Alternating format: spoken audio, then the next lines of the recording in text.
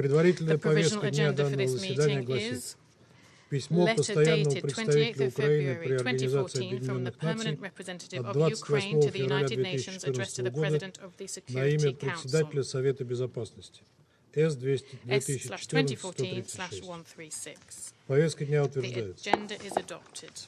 На основании правила 37 временных правил процедуры Совета я приглашаю принять участие в данном заседании представителей Германии и Украины. Решение принимается. На основании правила I also welcome to this meeting the United Nations Secretary-General Antonio Guterres. And in accordance with Rule 39 of the Council's Provisional Rules of Procedure, I invite Ms. Rosemary DiCarlo and the Secretary-General for Political and Peace-Building Affairs to participate in this meeting. It is so decided. The Security Council will now begin its consideration of item 2 of the agenda. I wish to warmly welcome the Secretary-General, His Excellency Mr. Antonio Guterres, and give him the floor.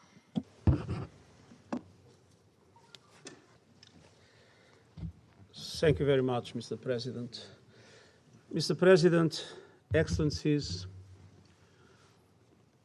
I want to reaffirm what I expressed this morning in the meeting of the General Assembly. But of course, it wouldn't make any sense to bother you reading again the same text that I'm sure you are all aware of. In between, during the day, a number of events took place, and with your permission, Mr. President, I would like to ask Ms. Rosemary DiCarlo to be able to brief you on those events. But simultaneously, the day was full of rumors and indications that an offensive against the Ukraine was imminent. In the recent past, there were several situations with similar indications, similar rumors. And I never believed in them, convinced that nothing serious would happen. I was wrong. And I would like not to be wrong again today. So, if indeed an operation is being prepared, I have only one thing to say from the bottom of my heart. President Putin, stop your troops from attacking the Ukraine. Give peace a chance. Too many people have already died. Thank you, Mr. President. I thank the Secretary-General for his introductory remarks. And I now give the floor to Ms. Rosemary DiCarlo. Thank you, Mr. President. Earlier today, the so-called authorities of the Donetsk and Luhansk People's Republics requested military assistance from the Russian Federation. Also today, the Ukrainian authorities declared a nationwide state of emergency and announced other related defense and security measures, including the mobilization of reservists. Throughout the day, we've seen disturbing reports of continued heavy shelling across the contact line and civilian and military casualties. There are also reports of the repeated targeting of civilian infrastructure. This evening, different media are carrying reports of an ongoing large-scale military buildup and on military columns moving towards Ukraine. The Russian Federation has also reportedly shut airspace to civilian aircraft near the border with Ukraine. The United Nations cannot verify any of these reports, but if these developments were confirmed, they would greatly aggravate an already dangerous situation. The Ukrainian authorities are also reporting a new large-scale cyber attack targeting several state and financial institutions. Mr. President, President Zelensky earlier this evening called for continued diplomacy. Separately, President Putin also spoke about his continued readiness to engage in dialogue. We encourage such efforts, even at this late hour. UN staff remain on the ground to provide humanitarian assistance to the people of Ukraine. We are committed to staying and delivering. All parties must ensure their safety and security. Respect for international humanitarian law and international human rights law is also paramount. We cannot predict exactly what will happen in the coming hours and days in Ukraine. What is clear is the unacceptably high cost in human suffering and destruction of an escalation. The people of Ukraine want peace, and I'm certain the people of Russia want peace. We must do everything in our power to ensure that peace prevails. Thank you, Mr. President. I thank Ms. DiCarlo for her briefing, and I now give the floor to those council members who wish to make statements. I give the floor first to the representative of Albania. Thank you, Mr. President. Dear colleagues, this is the fourth time the Council is meeting in Ukraine in a matter of weeks. Every time we meet, reality on the ground confirms bit by bit what some of us have been anticipating. Russia has been saying one thing and doing its contrary. We were told troops were retreating when they only have increased. We were told to stop hysteria since troops were in Russian territory. No longer. They are invading a neighbor, unprovoked, with false pretexts, false narratives, and fabricated news. Every development unfolding in the last 48 hours confirms, to us and to the world, that Russian worries have nothing to do with its security, that its anxieties are not linked to NATO enlargement, that this issue is not a confrontation between Russia and the West. This is a confrontation between Russia and international law, the UN Charter that it deliberately has chosen to ignore, a confrontation between a hegemonistic vision and a rules-based world order. Dear colleagues, it's not about Russia's concern, it's about Russia's appetite. The Ukrainians are facing another aggression just because they dare to exist, because they have chosen to be independent, because they have opted for democracy. Dear colleagues, this is a dark hour not only for Ukraine, but for the entire international community as we witness with trepidation the progression of a pure act of aggression carefully planned and cold-bloodedly being executed. We called and hoped for a back down of the Russian Federation from this senseless, destructive and self-destructive action. We repeat the same call for Russia to stop, to reflect, to reverse its illegal decisions, to withdraw from this senseless madness, to de-escalate, not to push towards precipice. Several mechanisms are in place and various proposals have been made, including by President Zelensky, whose calls remain unanswered.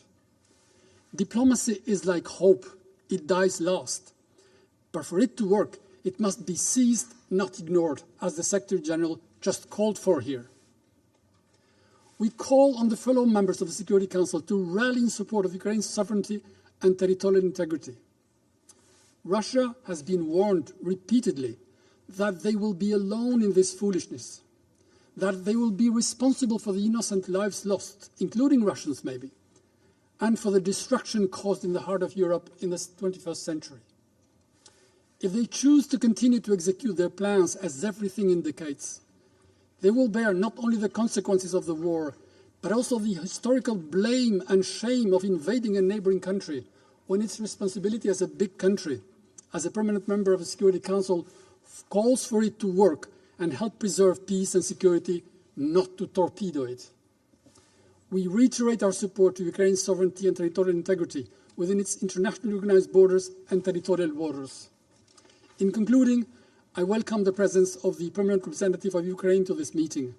I would like to convey to him, to the Ukrainian government and people, that at this most critical moment in their history, they are not alone, and we stand firm in full solidarity with them for their rights to be free and choose who they want to be. I thank you. Я благодарю I представителя thank the Албании за его representative of заявление. И Albania сейчас for his statement, предоставляю and now слово give the представителю floor Соединенных Штатов. to the representative of the United States. Thank you, Mr. President. And thank you, Secretary-General. Thank you for your strong stance and your powerful remarks today at the General Assembly and for your remarks tonight.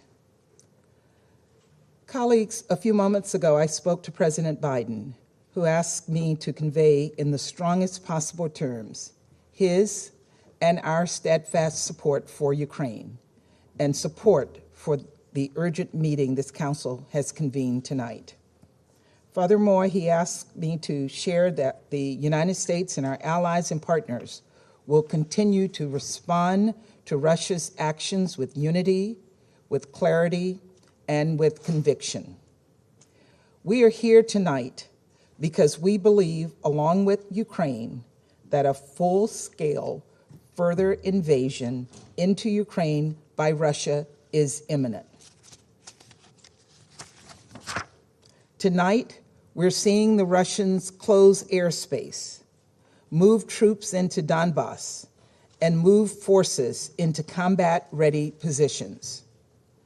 This is a perilous moment, and we're here for one reason and one reason only: to ask Russia to stop, return to your borders, send your troops and your tanks and your planes back to their barracks and hangars, and send your diplomats to the negotiating table.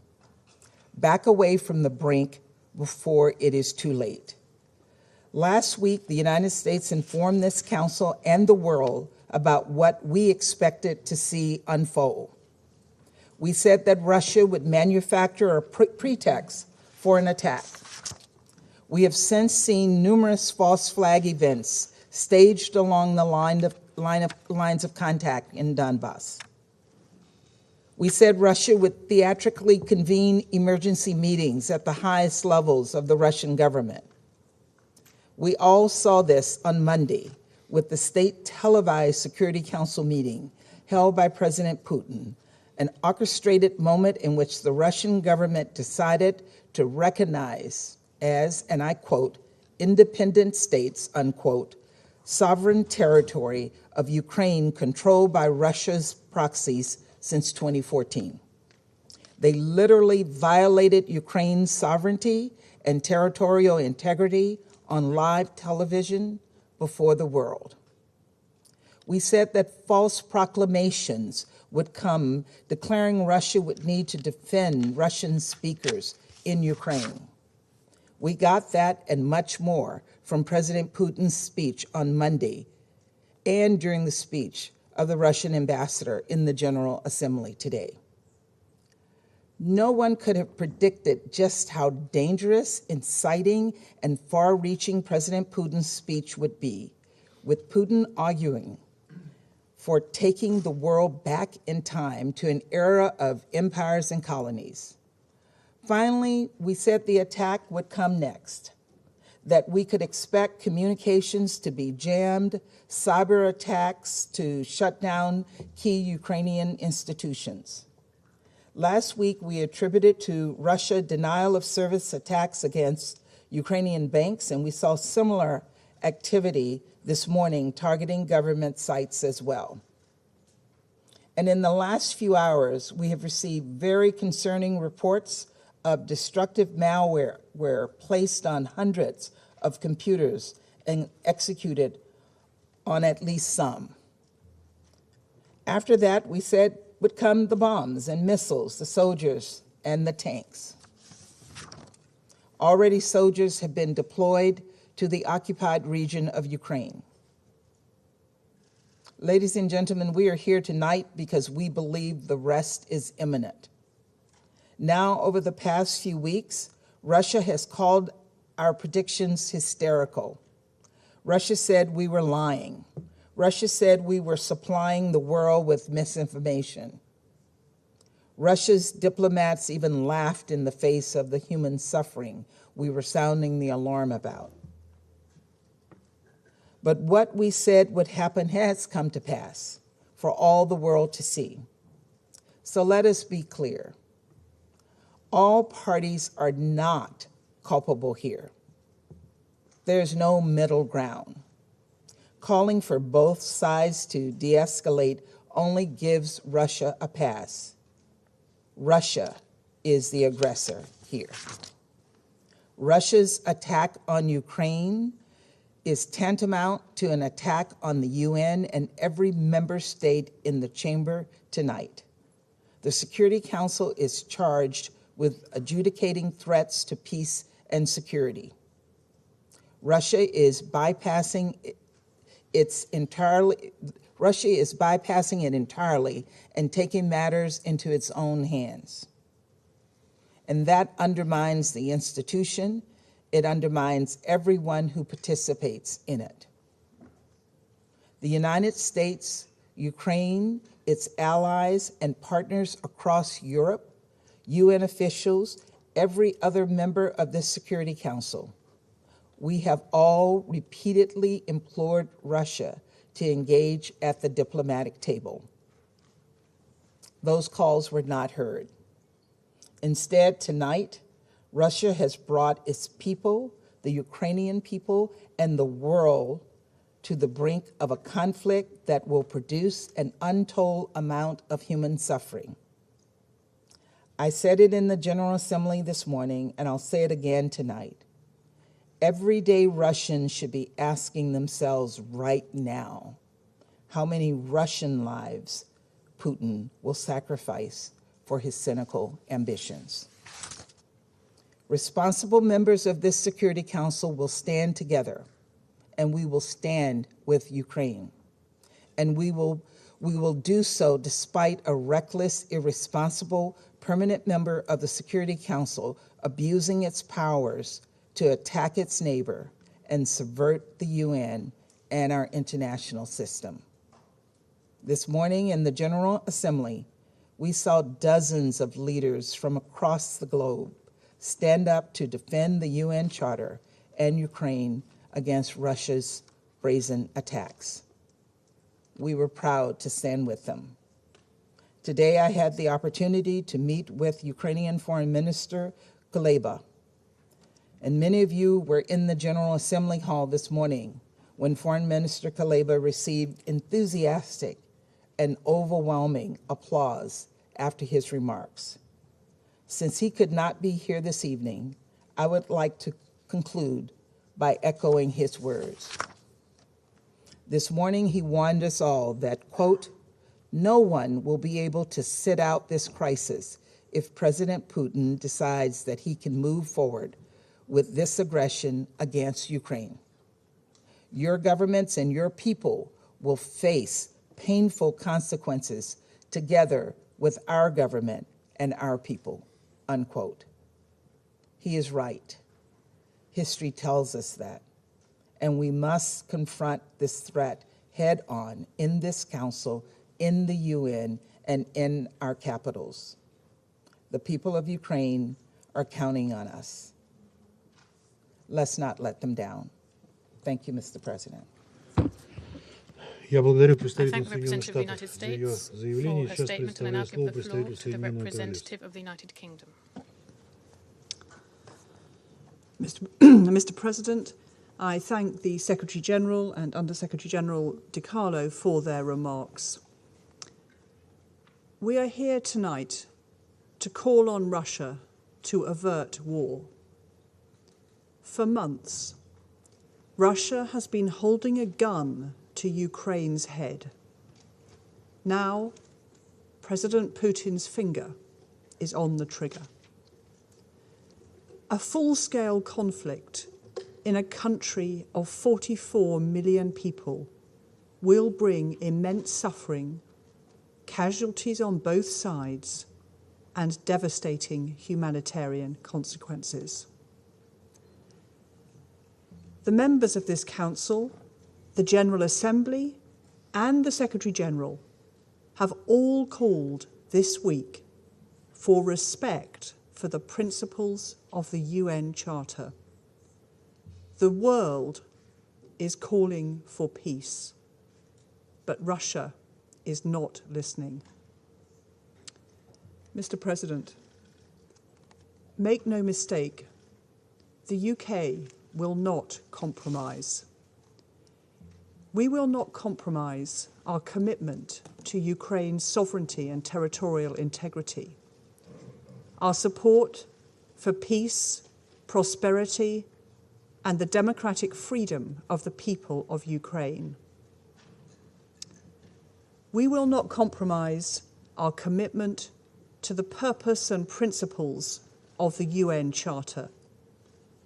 Above all, the founding principle of this United Nations, that we live together in peace with one another as good neighbours. Russia's actions are an assault on the Charter. And we will not compromise our commitment to a search for peace. We're here for the second time this week in the Council. My Prime Minister and Foreign and Defence Secretaries have been unsparing in their diplomatic efforts.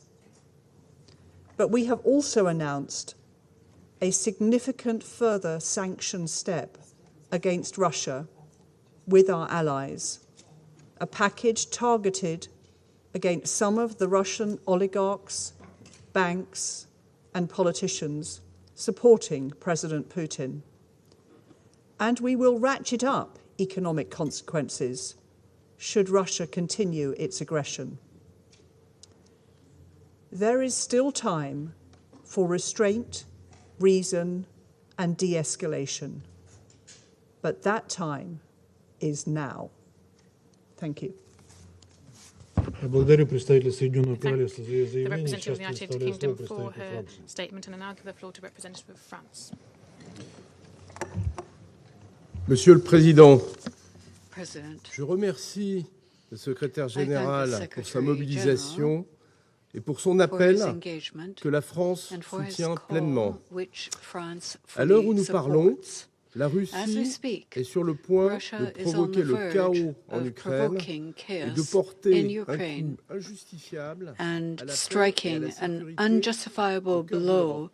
to peace and security in the heart of Europe. Le président de la Fédération For de several Russie months, the President of the patiemment Russian préparé Federation de quoi has mener patiently une offensive prepared majeure the contre means l'Ukraine. for a major offensive Il a amassé against des soldats et Ukraine. des armes He has à un massed niveau sans soldiers précédent and gathered depuis la weapons fin de la at Seconde an Guerre mondiale. unprecedented level since Il a the incité à end la of the violence Second World War. par le mensonge He has et la incited désinformation. violence through Il a lies nié and jusqu'à la disinformation. légitimité He has même de denied l'État even the ukrainien. legitimacy of the Il a porté Ukrainian atteinte state. à la souveraineté He has et à attacked l'intégrité sovereignty de l'Ukraine and par la the reconnaissance de integrity l'indépendance of de Ukraine portions by du territoire recognizing the ukrainien. independence of portions of Face Ukrainian à cette territory. stratégie Faced menace with this de strategy of déstabilisation, threats and l'Ukraine a fait destabilization, preuve d'une retenue admirable. Ukraine has demonstrated cédé à la admirable violence restraint.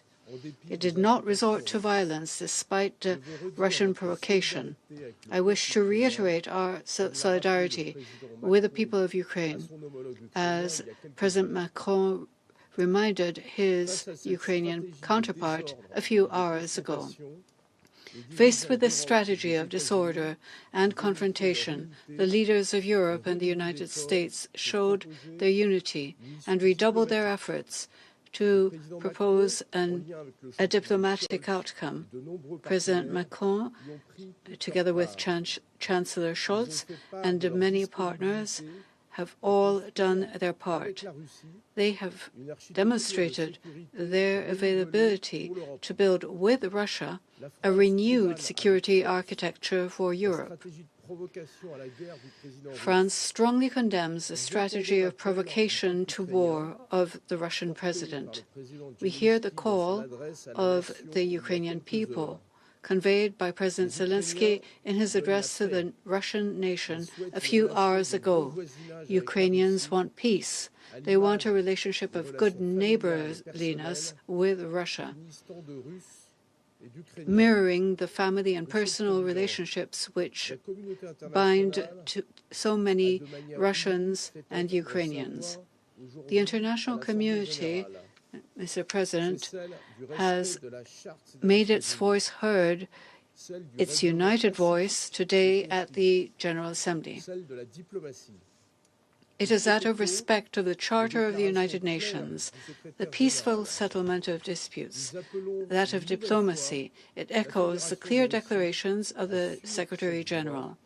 Once again, we call on the Russian Federation to follow this path, to draw back on its decision to recognize separatist entities of eastern Ukraine and to call its soldiers back.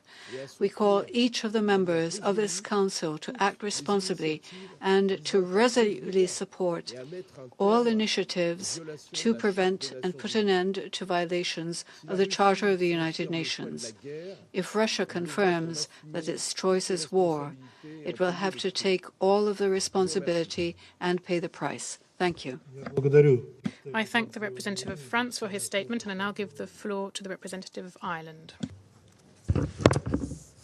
Thank you, Mr. President, and I'd like to thank the Secretary-General and Under-Secretary-General De Carlo for their very sobering remarks at the beginning of our meeting.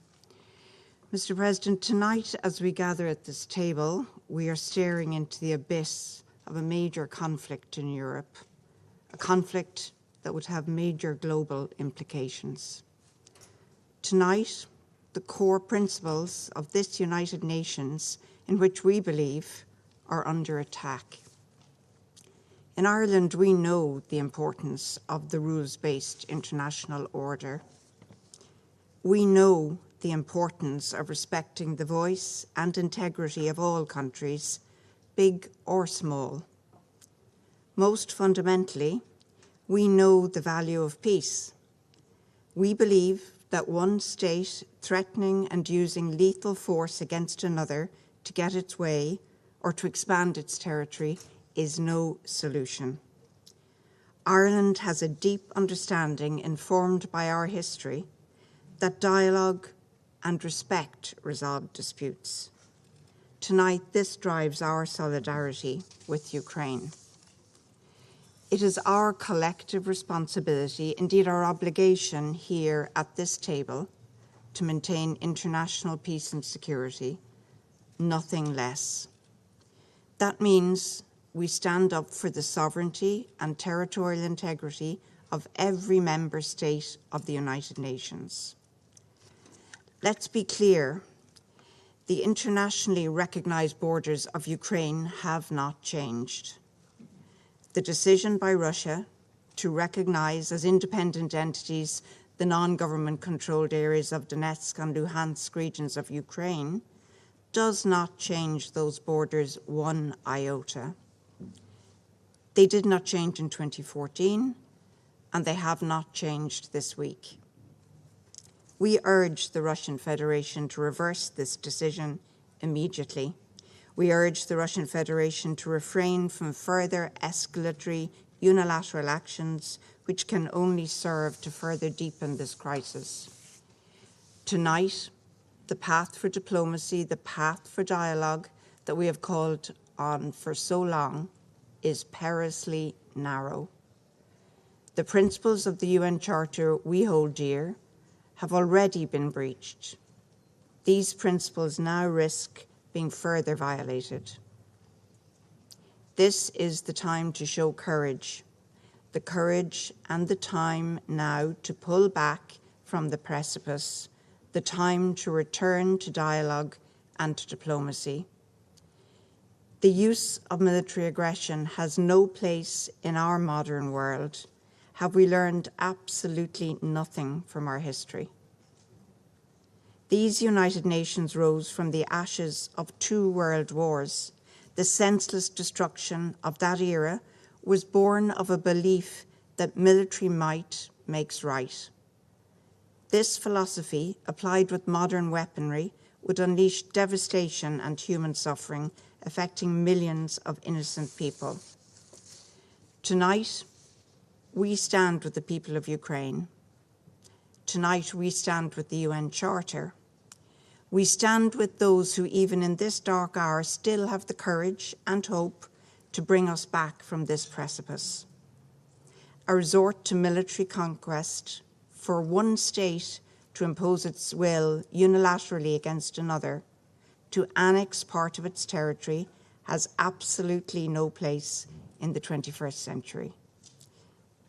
There is still a choice to turn from the path of war to the path of diplomacy and dialogue. Mr. President, it is never too late to make the right choice. Thank you. I thank the representative of Ireland for her statement, and I now give the floor to the representative of India.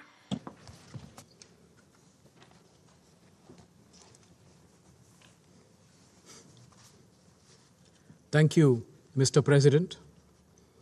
Let me begin by thanking Secretary-General for his briefing on the evolving situation in the eastern regions of Ukraine. The Security Council had met 2 days ago and discussed the situation. We had called for urgent de-escalation of tensions and emphasized on sustained and focused diplomacy to address all issues concerning the situation. However, we note with regret that the calls of the international community to give time to the recent initiatives undertaken by parties to diffuse tensions were not heeded too. The situation is in danger of spiraling into a major crisis. We express our deep concern over the developments which, if not handled carefully, may well undermine the peace and security of the region. We call for immediate de-escalation and for refraining from any further action that could contribute to a worsening of the situation. We call on all parties to exert greater efforts to bridge divergent interests. I would like to underline that the legitimate security interests of all parties should be fully taken into account. India has consistently advocated at the United Nations the need for peaceful settlement of disputes in accordance with international law and with agreements entered into by parties concerned. I underline once again that more than 20,000 Indian nationals, including students, are located in different parts of Ukraine, including in its border areas. We are facilitating the return of all Indian nationals, including students, as may be required. We believe that the solution lies in sustained diplomatic dialogue between the concerned parties. In the meantime, we strongly emphasize the vital need for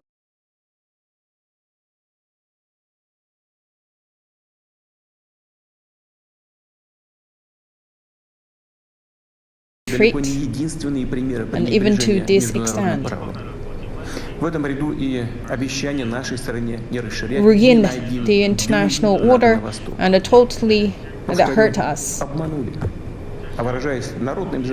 It hurt our kindness. All these are lies. The American politicians, journalists, have kept saying all the lies, and you could see the United States is a state of lies. Of course, we should say it's a great country, and you could see the United States and his allies have given pressure to other countries. We should not have any fantasy around them. So I have every reason to believe the Western world, all the allies, all built on lies. For Russia, after the USSR, and we have opened to a higher level, where we always stay true and open to the Western world. And we also conducted actions regarding these armaments. we have taken very positive ways to cooperate with the rest of the world, and also at the southern part of our country, we also took actions against the threats.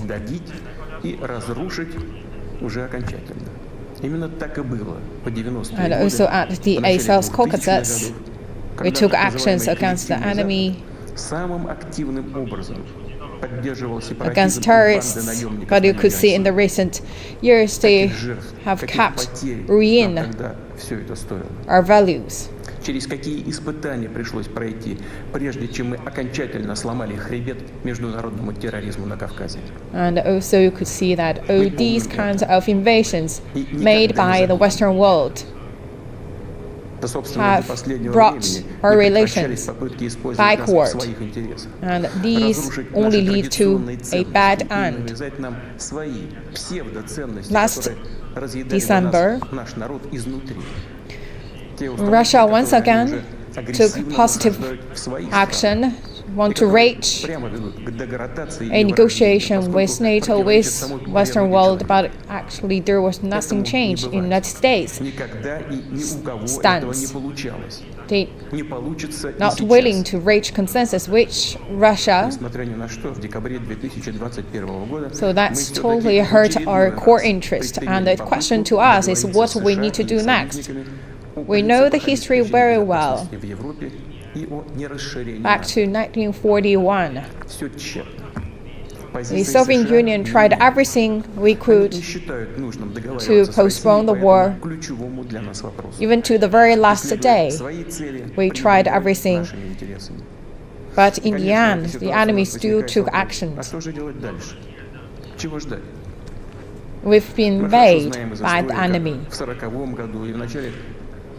1941 года прошлого века Советский Союз всячески стремился предотвратить или хотя бы оттянуть начало войны. And we back then not really ready for that. Не провоцировать потенциального агрессора. War happened, and suddenly we were attacked by the European countries. We paid a very high cost. And we experienced a great patriotic war. We made many mistakes, especially at the very first months of that war. We paid a very heavy bill. We lost a lot of lands. Our territorial integrity was ruined. We don't want the same mistake happen again. Who want to control the world will, by the end of the day, be punished. For an enemy who always consider Russia as an enemy, and they took everything from the economic sector to political and give us great pressure. We know that, and we took countermeasures, and we don't give any hope. Они действительно располагают сегодня большими финансовыми, научно-технологическими и военными возможностями. Мы знаем об этом. And regarding the military side, Russia gave a lot to develop nuclear weapons. But for Russia, we still have many strong power in our military build-up. So we have no question. If anyone take any action to invade Russia, we have everything we can. We have everything at our disposal to keep our enemy away from our territory. Right now, the situation is developing very fast, and many territory we have seen handed from one country to another.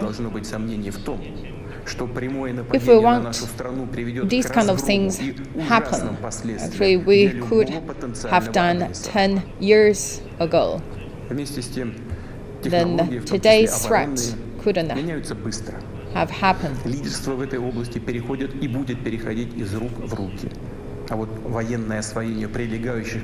The security situation in Russia is worsening, and the NATO's eastward expansion giving a lot of threat to us, especially in the recent years. We have seen actually their expansion so close to Russia's territory, very close to our borderline. We could not accept that.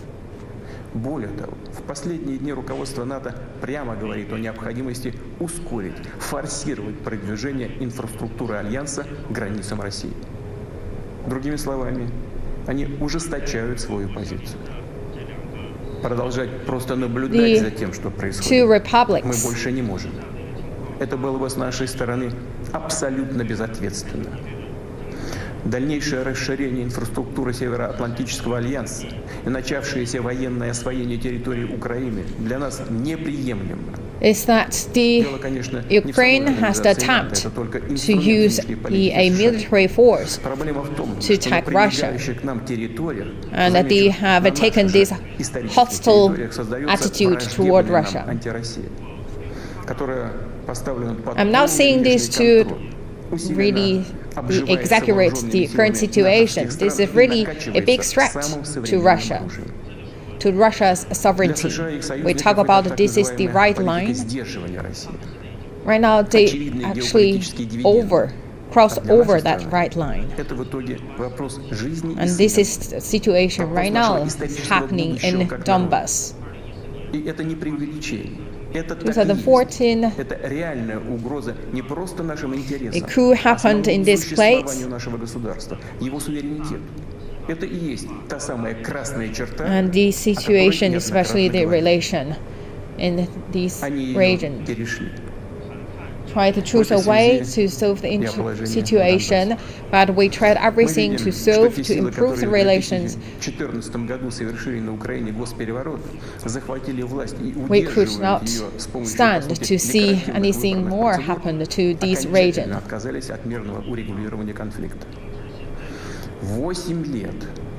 As the situation in Donbas beyond our endurance, and its genocide happened in this place, we need to think about a way to end the situation. We feel people are hurting there. That is why we recognize the independence of these two republics. I also would like to say NATO countries, their policy totally supports nationalists in Ukraine.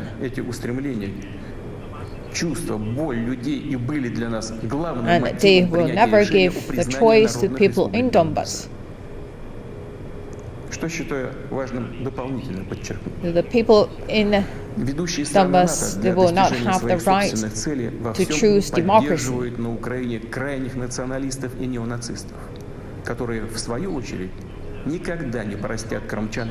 And the people there even murdered. And someone in Donbas also saying that they are targeting the territory in Russia. They are having their eyes on Russia's land.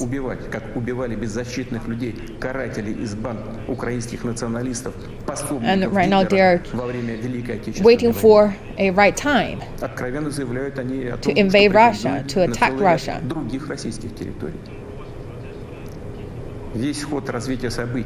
And nuclear weapon is also one thing listed in their playbook. Russia respects the sovereignty of these two republics.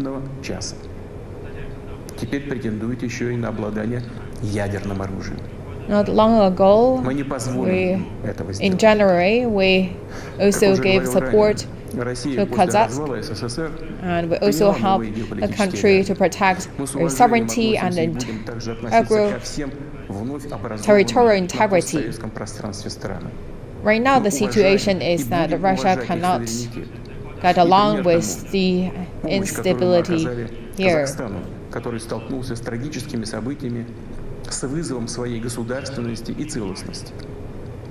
Но Россия не может чувствовать себя в безопасности, развиваться, существовать с постоянной угрозой, исходящей с территории современной Украины. We supported people in Crimea. We also supported people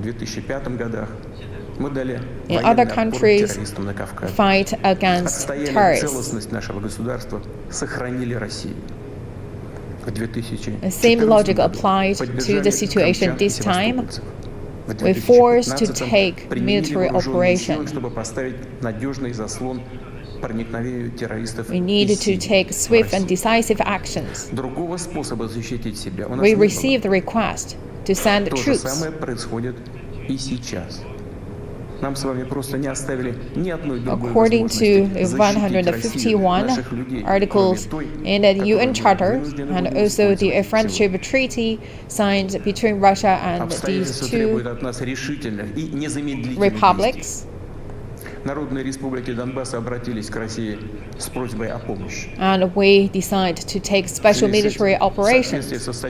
Our aim is to protect moderate DA people there and try to stop a genocide in these places.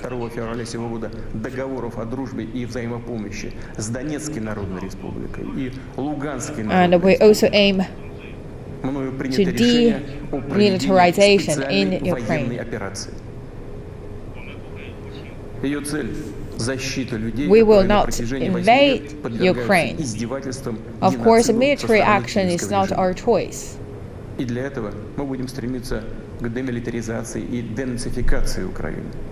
А также преданию суду тех, кто совершил многочисленные кровавые преступления против мирных жителей, в том числе и граждан And the result of World War II is very clear. It's written on paper. War against Nazi. It's a great result, but the Western world turned a blind eye on it. The United Nations established after World War II and also the first cloud in the UN Charter stated very clearly. Actually, it's not just because of World War II. Everyone in any country has rights to choose democracy, to choose freedom. We believe this is very important.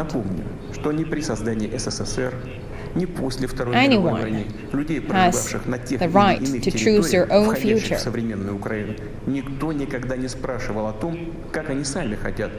Therefore, I would like to say this to everyone in Ukraine.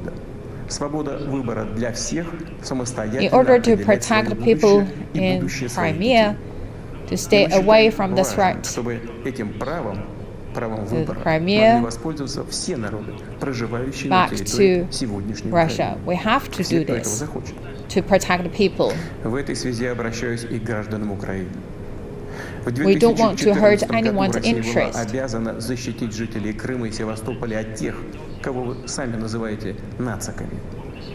But what we against is we against any country to take Ukrainian people as hostage, to give pressure to Russia. And we also call for people in Ukraine to take a positive and cooperative attitude to us so we can turn this black page and open a new chapter. We would like to establish a new relations so that relation can help us to overcome difficulties and we can stay even closer together. I believe this is the future shared between us. I also would like to say this to Ukraine military, all the colleagues. Your ancestor and our ancestor work very hard to fight for our own country. Я верю в это. Именно в такое наше будущее. Должен обратиться и к военнослужащим вооруженных сил Украины. People laughing at you. I believe that it is time to give up a weapon and back home. Защищая нашу общую родину, чтобы сегодняшние неонацисты захватили власть на Украине. Вы давали присягу на верность украинскому народу, а не антинародной хунте, которая грабит Украину и издевается над этим самым народом. Ukraine government should pay the responsibility for any deaths. и идти домой. Поясню. Все военнослужащие украинской армии, которые выполнят это требование, смогут беспрепятственно покинуть зону боевых действий и вернуться к своим семьям. Еще раз настойчиво подчеркну, вся ответственность за возможное кровопролитие будет целиком и полностью на совести правящего на территории Украины режима.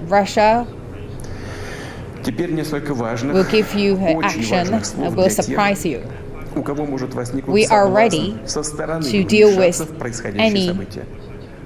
Кто бы не пытался помешать нам, а тем более создать угрозы для нашей стороны, для нашего народа, должны знать, что ответ России будет незамедлительным и приведет вас к таким последствиям, с которыми вы в своей истории еще никогда не сталкивались. Мы готовы к любому развитию событий. Все необходимые в этой связи решения приняты. Надеюсь, что я буду услышан. We also need to prepare ourselves to get along with the evolving situation, and we also need to form the synergy to hand in hand going forward. Опыта и традиций предков. И, конечно, we talk about the states of lives also form their own synergy, but that's kind of different synergy from what I'm talking about. What synergy I talk about that should be based on the truth, should be based on fairness and justice, and that fairness, justice, and truth right now at the Russian side. Прежде всего лежит грубая прямолинейная сила. And we fight for the country's sovereignty and territorial integrity and do everything to protect our home. Справедливости и правде, которая на нашей стороне. А если это так, то трудно не согласиться с тем, что именно сила и готовность к борьбе лежат в основе независимости и суверенитета, являются тем необходимым фундаментом, на котором только можно надежно строить свое будущее, строить свой дом, свою семью, свою родину. The government, as well as the public organizations, Russian companies, что преданные своей стране солдаты и офицеры вооруженных сил России профессионально и мужественно исполнят свой долг. Не сомневаюсь, что слаженно и эффективно будут действовать все уровни власти. Специалисты, отвечающие за устойчивость нашей экономики, финансовой системы, социальной сферы, руководители наших компаний и весь российский бизнес.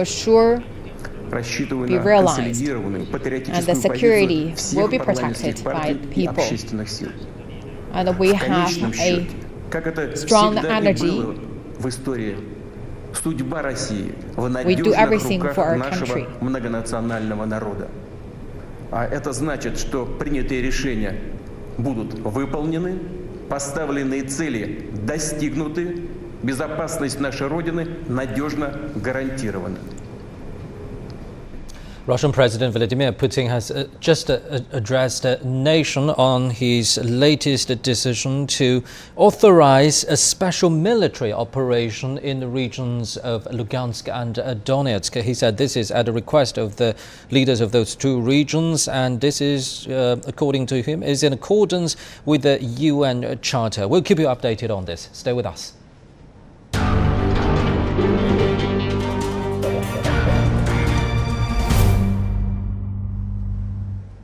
So we just watched Russian President Vladimir Putin's address to the nation, but at the same time, almost in sync to that address is the ongoing UN Security Council's second emergency session on the Ukraine crisis. And let's cross live to our correspondent William Denslow in New York. William, you've been following this very closely. As we just heard from President Putin, Russia has authorized a special military operation in those two regions. Are there any reactions so far from the ongoing emergency session at UNSC?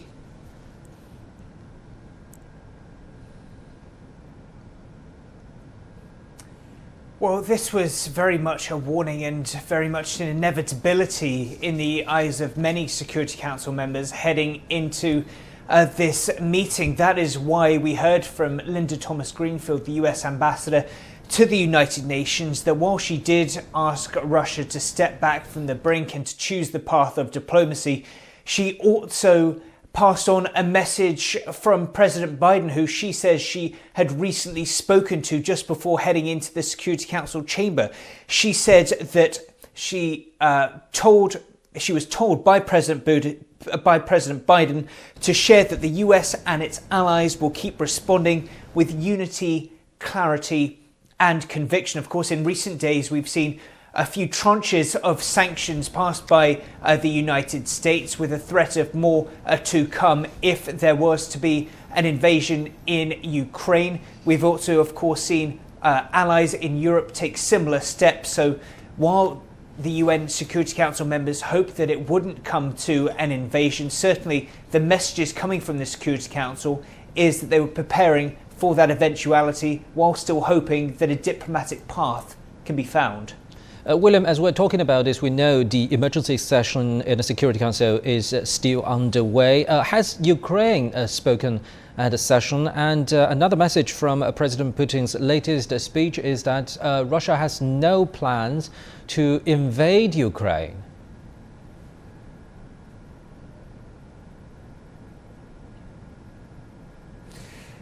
Well, what we've heard from Russia speaking at the United Nations General Assembly earlier on Wednesday, as well as speaking to the Security Council at Monday's meeting, is that they very much pointed the finger of blame at Kiev and accused Western powers likes of the US and its allies for emboldening Kiev and not doing enough to reprimand them for what they say was escalation of violence, attacking its own countrymen in the Donbas region, as well as for breaking the Minsk agreement. So we've heard that time and again from Russia at the Security Council. Also, we've heard from Russia pointing the finger of blame now at the UN Secretary-General Antonio Guterres. Guterres said on Wednesday that Russia had violated Ukraine's territorial sovereignty and as well had acted inconsistently with the UN Charter.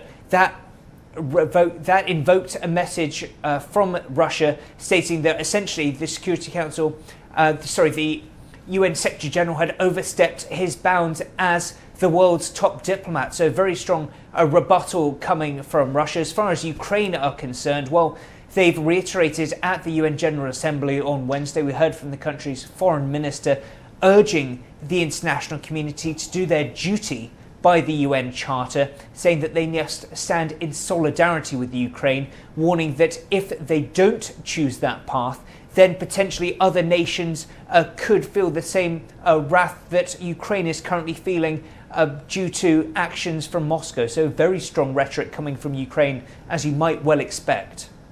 Thank you very much. Our correspondent William Denslow in New York. Now, for more insight into this fast-developing situation, let's talk to Mr. Dong Yifan from the China Institute of Contemporary International Relations. Thank you very much for joining us, Mr. Dong. So, as we're talking about this, things are developing quite fast. We just heard from Russian President Vladimir Putin authorizing special military operations in Donbas region. Of course, that's the region where the two so-called republics are located. How would this change the already escalating tensions from this point on, Mr. Dong?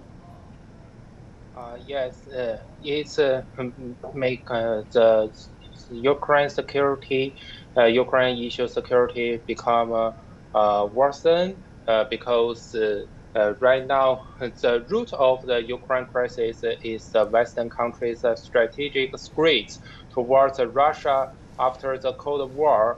And now the Russia's behavior is some kind of counterattack towards the Western countries' behavior before several years ago. Right now, to solve the problem, all parties should respect and take importance to each other's legitimate security concern. To strive to resolve issues through negotiation and consultation. But now, the Western countries didn't respect the Russia's legitimate security concern towards on Ukraine issues. now they have so many hostile behaviors. And right now, for example, the Western countries continue to export the weapons toward the Ukraine army and continues to try to commit deployment threatening weapons in Eastern Europe. If Western countries still look Russia through a hostile style and replace dialogue and consultation with imposing pressure and creating frictions and conflicts, Ukraine's peace will not get a long guarantee, and the Ukraine problem will not solved in the short term. Thank you. Now, having said that, do you think there is still any room for diplomatic efforts? Because as you just mentioned, Russia, in his speech, President Putin said US and its NATO allies lied to us, and both sides are now citing the UN Charter, saying what they're doing is in accordance with the UN Charter and international law. It's basically one narrative against another. Yeah, I think in the diplomatic channel, both Russia and Western countries, including US and European countries, have take some negotiations between them, and for example, the bilateral relations between the top leaders and diplomatic channels. But as for the UN Charter, I think right now the Western countries didn't respect the purpose and the principles of the UN Charter and to be held. At least the Russia side of the security concern didn't respect, and the Western media and Western politicians continuing attacking Russia as a invader more and more. It reflects that the U.S., including the European countries, want to get some psychological advantage through the delivery, undermine the negotiation and created the tension situation between Ukraine and Russia. But that is a small trick in front of Russia's rich diplomatic experience, and revealed that Western countries abandoned its responsibility for problem solving, and it also means that U.S. may take benefits from the conflict and the confrontation in terms of both its domestic politics and maintain its global hegemony. All of those facts shows that Western countries' behavior didn't have any benefits towards. Right, thank you very much, Mr. Dong Yifan in Beijing. Now, again, let's cross live to the UN Security Council emergency meeting in New York. The Russian ambassador to the UN is about to address the session. Assembly. I can only state with regret that taking stock of the day, our signals to Kiev about the need to stop provocations against Lugansk and Donetsk People's Republics were not heeded. It would appear that our Ukrainian colleagues, who recently have been actively armed and egged on by a host of states, are still harbouring the illusion that, with the benediction of their Western sponsors, they will be able to achieve a military solution to the problem in the Donbas. Otherwise, it is difficult to explain the substantial intensification of shelling and acts of diversion on the territory of these republics. The Special Monitoring Mission of the OSCE recorded today almost 2,000 cases of violations of the ceasefire regime, including almost 1,500 explosions. Those living in Donetsk and Lugansk still sheltering in basements. The refugees are still flowing into Russia. In a word, the nature of the provocation by the Ukrainian military has not changed.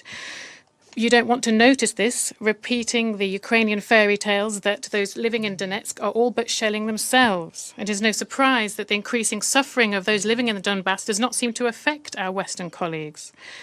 Through the whole day of debate today at the General Assembly, you haven't been able to find one word of compassion or condolences. It is as if these 4 million people for you simply don't exist. I would like to recall that the principle of sovereignty and territorial equality of states and territorial integrity of states, in violation of which we are being accused of violating in Ukraine today, according to the Declaration on the Principles of International Law pertaining to friendly relations between peoples, adopted in 1970,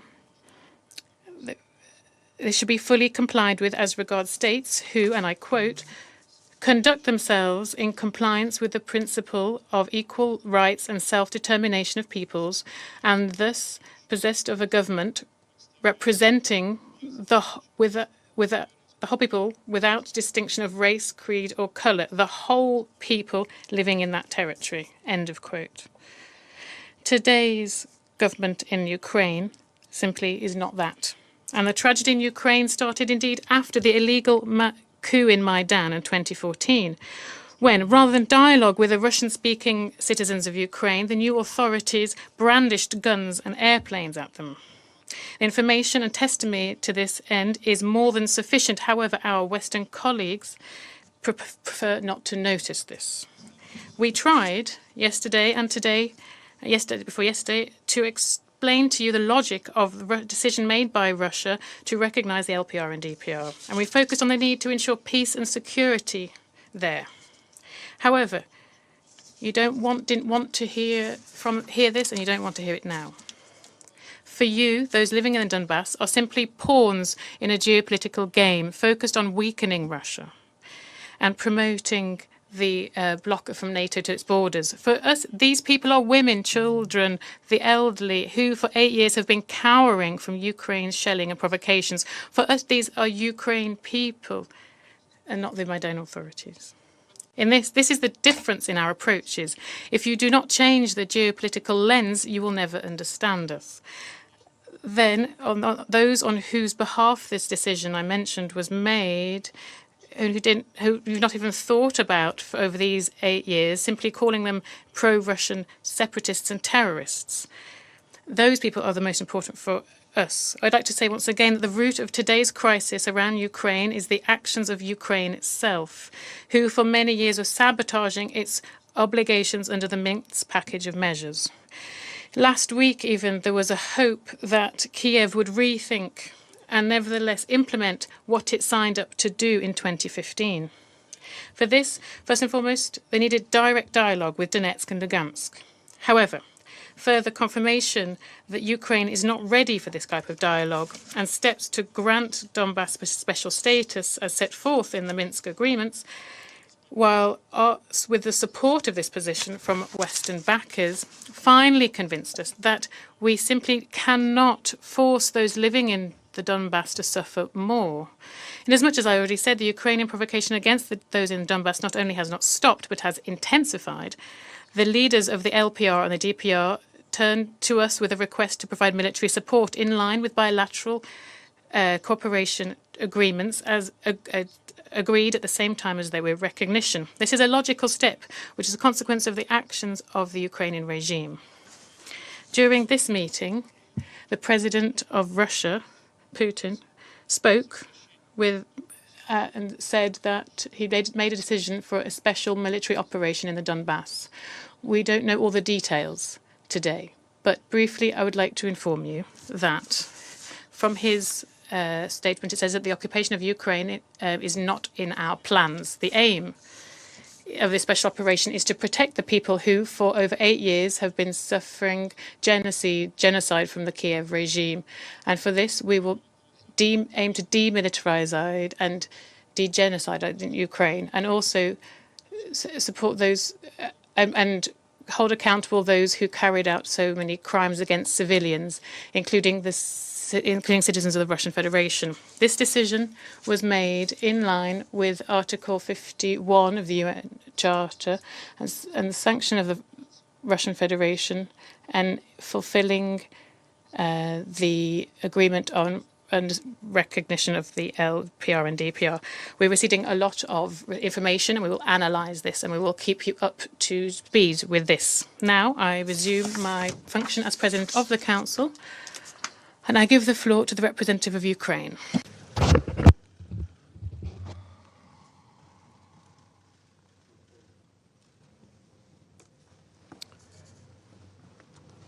Well, distinguished members of the Security Council, Secretary-General, Under-Secretary. Before I try to deliver parts of the statement that I came here with tonight, most of it is already useless since 10 p.m. New York time. I would like to cite Article 4 of the UN Charter, and it says, membership in the United Nations is open to all other peace-loving states which accept the obligations contained in the present Charter and in the judgment of the organization are able and willing to carry out these obligations.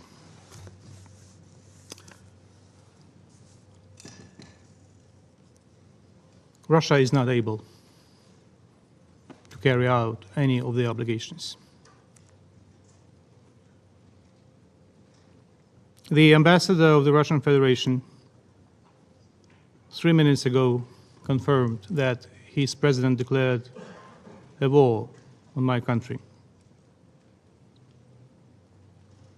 So before I read parts of my statement, I would like to avail of the presence of the Secretary-General and request the Secretary-General to distribute among the members of the Security Council and the members of the General Assembly the legal memos by the Legal Council of the United Nations dated December 1991, and in particular the legal memo dated 19th of December 1991. The one that we've been trying to get out of the Secretariat for a very long time, and we were denied to get it. The Article 4, Paragraph 2 of the Charter reads, the admission of any such state to membership in the United Nations will be affected by a decision of the General Assembly upon the recommendation of the Security Council. Mr. Secretary-General, please instruct the Secretariat to distribute among the members of the Security Council and the members of the General Assembly a decision by the Security Council dated December 1991 that recommends that the Russian Federation can be a member of this organization, as well as a decision by the General Assembly dated December 1991, where General Assembly welcomes the Russian Federation to this organization. It would be a miracle if the Secretariat is able to produce such decisions. There is nothing in the Charter of the United Nations about continuity as a sneaky way to get into the organization.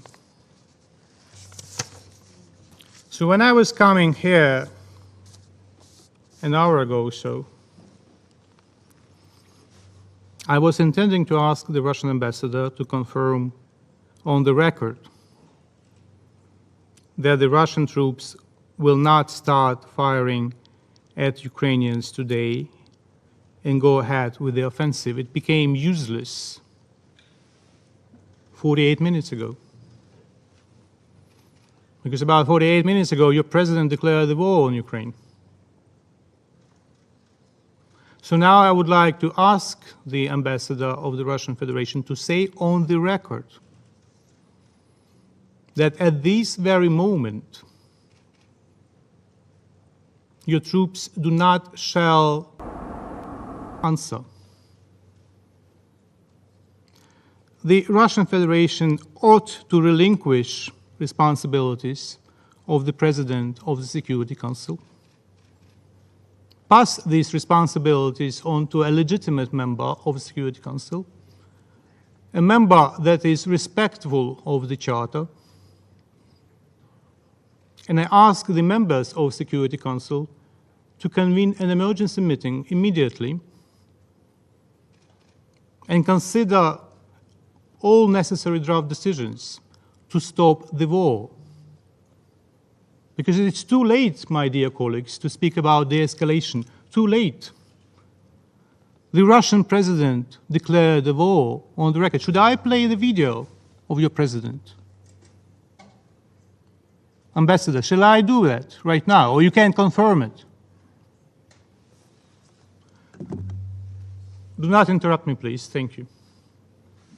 Then don't ask me questions when you are speaking. Proceed with your statement. Anyway, you declared the war. It is the responsibility of this body to stop the war. So I call on every one of you to do everything possible to stop the war. Or should I play the video with your president declaring the war? Thank you very much. Again, I must say that I thank the representative of Ukraine for his statement, and the questions, I wasn't planning to answer them because I've already said all I know. So I call on every one of you to do everything possible to stop the war. Or should I play the video with your president declaring the war? Thank you very much. Again, I must say that I thank the representative of Ukraine for his statement, and the questions, I wasn't planning to answer them because I've already said all I know at this point. Waking up Minister Lavrov at this time is not something I plan to do. You said the information that we have will be something we provide. And this isn't called a war, this is called a special military operation in the Donbas. I now give the floor to the representative of Germany. Mr. President, we meet at the very moment of a military escalation we have not experienced in Europe for over a generation's time. The President of the Russian Federation announced a military operation on Ukrainian territory. We condemn this in the strongest possible terms. And we call upon all members of the Security Council and the United Nations to now stand up for Ukraine and against a shameless breach of international law. 2 days ago, Russia's decision to recognize the self-proclaimed so-called People's Republics of Donetsk and Luhansk was harshly rejected in this Council. It had already dealt a devastating blow to the principles and the international order that the United Nations stand for. Russia has not listened, and it turns out it was not prepared to listen. It has continued its massive military buildup, and we observed and observe cyber attacks directed against Ukraine, and now Russian military is moving into Ukrainian territory. By the actions and this unprovoked military operation, Russia is violating the core principles of the UN Charter. We condemn the use of force against innocent people and the violation of the sovereignty and territorial integrity of Ukraine in the strongest possible terms. We urge Russia to terminate its military action against Ukraine immediately and withdraw its troops. Mr. President, our thoughts are with the Ukrainian people. We will be steadfast in our support for Ukraine and our support for the UN Charter. The Russian aggression will come at an unprecedented price politically, economically, and morally. Mr. President, France, Ukraine, and my country stood ready for diplomacy, for another meeting in the Normandy format, or for the summit that Ukraine had proposed. With our allies and partners, we called on Russia to seek a diplomatic way forward in vain. Now is the moment to speak up and defend the international order of the UN Charter against unilateral aggression, jointly and decisively. Tonight we stand with Ukraine, and we are doing so unwavering and determined. Thank you, Mr. President. I thank the representative of Germany for her statement. And now I give the floor to the United States, who wish to make a further statement. Thank you. In my remarks tonight, I said that we predicted Russia's false flag attacks, the misinformation, the theatrical emergency meetings, and the cyber attacks. But one piece had not come to pass. Unfortunately, while we've been meeting in the Security Council tonight, it appears that President Putin has ordered that last step.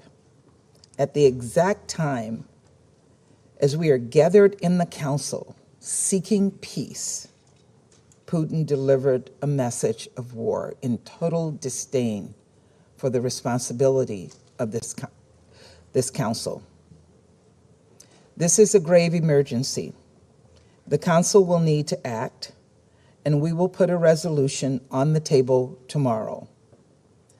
As President Biden said tonight, Russia alone is responsible for the death and destruction this attack will bring, and the United States and our allies and partners will respond in a united and decisive way.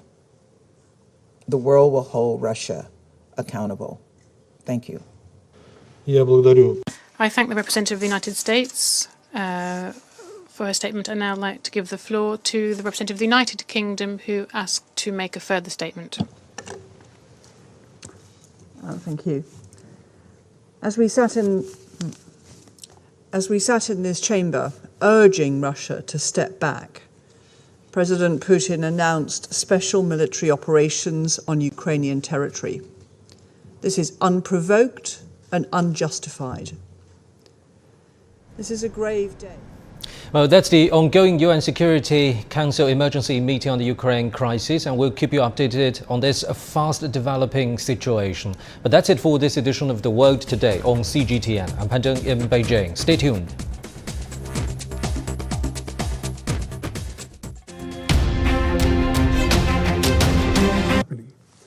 Explosions are reported in Kiev and in several other cities in Ukraine. Mosques are finally down and tanks are in. As we speak, Russia is implementing its plan and attacking a neighbor to whom it has decided to deny existence, freedom, the land, dignity, and life. We call on all the members of the United Nations to rally in support of Ukraine's sovereignty and territorial integrity, to stand with Ukraine and its people, to condemn firmly and unequivocally this aggression, to stand for peace, for rules, for international law, and take whatever measures they deem necessary to show the aggressor that its actions will bear consequences. Let me reiterate, Russia will be held responsible for the consequences of an unprovoked war, for the loss of human lives, for causing unbearable human pain, and for opting for destruction when we need development, for bringing death where we aspire for need, for hope, for choosing to become an outlaw when we need cooperation.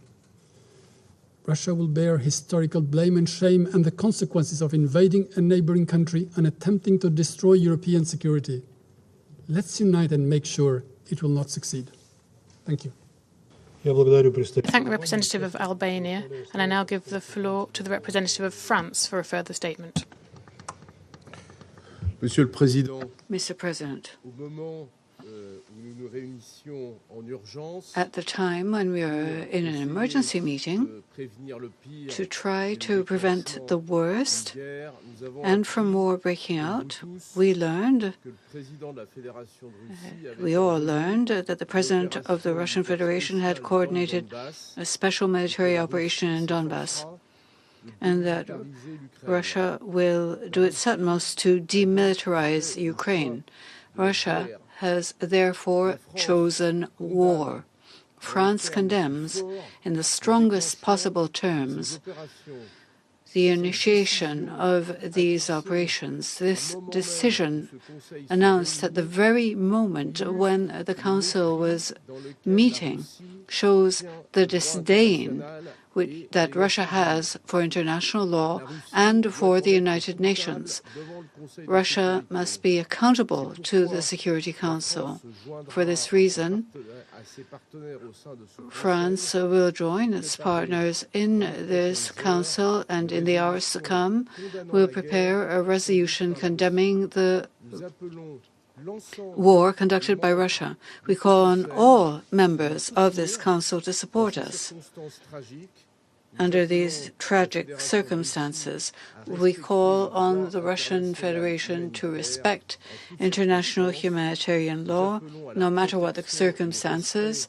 We call for the protection and respect of all civilians, including particularly vulnerable persons, women, children, and humanitarian personnel. Thank you, sir.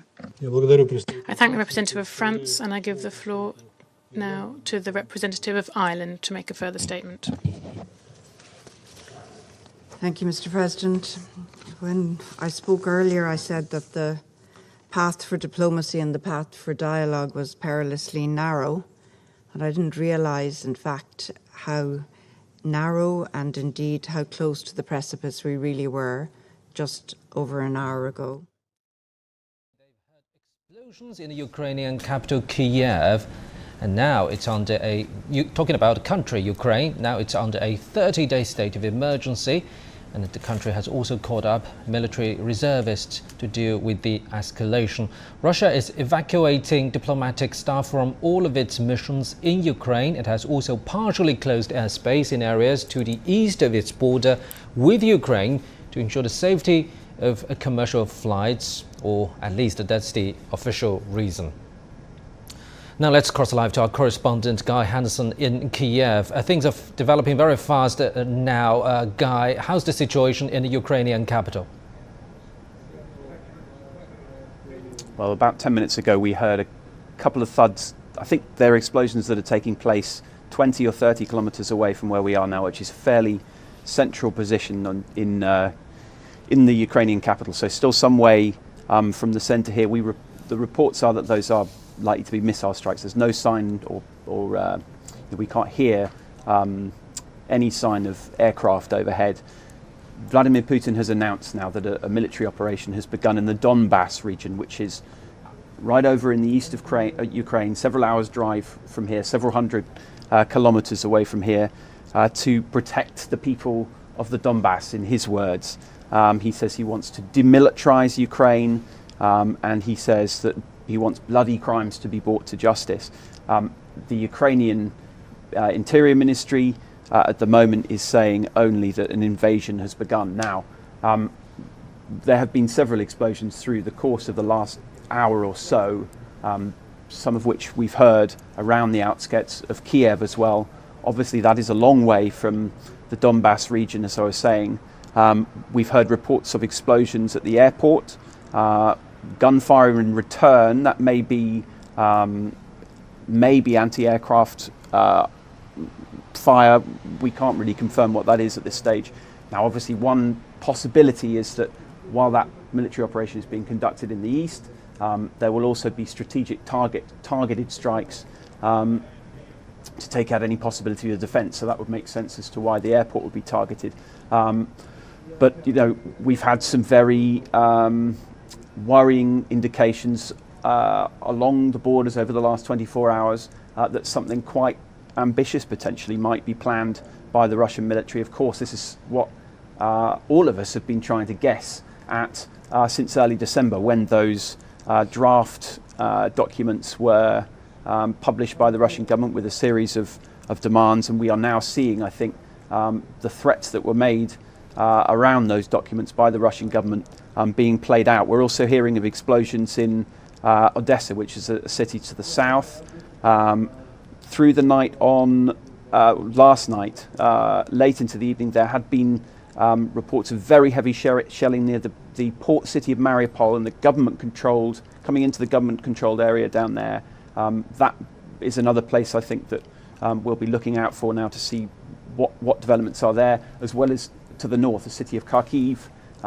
There had been a significant troop deployment and military activity just north of that city as well. The invasion has begun. It's the words of the Interior Ministry.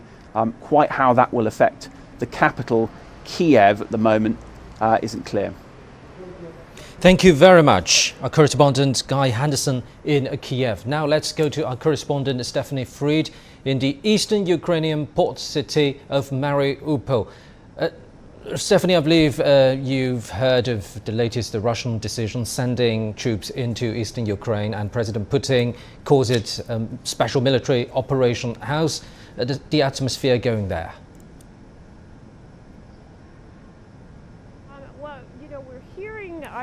We're hearing the shelling off in the distance from my position here in Slavyansk in eastern Ukraine. And I didn't actually hear what Guy said, so if I'm recapping anything that he said, I apologize.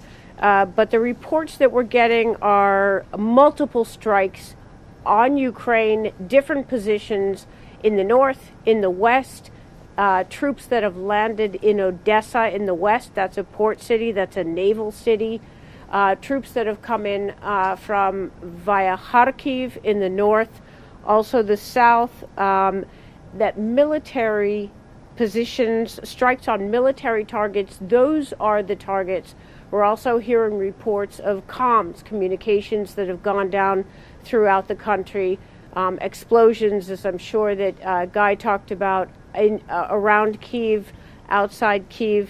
A report of one person in Kyiv who said that her windows were blown out in blasts. Let's see, airfields, military headquarters. All of the airports here are shut down. The airspace over Ukraine is shut down. And again, there are explosions throughout the country. So this is a multi-pronged attack on the part of Russia. The sun is just now rising, so this has just happened before sunrise, and the developments are happening swiftly throughout Ukraine. We're expecting more of an invasion, further advances going forward, and these are some very high-powered weaponry that is being used. We expect when we get out on the road, we're going to see convoys of people fleeing, damage, and of course we'll update as we go along. Thank you very much, our correspondent Stephanie Fried in the eastern Ukrainian city of Mariupol. Now let's go to Julia Chapman in Rostov, a Russian city just south of Donbas. Julia, so since President Putin has announced this military operation in Donbas, is there any Russian military movement on the ground?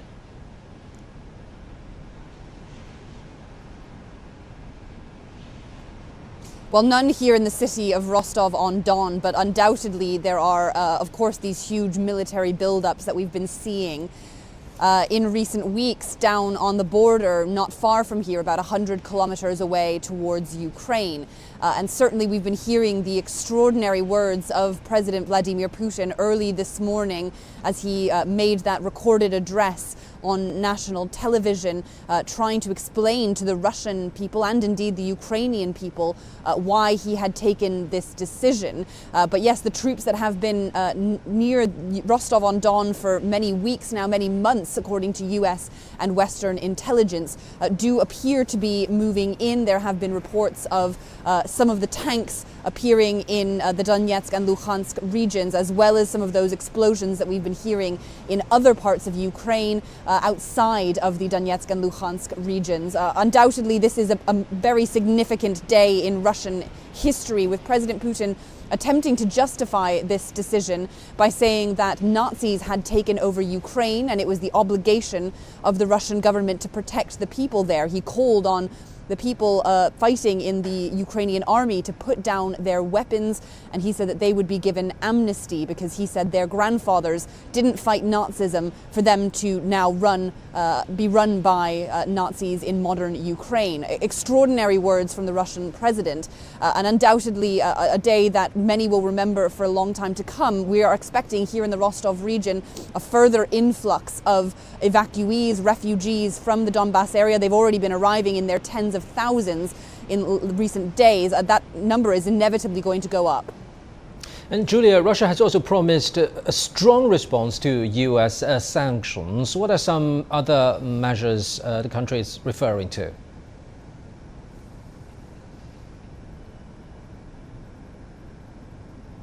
We don't know specifically yet what those strong measures will be. That was a foreign ministry statement yesterday saying that countermeasures will be taken. They made reference specifically to sensitive industries in the United States, saying that all of these... Well, our correspondent Julia Chapman in the Russian border city of Rostov, and we'll try to get her back again. And staying with the coverage on the escalating Ukraine tensions, our reporter Ola Yurasova has spoken to a resident of Donetsk over the phone about the current situation there. He said he was fearful about the future.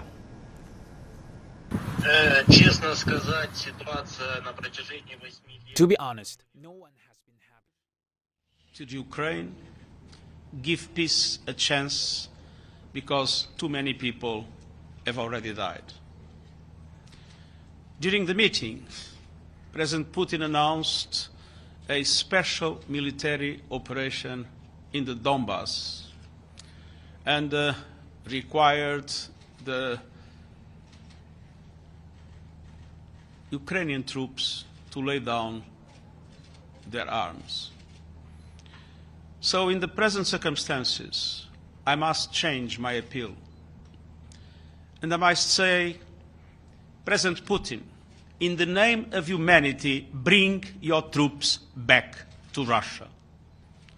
In the name of humanity, do not allow to start in Europe what could be the worst war since the beginning of the century, with consequences not only devastating for Ukraine, not only tragic for the Russian Federation, but with an impact we cannot even foresee in relation to their consequences for the global economy in a moment when we are emerging from the COVID, and so many developing countries absolutely need to have space for the recovery, which would be very, very difficult with the high prices of oil, with the end of exports of wheat from the Ukraine, and with rising interest rates caused by the instability in international markets. This conflict must stop now. Thank you very much. Thank you very much, Mr. Secretary-General. You've just talked about consequences. I wonder if you could spell out some more what you think the consequences will be for Russia and for Ukraine and its people. Well, it's clear that military action will be it will be happening in the territory of Ukraine. And obviously, if they lead to a generalized war, it is difficult to forecast how dramatic it will be in the number of people who will die, in the number of people who will be displaced, in the number of people who will lose hope in relation to the future. It is also clear that the consequences for the Russian Federation will be very meaningful. It's not for me to comment on sanctions that are being implemented, but it's clear that there will be also consequences. But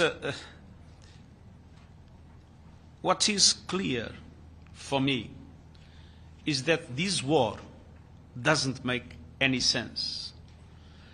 It violates the principles of the Charter, and it causes, or will cause, if it doesn't stop, a level of suffering Europe has not known since at least the Balkanic crisis. Thank you, Mr. Secretary-General. Pam Falk from CBS News.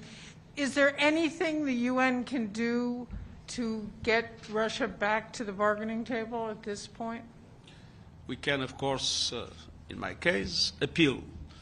The Security Council is the body that has the powers given by the Charter to address this situation. Thank you very much. Thank you.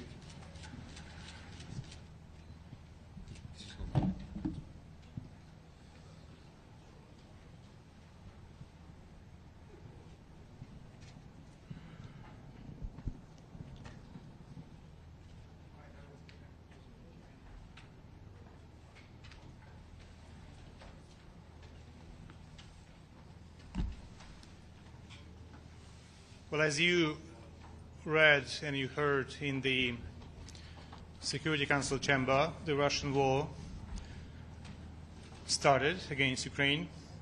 In fact, the war started in 2014. It's a historical embarrassment to the humanity and to this particular organization that has failed to take the necessary actions in the course of the last 8 years. I demanded in the Security Council that Ambassador Nebenzia of Russia relinquish his responsibilities as the chair, as the president of the Security Council, as a representative of a country that egregiously violated the Charter, that he pass his duties to someone in the Security Council who is capable to perform the duties of the President of the Council. I'm looking forward to tomorrow's meeting of the Security Council, where an appropriate draft resolution will be put to vote, and I call to everyone to vote in favor. The design of the United Nations is very faulty. You can ask an aggressor to abstain from vote at the stage of peaceful resolution under Chapter 6, but you cannot ask aggressor, believe it or not, to abstain from vote under Chapter 7 when the Council deals with the aggression. I have also asked the Secretary-General of the United Nations to produce the copies of the decisions of the Security Council and the General Assembly dated 1991 that, in accordance with Article 4 of the Charter, welcome the desire of the Russian Federation to be a member of this organization. Thank you. You were visibly emotional during this speech. You mentioned the fact that most of your speech was obsolete by the time you had the chance to read it. What is the message to the world at this moment? As we heard from Russia, the fact that a special operation in Donbas was launched, but we hear that is bombing and explosions in Kyiv, that special forces from the Black Sea started to enter Ukrainian territory. And personally, what's your feeling? You have family, you have people in Ukraine right now. Well, it's a war. If we here in New York do not remember what war is, then go to the library and pull out the footage of the war. It means thousands and thousands of people killed, if not millions. And what I want from the world, I want the world to rally, after all, and defend the world from the aggression, from the Russian Federation. All right. It's late. We have to digest the information, we have to verify information, and we have to be here in the Security Council tomorrow morning. Ambassador, just last question. At the end of the speech, the ambassador of Russia says that this wasn't an aggression against the Ukrainian people, but an aggression against those that were in power. Do you believe that this is a flat-out... You can't be serious. Are you serious? You want me to dissect the crazy, lunatic semantics of a person whose president violates the charter, whose president declared a war, and he's playing with words? And you'd ask me to interpret it? It's lunacy. It's lunacy. Absolutely.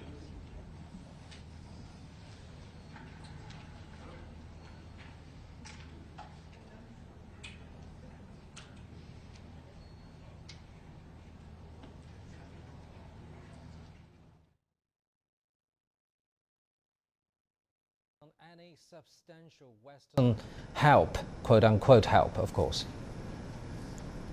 Well, there's two parts to that question. The first one is no one wants to get involved directly in that war because, quite frankly, it could lead to escalation and expansion of the war front. Second, there's the logistical issue. Getting men and troops and their battle formations and equipment into Ukraine at this time would be virtually impossible. The Ukrainians are basically at a 5-to-1 disadvantage versus their Russian counterparts. It's very difficult to see how they can be stopped. However, as I've said before, it'll be very difficult for Russia to hold on to a country which does not want them if resistance comes forward, especially in the cities where urban warfare will not favor the Russians.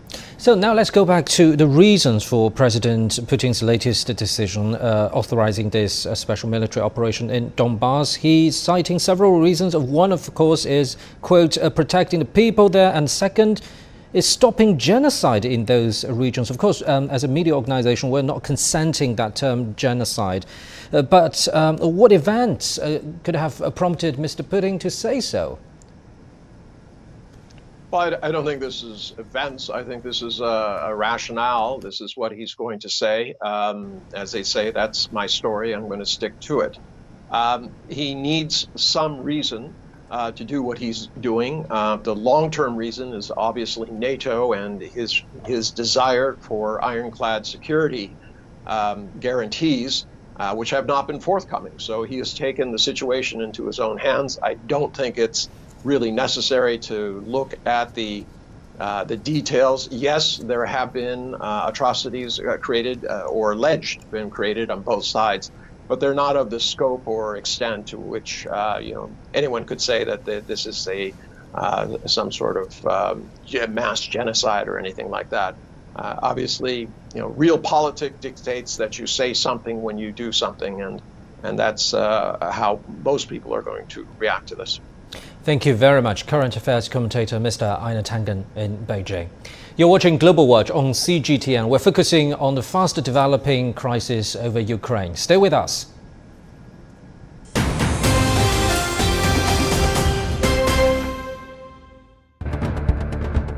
Events have consequences. Words create impact. Unprecedented scenes that we saw. The cleanup operation is now well and truly underway. Parts of southern Europe remain in a state of emergency. Context gives meaning. People make history. Well, Saturday marks the end of the local state of emergency. But authorities are still on high alert. So now we've actually become the border on this road. A complex world demands a comprehensive view. But with the cleanup efforts more or less under control, the economic impact is bound to ripple across the country. There's plastic pollution everywhere. Because the world today matters for your world tomorrow. This is the living area of the crew. The focus is firmly on future technologies. Well, this is something completely different. The world today, every day on CGTN.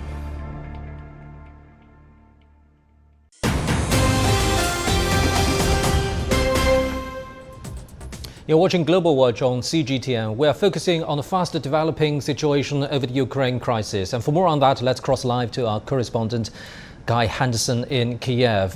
Guy, get a sense of the atmosphere in Kiev during this fast-changing situation. Are there any more explosions or gunshots you've heard? Well, it's just starting to get light now, and for the last more than an hour, every sort of 10 or 15 minutes or so, you would hear a volley of thuds. They seemed to get closer and closer, but still perhaps 20 or 30 kilometers away from where we're standing now, which is in quite a central part of the Ukrainian capital, Kiev. This will have taken a lot of people here by surprise. There has been obviously a lot of developments in the last 24 hours, which I think led a lot of Ukrainians, even here in the capital, which had been not relaxed, alert, but certainly not in a state of panic. But up until now, I think still a lot of doubts as to whether Vladimir Putin would really be willing to go as far as to start hitting targets in and around the capital. That is now what appears to be underway. We haven't heard any more explosions for a while now, 10 or 15 minutes since I heard the last one. Look, we're in the center of the city at the moment. This is an old city. There are government buildings just, a few hundred meters, perhaps a kilometer away from where I'm standing now. None of those have been hit. Those haven't been the targets. It's not populated areas, I don't think, that we're looking at here. There are, though, 2 airports on the outskirts of Kiev at about the distance that these thuds appear to have come from, about that distance. So it is presumably possible that while Vladimir Putin conducts what he says an operation in the Donbas, that there are certain other strategic targets that Russia would like to hit and take out: command and control centers, any air defense systems, anything that could counter that major Russian operation in the east of Ukraine. That, I think, will be the assumption for now. We haven't heard much more of it since then. But look, this had been building for a while. There had been a lot of speculation that perhaps one aim of this attack, given the troop movements that we've seen in the last 24 hours, might be to build that land bridge up from Crimea up to the Russian border. But as I say, this will have taken people here in the capital by surprise, that what appear to have been, I imagine, cruise missile strikes on strategic targets here in the capital, that will have taken people by surprise here. It'll be interesting to see as people wake up what the mood is, whether there's any sense of panic or any sense of people wanting to leave.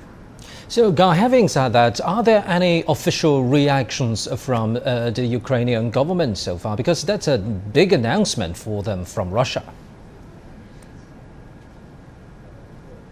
Yeah, the Ukrainian Interior Ministry has confirmed that the invasion has begun.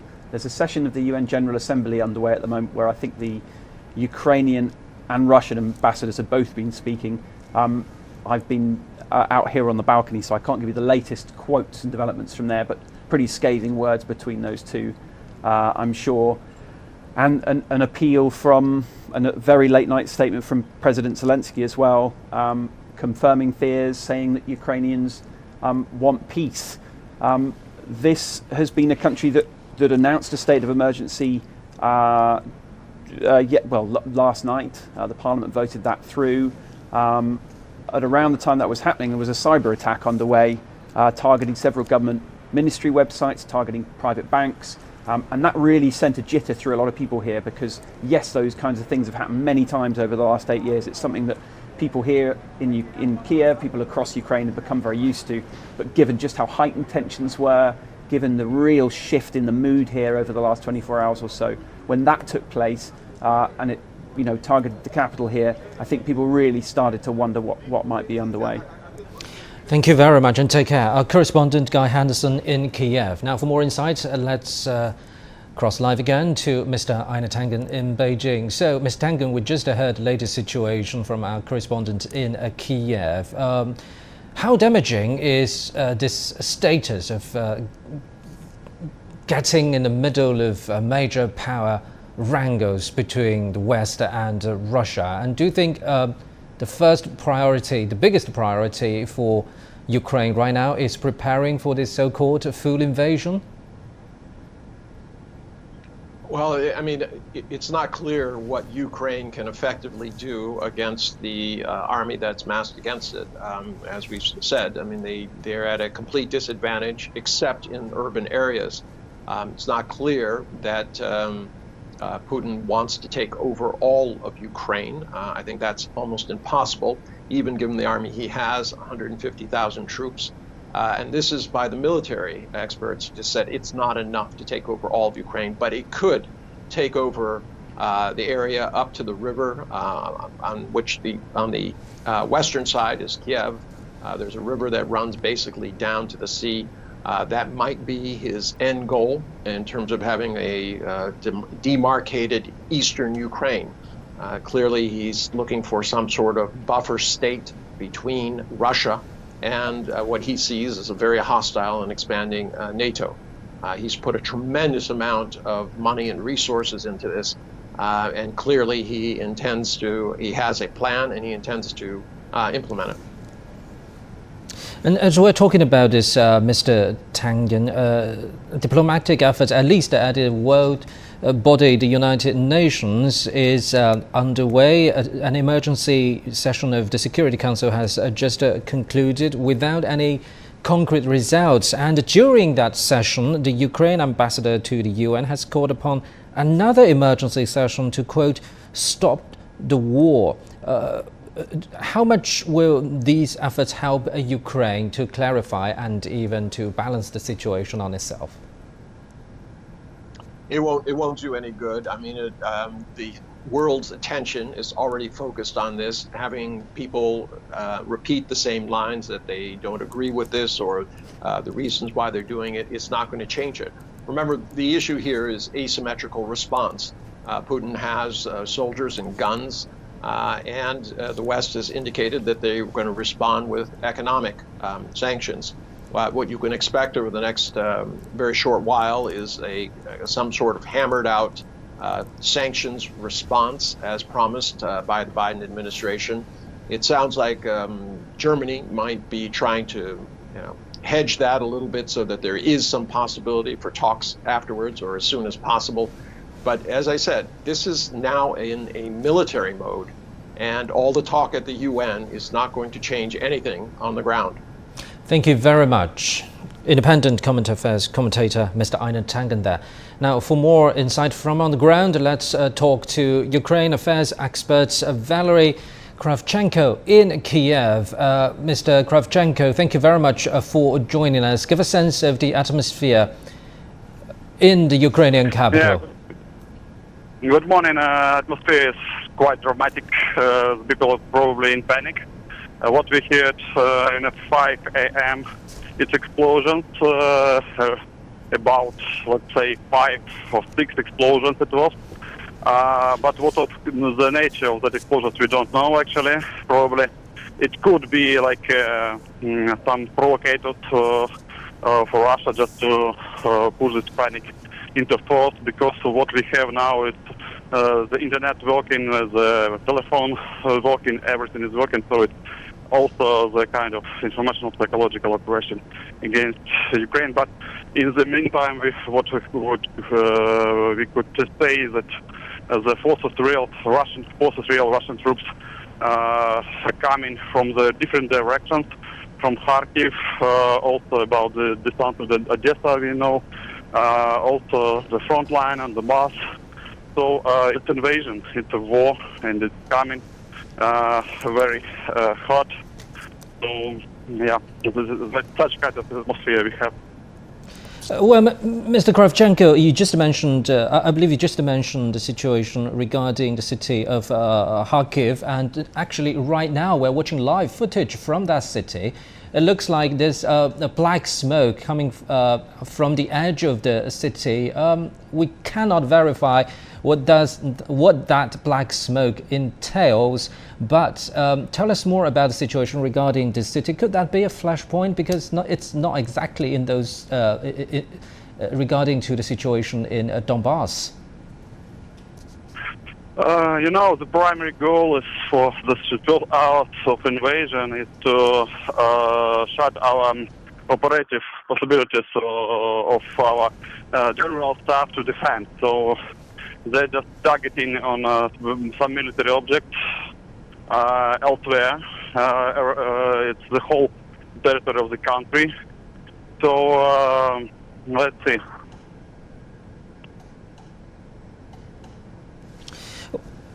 Thank you very much, Mr. Kravchenko in Kiev.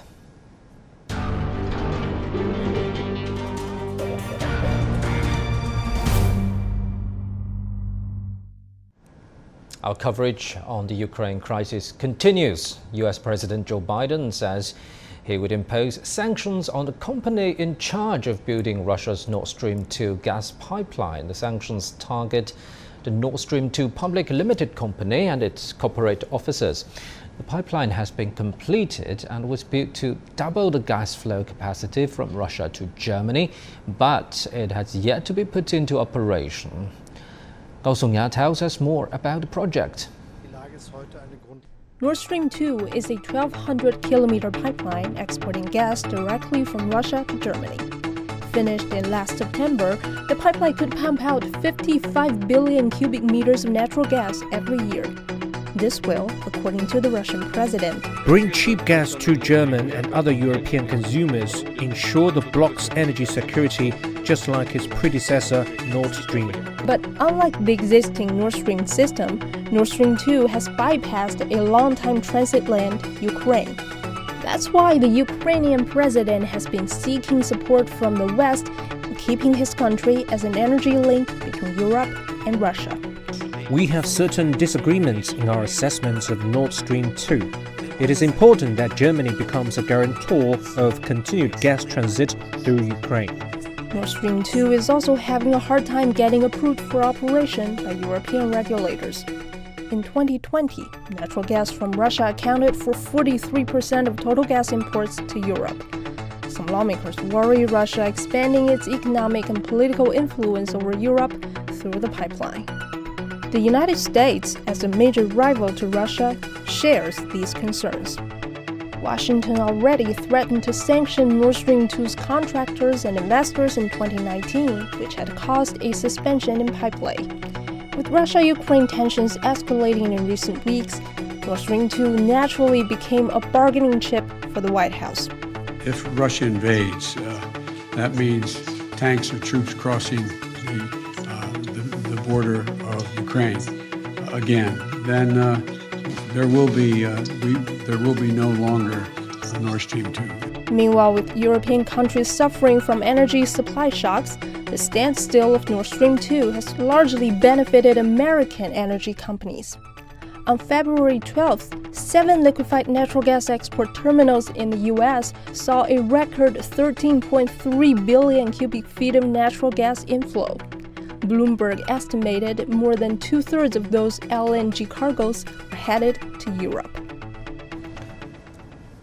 China has called for dialogue to resolve the crisis over Ukraine. A Chinese Foreign Ministry spokesperson said history had proved that sanctions don't work and that negotiations would be more effective.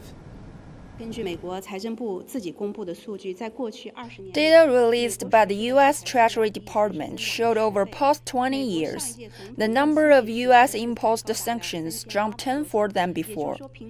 The previous U.S. administration imposed as many as 3,800 sanctions, which means wielding the stick of sanctions 3 times per day on average.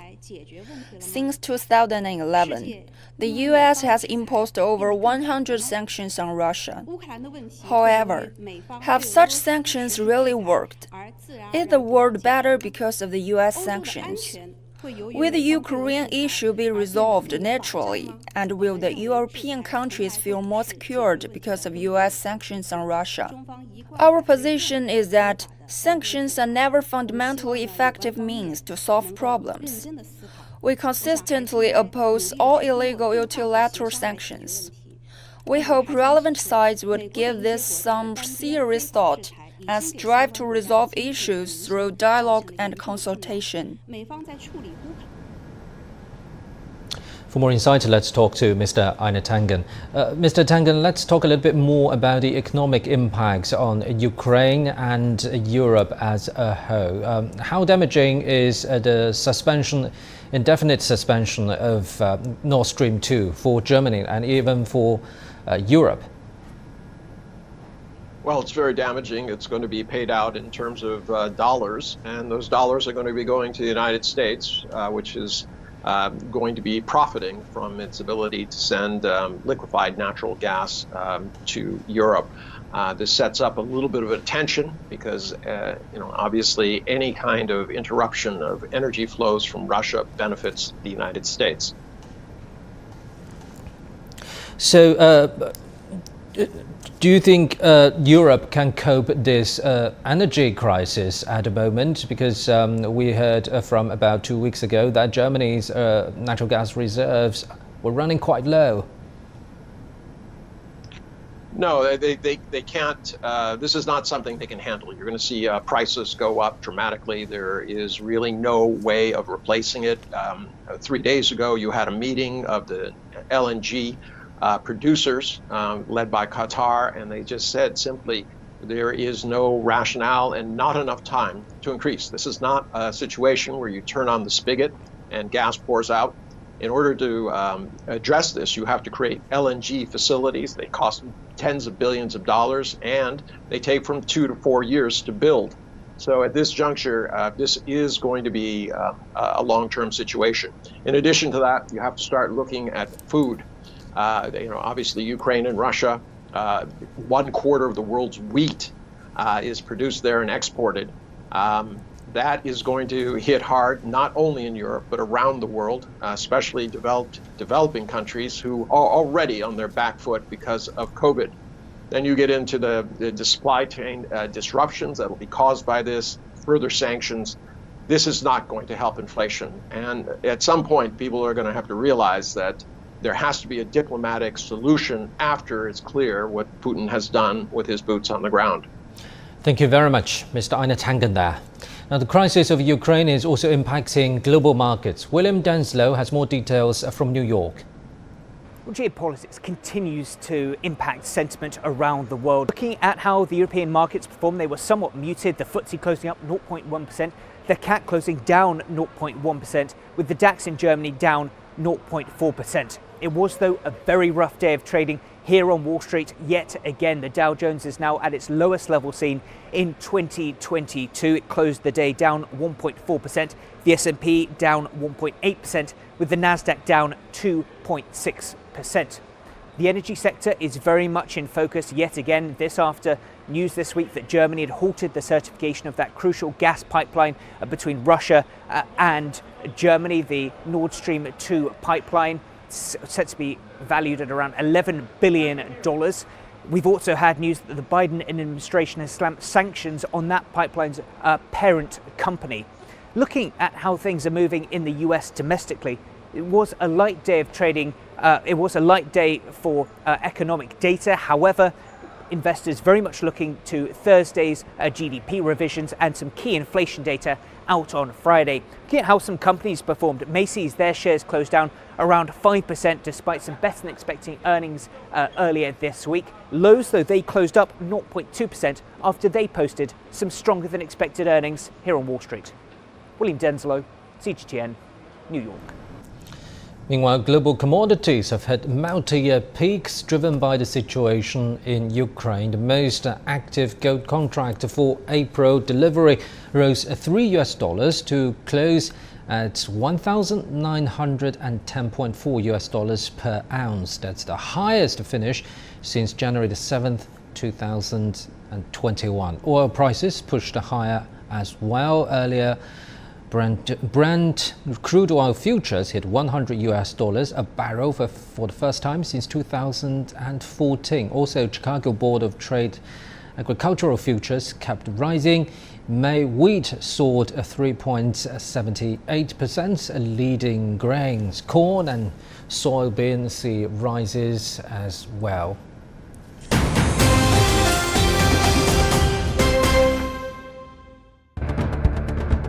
Events have consequences. Words create impact. Unprecedented scenes that we saw. The cleanup operation is now well and truly underway.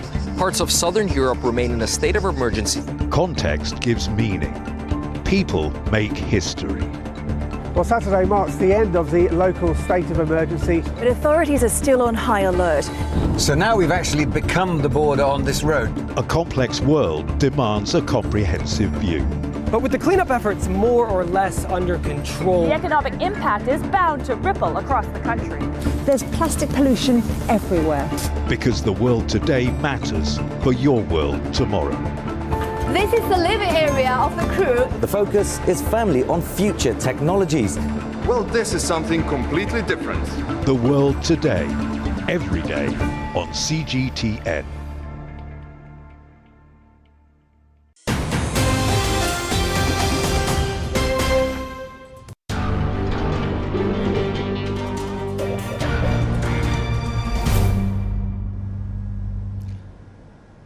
You're watching Global Watch on CGTN. We're focusing on the faster developing situation over the Ukraine crisis. Russian President Vladimir Putin has announced what he calls a special operation in eastern Ukraine. He says it's aimed at protecting civilians in the Donbas region and stressed that Russia doesn't intend a general invasion into Ukraine.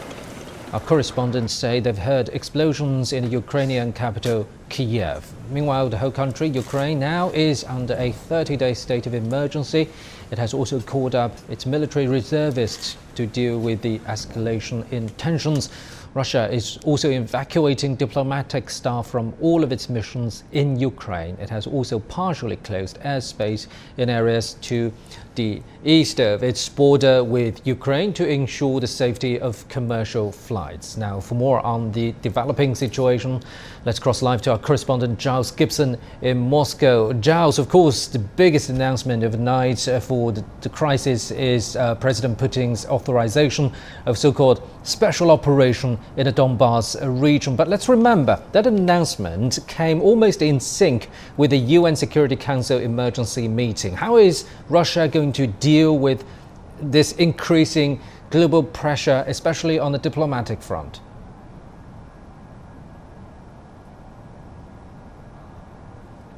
Yeah, the timing of that announcement appears not to have been coincidence, because President Putin made that speech in the early hours here in Moscow. The city was still very much waking up when he was making that speech announcing this military operation in the Donbas at the same time as the United Nations Security Council was meeting. I can tell you that the atmosphere here in Moscow is still completely calm. There are people just walking through the streets, some early workers going off to their offices or wherever they work. So the atmosphere in the Russian capital is still very calm, despite the fact that their president has just announced this military operation into the Donbas, saying that justice and truth are on the Russian side, and acknowledging that there will inevitably be clashes between Ukrainian and Russian forces. And that is really the point worth making here, that this is changing the game here, this announcement by Vladimir Putin. Now, at the UN Security Council's emergency session, which has just concluded, the US ambassador to the UN has directly called Russia the aggressor. Is there any reaction from the Russian side to that remark?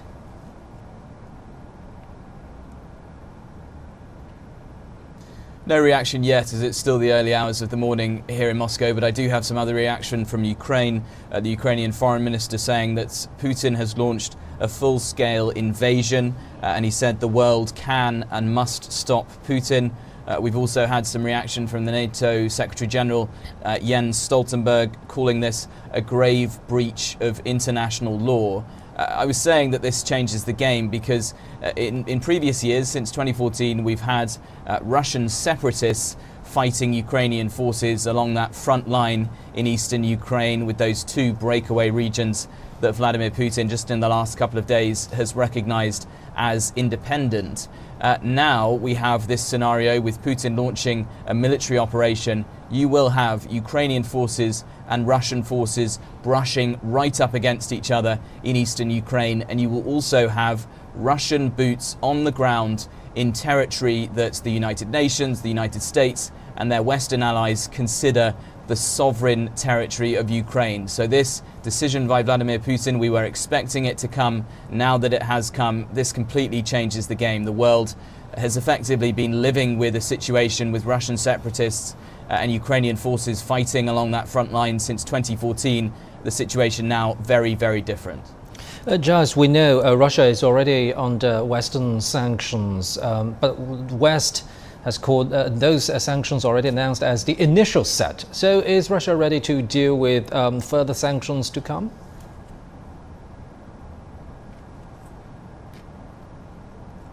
Well, Sergei Lavrov, the Russian foreign minister, has shrugged off these initial sanctions, saying that Russia is used to being threatened with sanctions by the West and that they have been preparing for this, that they were expecting this type of sanction. That's a reference to this strategy which is known as Fortress Russia. Russia has been building up its cash reserves over the last few years, diversifying away from US dollars into gold and other types of currencies in order to make its economy just more insulated against potential sanctions coming from the US and the UK and their Western allies.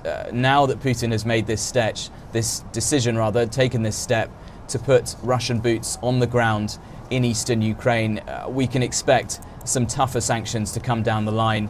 We'll have to see what the Russian response to those will be. We heard from the Foreign Secretary Liz Truss of the UK just the other day saying basically that they are keeping their powder dry, that they are keeping some sanctions in reserve in case of an escalation. And now with the Ukrainian foreign minister saying that this is a full-scale invasion, we're going to have to see in the coming minutes whether the US, the UK, the European Union move forward with even tougher sanctions. We know that President Putin also says Russia is still open to diplomacy, and Germany just made this proposal at the UN Security Council emergency session, offering another meeting of the so-called Normandy format. We know that format is mainly comprised of the four signatories of the Minsk II agreement, but we know President Putin has officially said that that agreement has collapsed. So what could be any possible angles, if you will, for the diplomatic efforts to continue?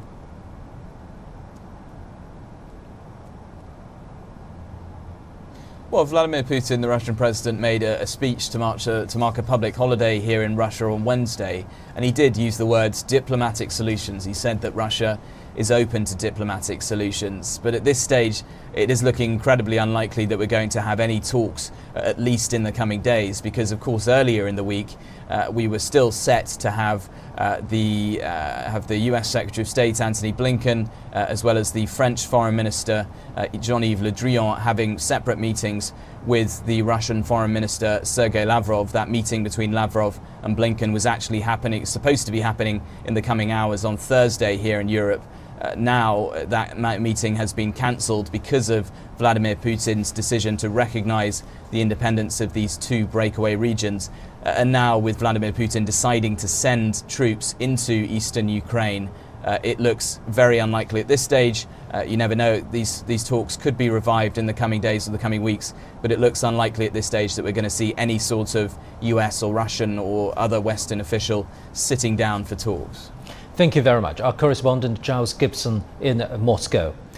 Earlier we also talked to Andrei Kotonov. He's the Director General of the Russian International Affairs Council. This is how he justified Russia's latest actions.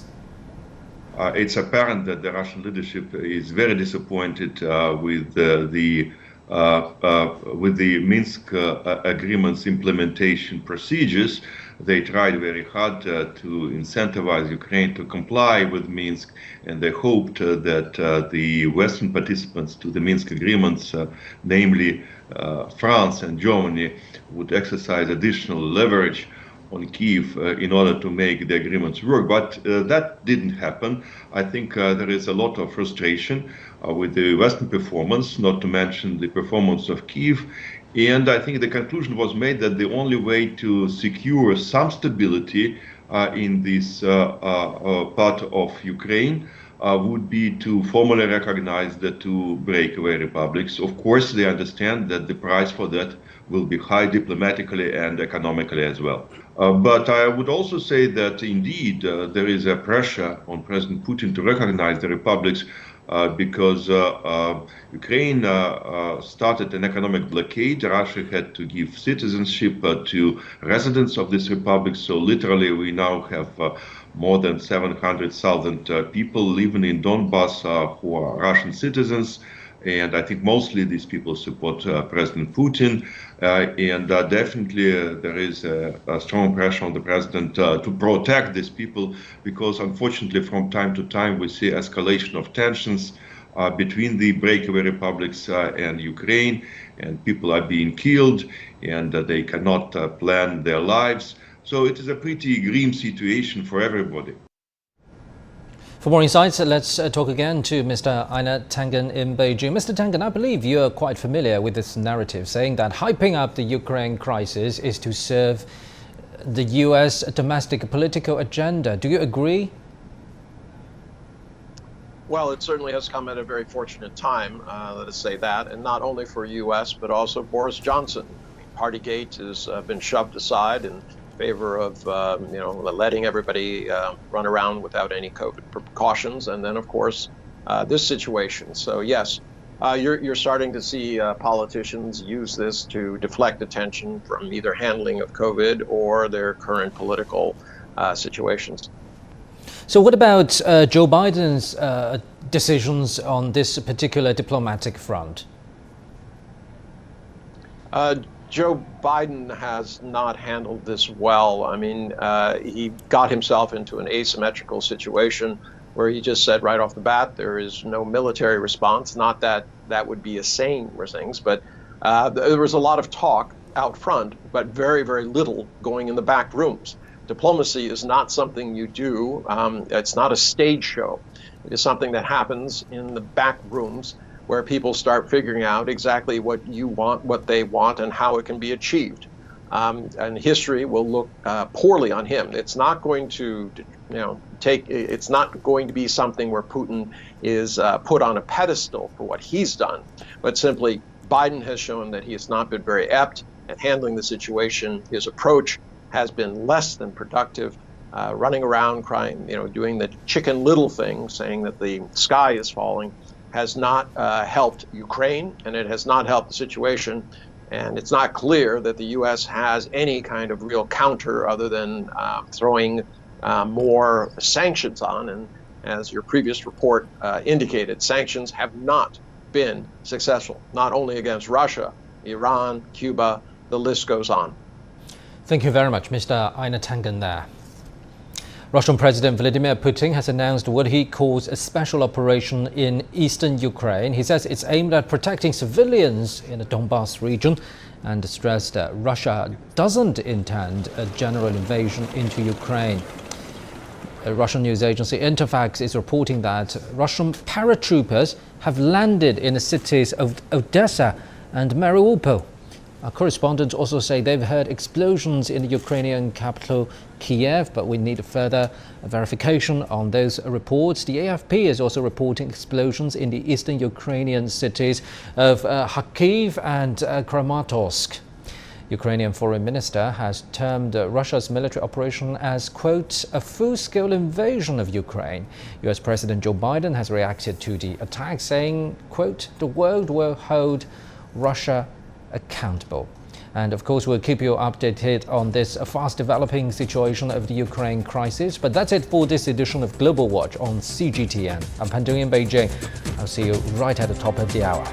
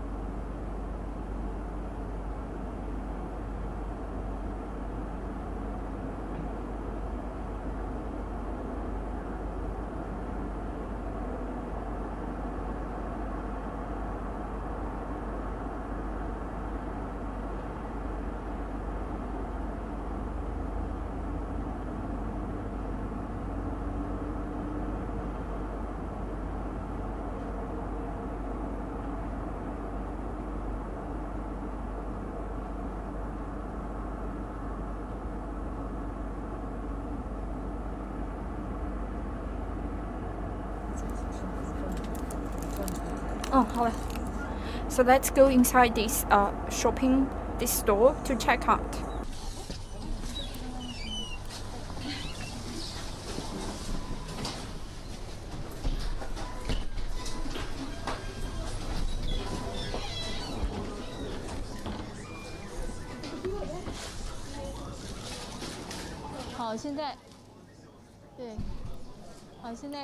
So what I'm showing you here through my camera is a shopping center in the capital of Ukraine. I found all the food and beverage is in adequate supply. Let's check this side out. This is the fruit area. Some oranges. We can see that they are in plenty of supply. They also have some of the vegetables. On these shelves, you can also see there are a lot of food cans.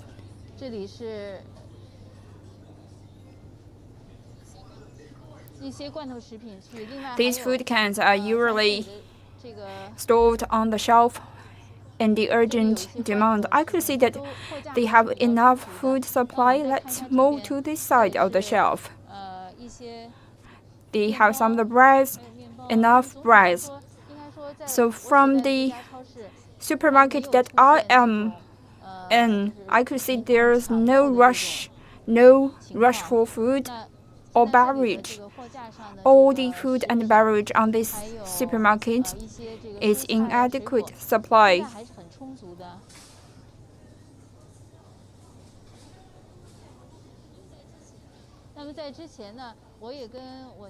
I talked to some of the Ukrainian friends before.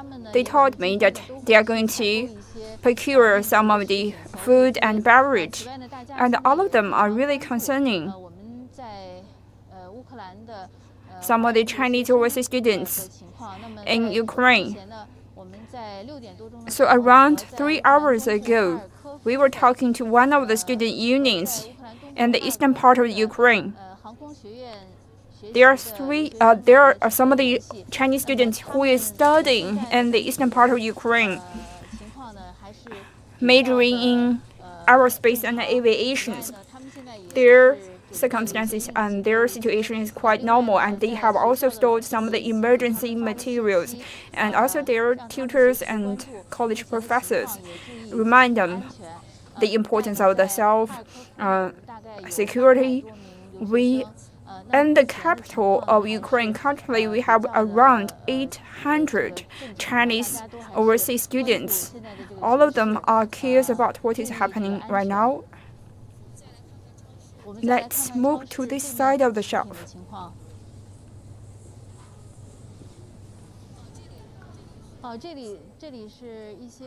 Here we have some of the meats, cheese.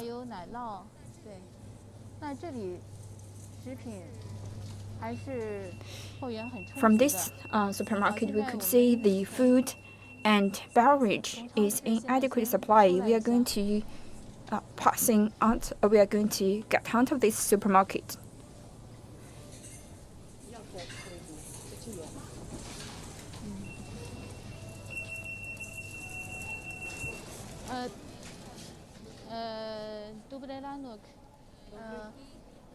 Can we have a talk with you about what you're going to shop? I understand English. Something.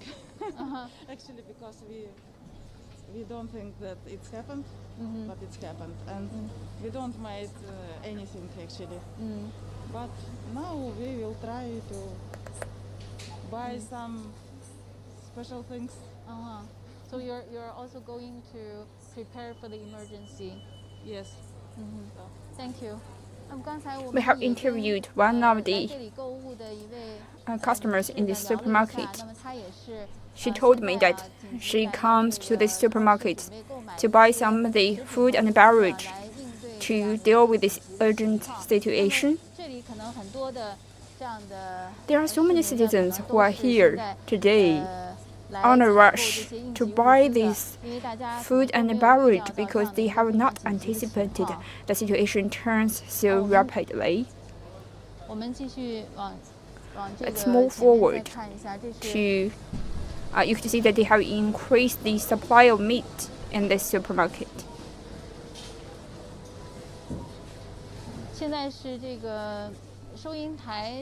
We are moving toward the charging counter.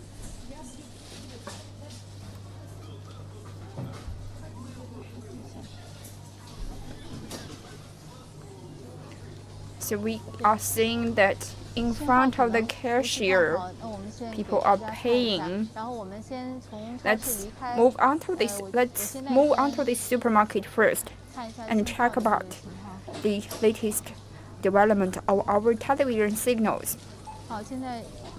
Some of my colleagues is telling me that our television signal is not that good. We are live streaming from the capital of Ukraine starting from 5 a.m. in the morning. We have heard several waves of the bombardment. A lot of citizens are rushing out for shopping to get some of the emergency supplies. They all think the current situation they are in an urgent situation, and some of them has not yet prepared some of the urgent something like the food and beverage to treat with the urgent situation. It also includes me. I have heard about the news and I work at the news agencies, and this city hall has also reminded us to do some of the emergency procurement. I did not do my own procurement so far. Apart from the capital and the multiple megacities in Ukraine, including the Kharkiv, and to the south, including the Odessa city, the bombardment. The noise of the bombardment has came one wave after another.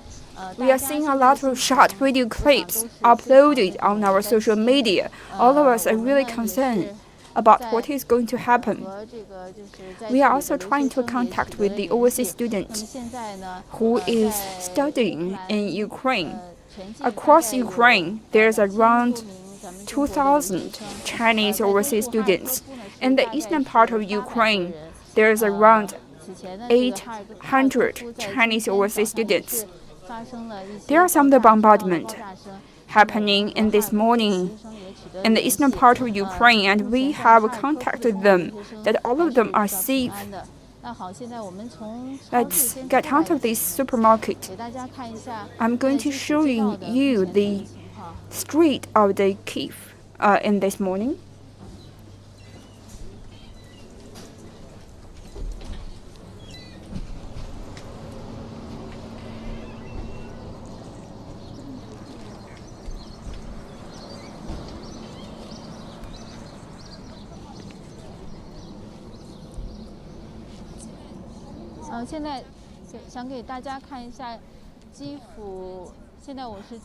I am currently at the center of the Kyiv, capital of Ukraine. People are talking with each other on the street.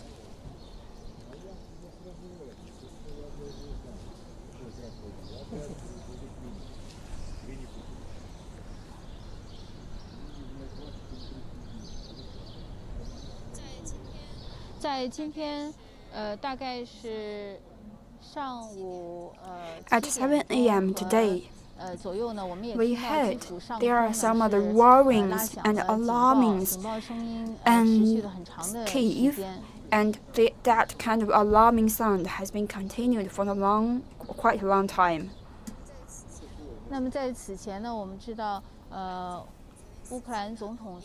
We heard that the President of the Ukraine has signed the presidential order, which noted that they are going to recruit the military men, and starting from yesterday, they started the military recruitment.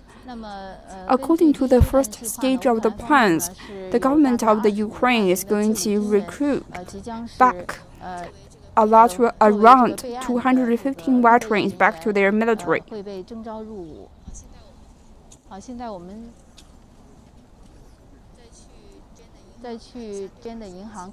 So let's check the bank. Yesterday, there is a rush for the local currencies of the Ukraine. The National Bank of Ukraine has used some of its foreign currency storage to interfere and stabilize the foreign exchange market. I am going to show you around the foreign exchange market, and we have some of the banks on the other side of the street which are available for the foreign currency exchanges. Let's check what is going on.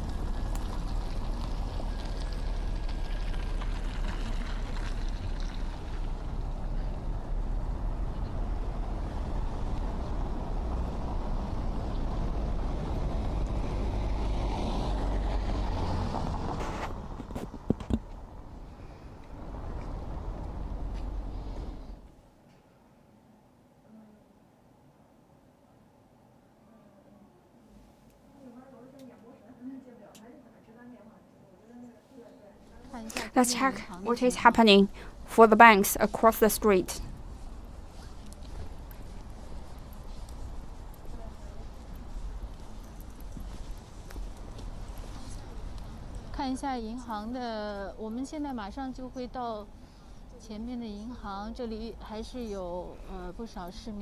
So in front of the bank, there are so many citizens trying to get some of the cash. I did not have the time to get some of the US dollars. I don't have so much cash at my hand. I do need some of the US dollars. But we can see that in front, the bank has not opened its door yet. Let's check another bank. In Kyiv, it is 8 a.m. in the morning. This is a bank that I went quite often. The bank has not opened up yet, and it has not the exchange rate has not came out. So I think I'm going to come back later. Let's go to the next bank to see whether I have some of the cashier to get some of the US dollars.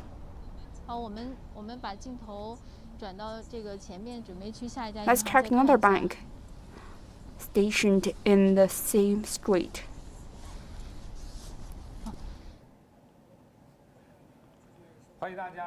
Welcome back to our streaming.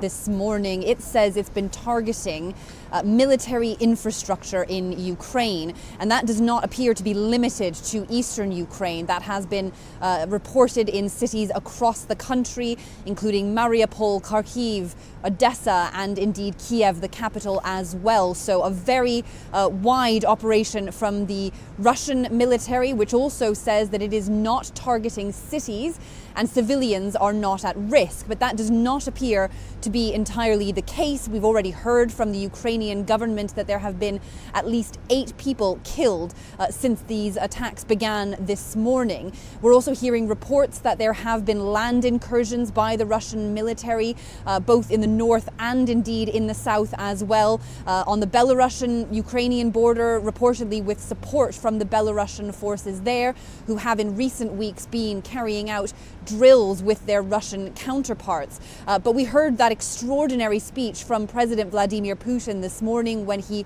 tried to justify these actions, saying that the Russian military is trying to prevent a genocide in the Donbas. But it's very clear from what we're seeing already this morning that it is going much further than the Donbas, and that his intentions appear to include all of Ukraine. But as he's said, there is no plan to occupy the country, but it is difficult to see how this ends in anything other than a full-on military confrontation. President Putin admitted that himself, saying that it was only a matter of time before there are clashes between the Russian and Ukrainian militaries. Now, Julia, you've been talking to people. How are people processing this?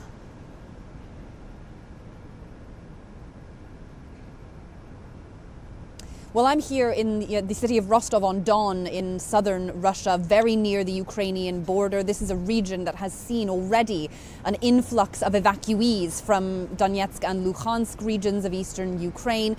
Tens of thousands, according to Russian state media, since last Friday when the evacuations were announced. That number is expected to go up dramatically as this fighting now continues. And I have been speaking to some people this morning at breakfast. Everybody is talking about what is going on now, looking for ways out of Rostov because they have in fact closed the airspace here in the city. The region is under a state of emergency. That was actually introduced a few days ago because of the influx of evacuees. But certainly a very tense mood as it looks that this extraordinary move has been taken by the Russian president. It isn't clear yet to what extent the Russian people will support it. All right, Julia, thank you. Julia joining us from Rostov there. Now, China...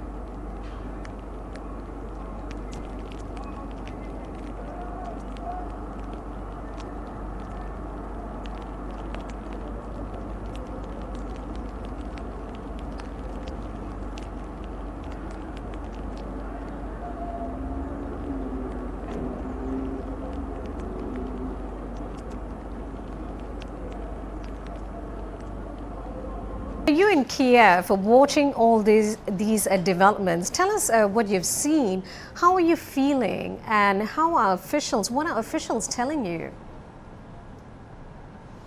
Well, obviously it's pretty nerve-wracking. We were woken up in the middle of the night by explosions that sounded like they were off in the distance. And then we scrambled to work, and there have been attacks across the country. It appears that there have been Russian missile and airstrikes on a number of locations. And what you see behind me is a very subdued city. There are no signs of panic, but it is very quiet here. Very few people are out on the streets. And authorities have declared a state of emergency and martial law. And for now, they're instructing people to stay at home. Now, that's why you see very few people out. Now, President Zelensky has taken to Twitter calling for an anti-Putin coalition. Are you getting any reactions to that? Yes, you've seen condemnations pouring in throughout the night from the time that these attacks began. The United States and many of the Western allies, a number of European countries, France, Australia, Japan, many countries have condemned what Russia did. But it appears that the track right now remains to be diplomatic. And even Ukraine is not calling on these countries to come and attack Russia on its behalf. It's trying to rally a coalition together. It wants to see diplomatic pressure. It wants to see sanctions, and it wants this to end. All right, Joseph, thank you for that update. Joseph Federman there joining us from Kiev. Now stay with us. Global Business coming up next.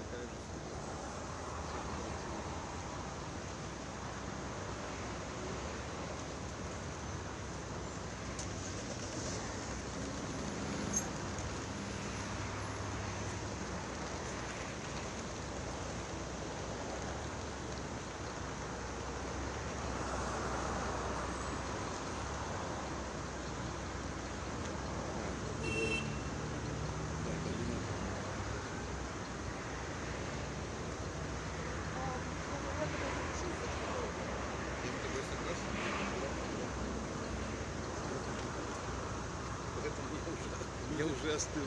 Люди смотрят по сторонам, как проводить.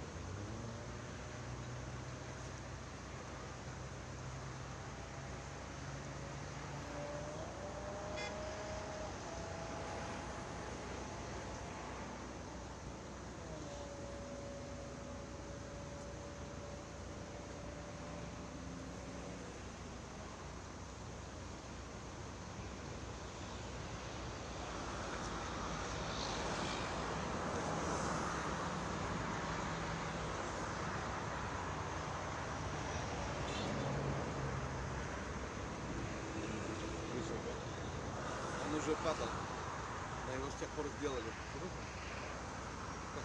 Это тот мост, который сделал Кличко и сказал, мост упал, потому что мост не спал. Единая редкость.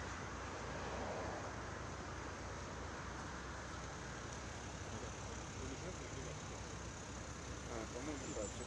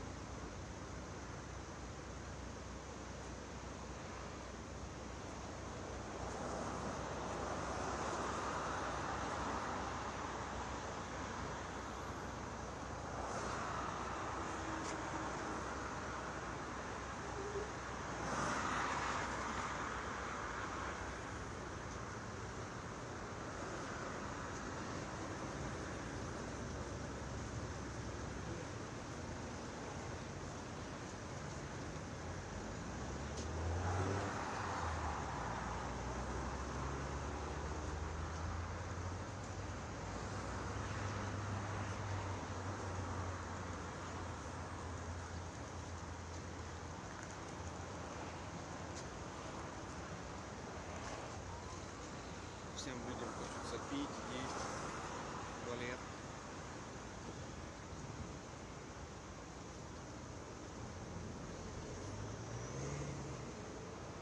Серега, знаешь, что надо почувствовать, как потом двигались? Нет, вообще, не пока не вперед.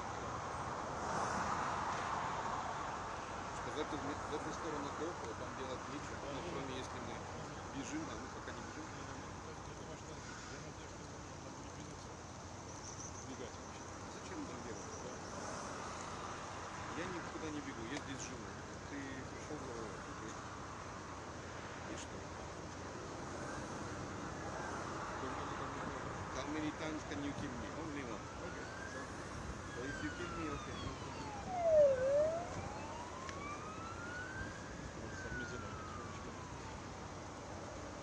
Это просто люди, которые с тобой уехали. Это местный блокнот.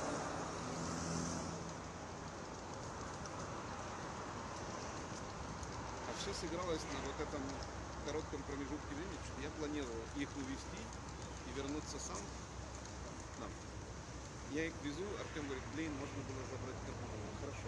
Вот завернули, вернули и все. А сюда заехали, там, здесь были за 10 минут. Были.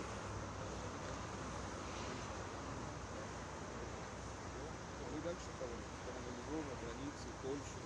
Refugees, это уже продукт. Вот. А за этим последует еще проблема голода. Чем связано?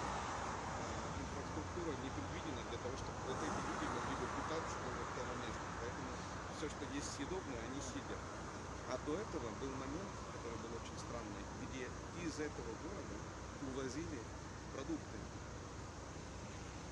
Увезли все стратегические запасы замороженного мяса, продали все зерно. Вы мне хотите сказать, это так случайно произошло? Это чисто случайно.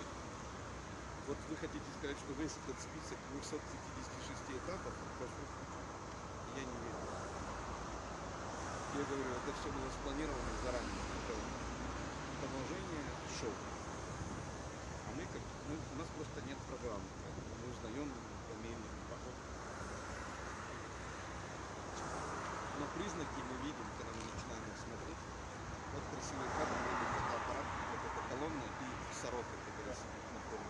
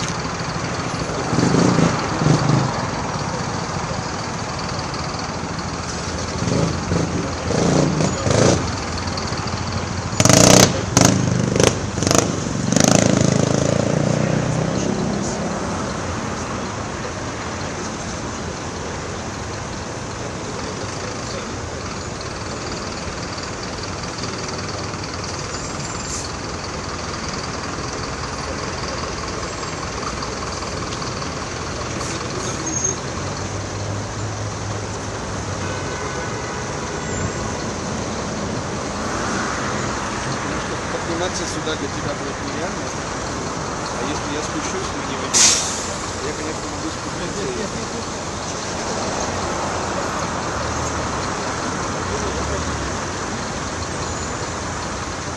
вам, я могу, один выпуск вам.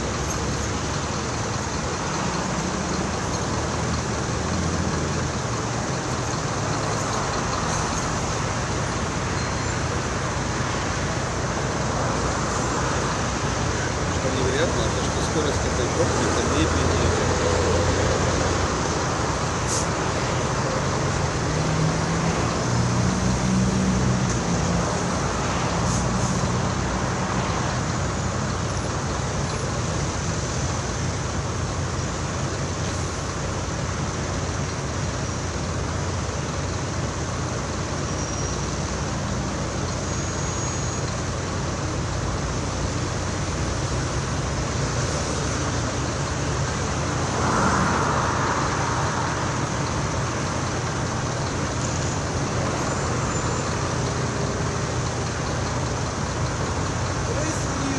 Записывайте, как крысы уезжают.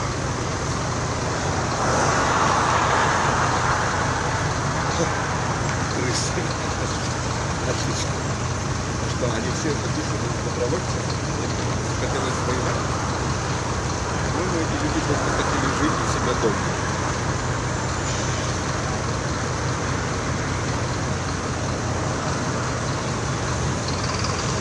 Что там было? 15 минут славы.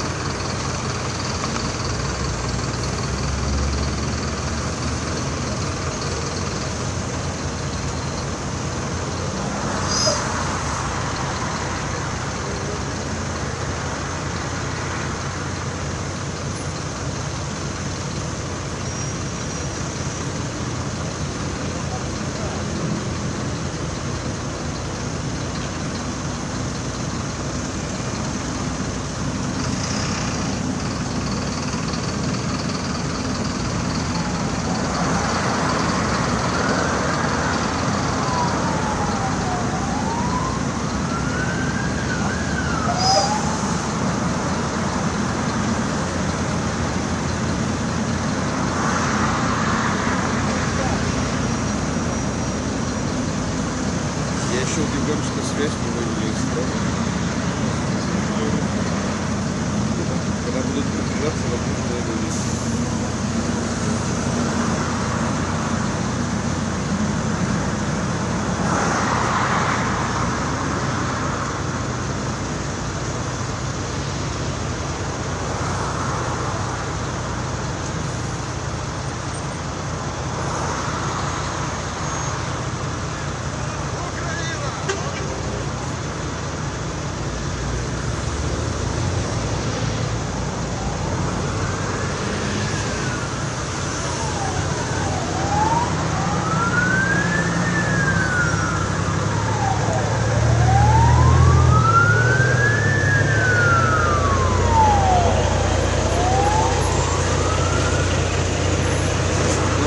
Эмоциональная.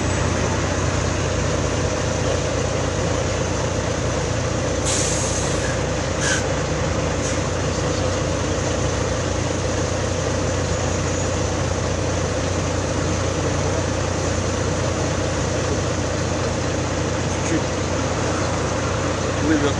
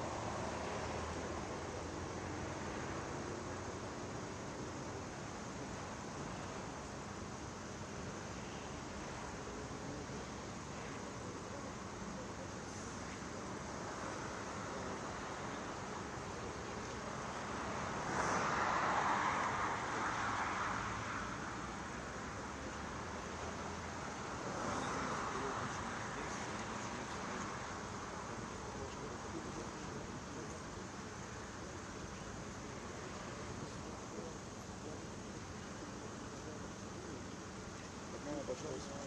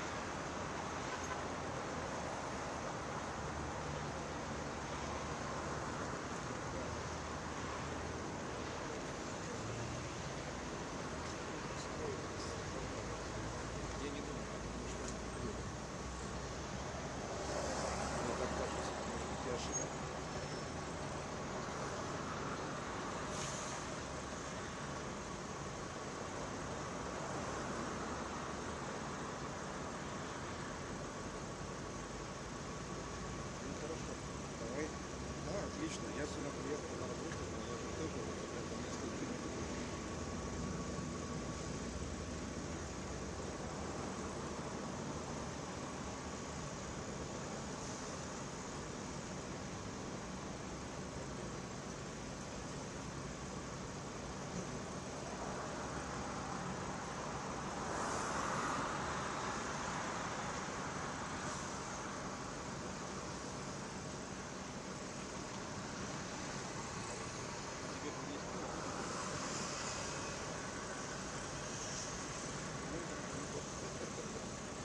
Я потом поставил машину на другую сторону. Будем находиться. Что у тебя сейчас работает? Какой транспорт большой есть?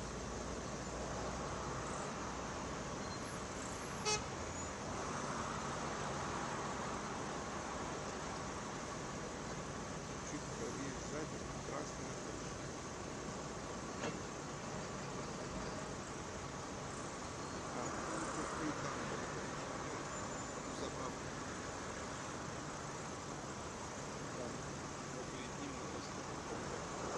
Я поставил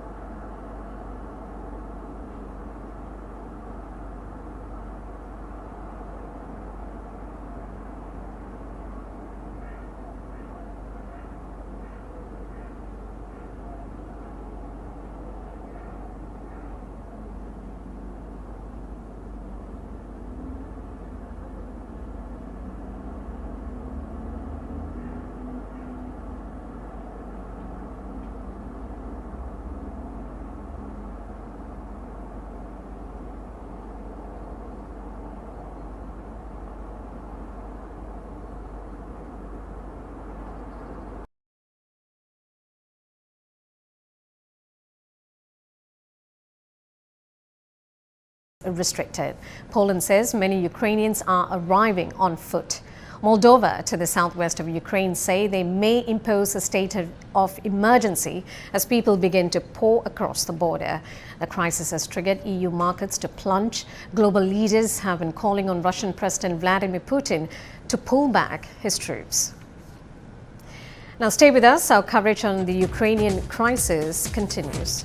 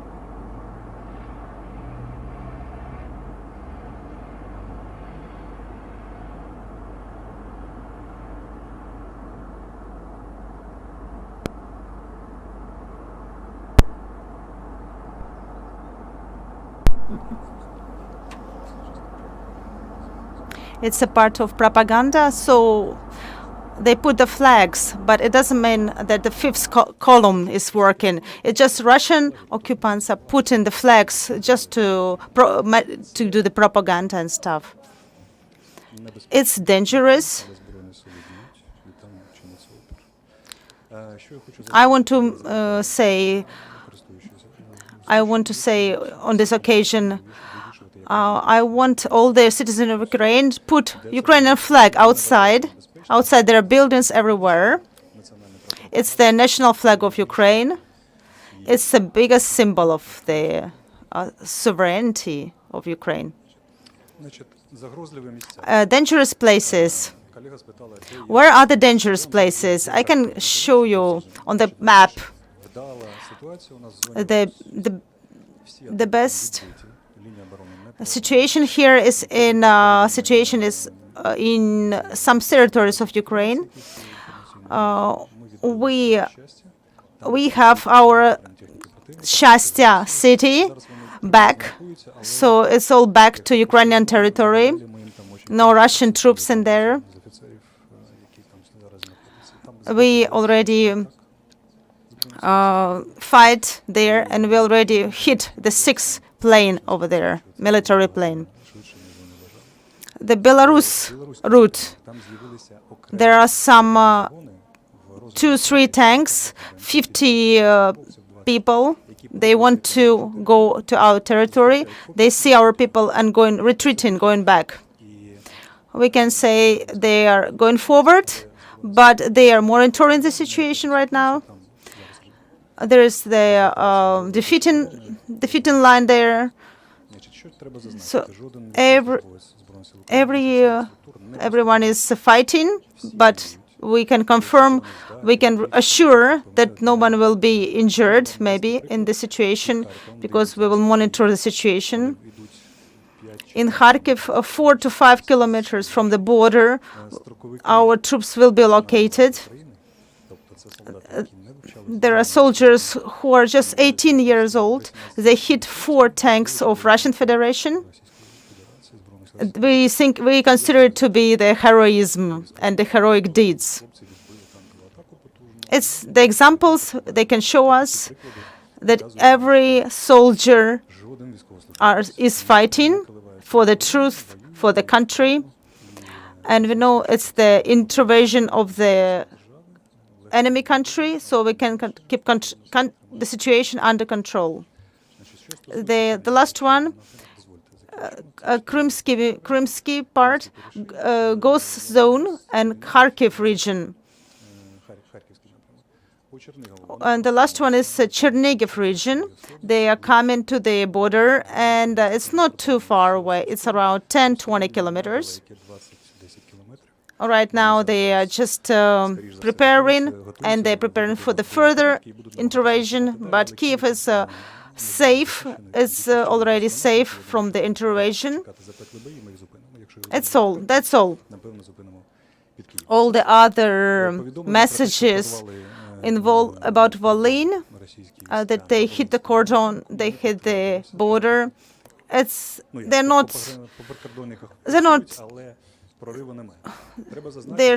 They're fake still. We think they're not true. Our troops are not retreating. In some places they're still fighting with artillery tanks, and they're staying till death. We are not retrieving, but as a military, I can say it requires some strength and heroism to behave like that. Today, the president talked by phone with some representatives of Ukraine and representatives of other countries, as Baltic, the UK, Poland, and the United States representatives. And all our neighboring countries already spoke in defense of Ukraine. We still have the support of the president, And in general, we will have more information soon. Is there any information about the losers from Ukrainian side? Or other information from NATO? There are no negotiations, there are no results right now. I will think, we assume it will take some time. Right now, we can confirm several people died, even several dozens of people died.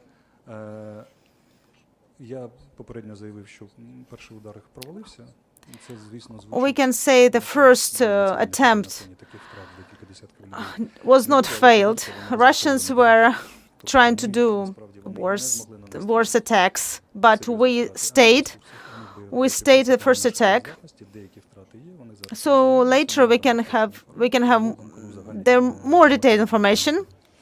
And I know now there are over 40 people who died, and there are several injured. There are lots of people who can help by donating blood.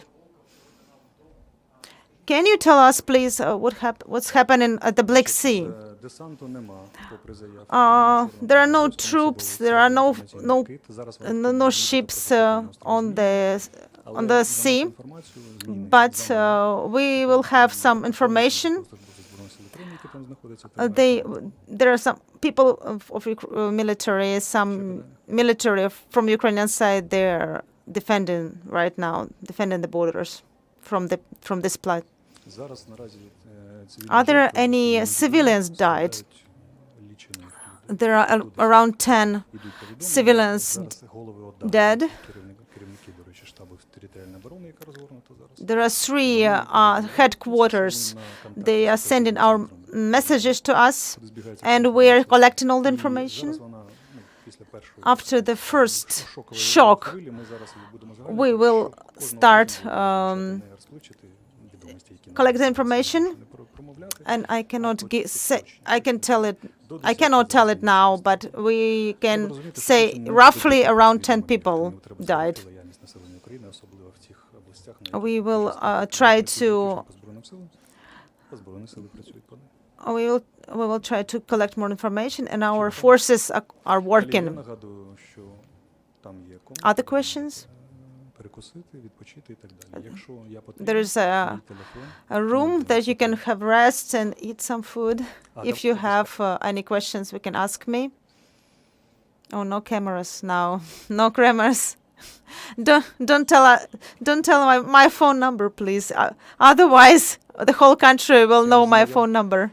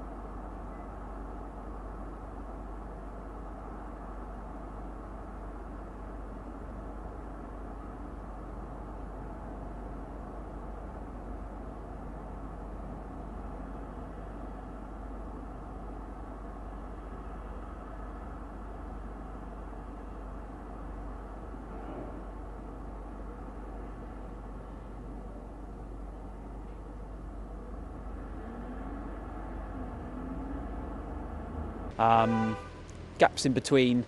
Those, according to Ukraine's defense ministry, were strategic targets, military targets at the airport. There's 2 airports in Kiev. I'll just also give you a description of where we are now. So after the sun came up, after those strikes took place, we've then saw and are now seeing a very large movement of civilians trying to get out of Kiev. Some of the people we've spoken to say that they're going to go to the city of Lviv, next to the border with Poland. Some are hoping to get into Poland. On the way out, we've seen people queuing to get cash, queuing to get food. There is a real sense of nerve here. You can feel the tension. Families with children, buses, people just taking what they can, their pets, and getting in their car and moving out of Kiev. And you can see how absolutely gridlocked the city is. There's 2.8 million people living here. How many will stay? How many will go? Where will they go? That's not entirely clear to, I'm sure, many of the people here yet either. All they do know is that in the early hours this morning, as we did, they heard explosions. They heard Russian cruise missiles striking targets around the capital. That has really taken everyone, I think, by shock. No one really expected here that, despite all those warnings we heard from Western leaders, that the capital was really going to be targeted. We don't know to what extent it will continue to be targeted, but it was, and that has really caused a shock here. All right, so Julia, Guy, of course, talking to us about the exodus that's happening out of Kiev. Now, Russia is warning other nations of consequences they have never seen before if they interfere. What do you make of this warning? And on the flip side, how are sanctions against Russia expected to impact Russians? Yes, we're expecting a much bigger ramping up of sanctions from Western nations against Russia later today. Of course, several have already been introduced before this move was taken this morning. These are expected to be some of the strongest sanctions that we have ever seen imposed against a country, because this is an extraordinary moment now in history. We've already seen banks being targeted, members of the Russian State Duma, the parliament, having been met with asset freezes and travel bans, as well as some oligarchs close to the Russian government. But also, of course, there will be more economic sanctions against Russia more widely, and undoubtedly that is going to have a huge impact on the people of Russia and on the Russian economy. We're already seeing the first signs of how markets are reacting to this development today. The ruble has been falling drastically this morning as well. But Russia is vowing to respond. It says it will introduce counter sanctions. We don't yet know what those will look like. They have hinted that they will target sensitive American industries and that they will be targeted and painful sanctions. But Russian officials have been very dismissive of the sanctions so far introduced, of the threats of further sanctions. And it seems very obvious today that President Vladimir Putin won't be deterred by those threats. All right, Julia, thank you for that. Julia Chapman live for us in Rostov. We have Guy Henderson live in Lviv. Now let's bring in Ulrich Bruckner.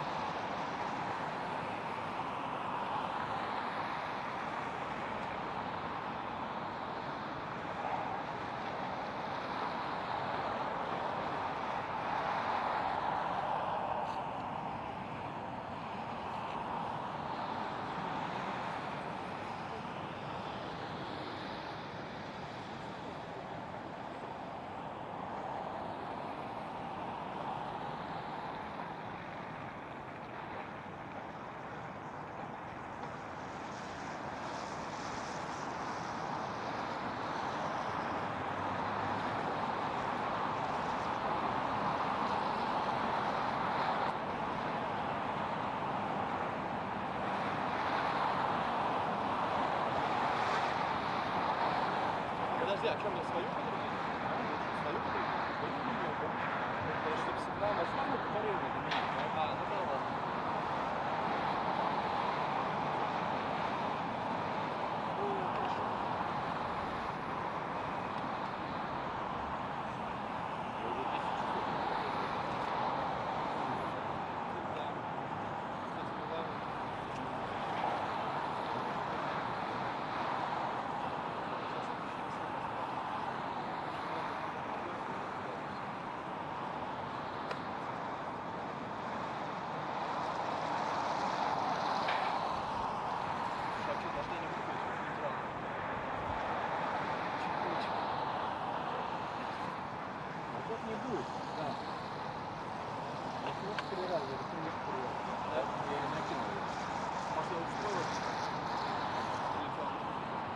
Эту? Ну, это же не сухой. Это рюкзачный еще. Ну да, ну что, слушай, это, а ты уже звонил? Говорил, что сейчас нужно отключаться?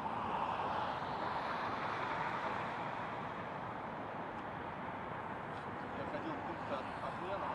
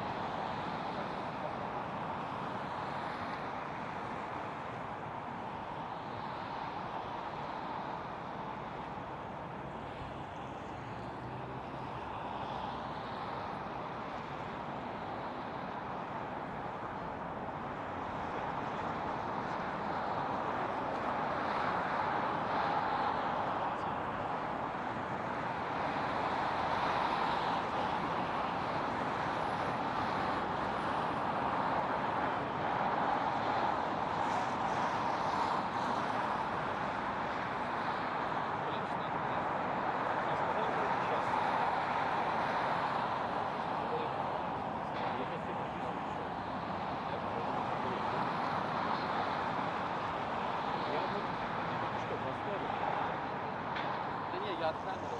Я вот помню.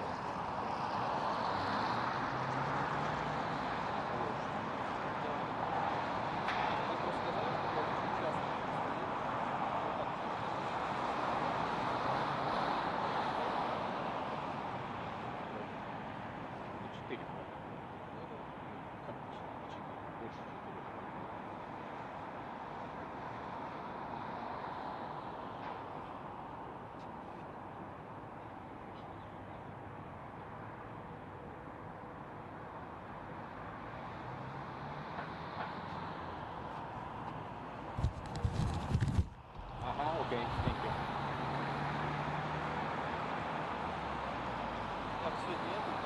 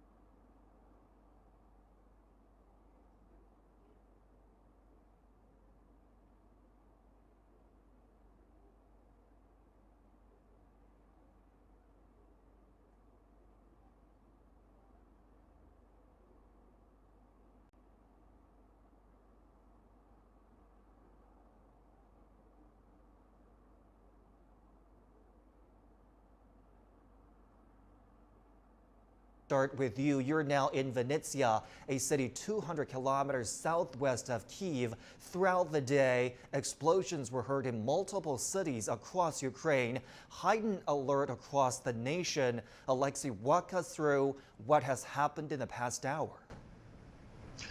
Greetings to you. So as you said, we're right now in the center of Vinnytsia city. It's 200 kilometers away from Kyiv. And actually we're moving from the early morning from the capital to the western part of Ukraine, to Lviv. And that's just one of the stops that we are making on our way. Today at around 6 a.m. in the morning, I personally heard the bomb shells in Kyiv city. I live in Kyiv center, and I heard bomb shells, so the clear sound of bombardments. There were not many of them, but maybe like 4 or 5 bombardments. I didn't see any, explosions, but the sound was very clear. And as for the general information, as far as we know that in the early morning there was a, let's call it the first wave of aerial bombardments. And right now we have the information that there is a second wave coming. There was an explosion half an hour ago in the very center of Kyiv. And as far as we have the information from Ukrainian armed forces, there was a bombing of the Ukrainian armed forces Central Intelligence Unit in the center of Kyiv. Also, people living in the outskirts of the Ukrainian capital here, bomb shells once again. Also, people say that there is a bombing of the Gostomel airport nearby the capital of Ukraine.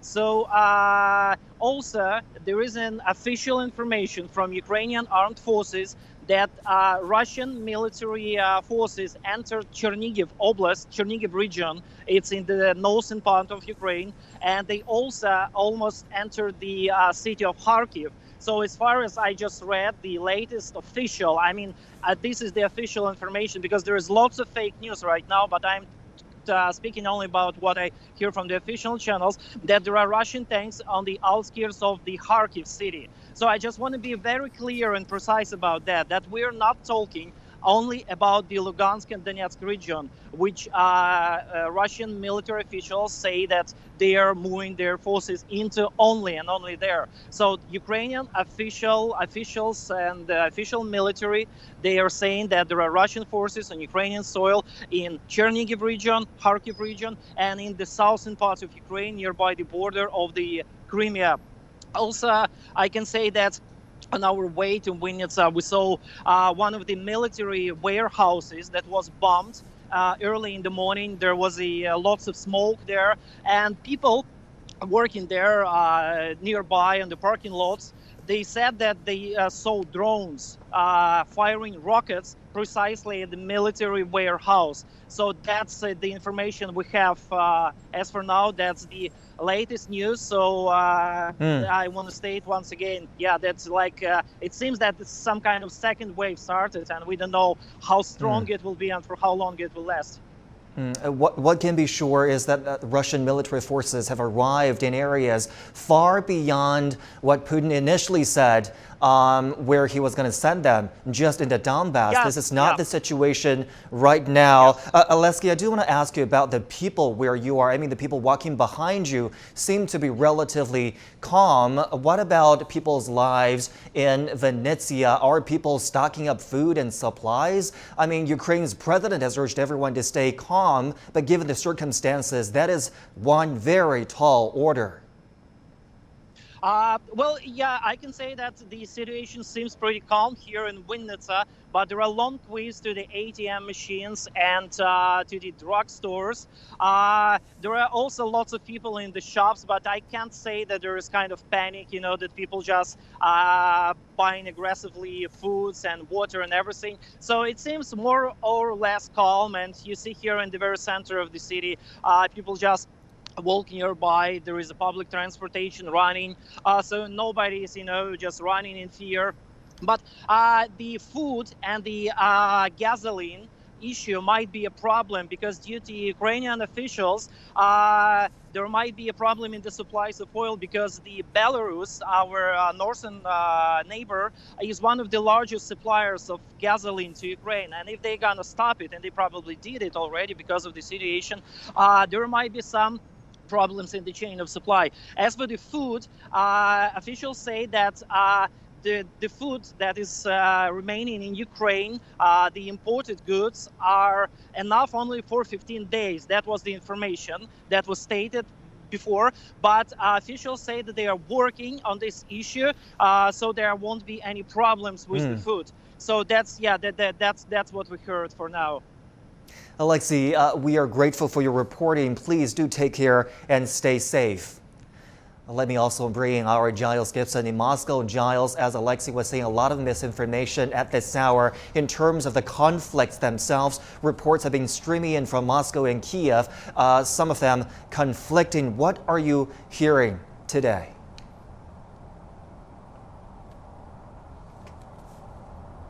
Yeah, completely conflicting, because as we just heard a few minutes ago from that Russian military official, they are still describing this as a special military operation.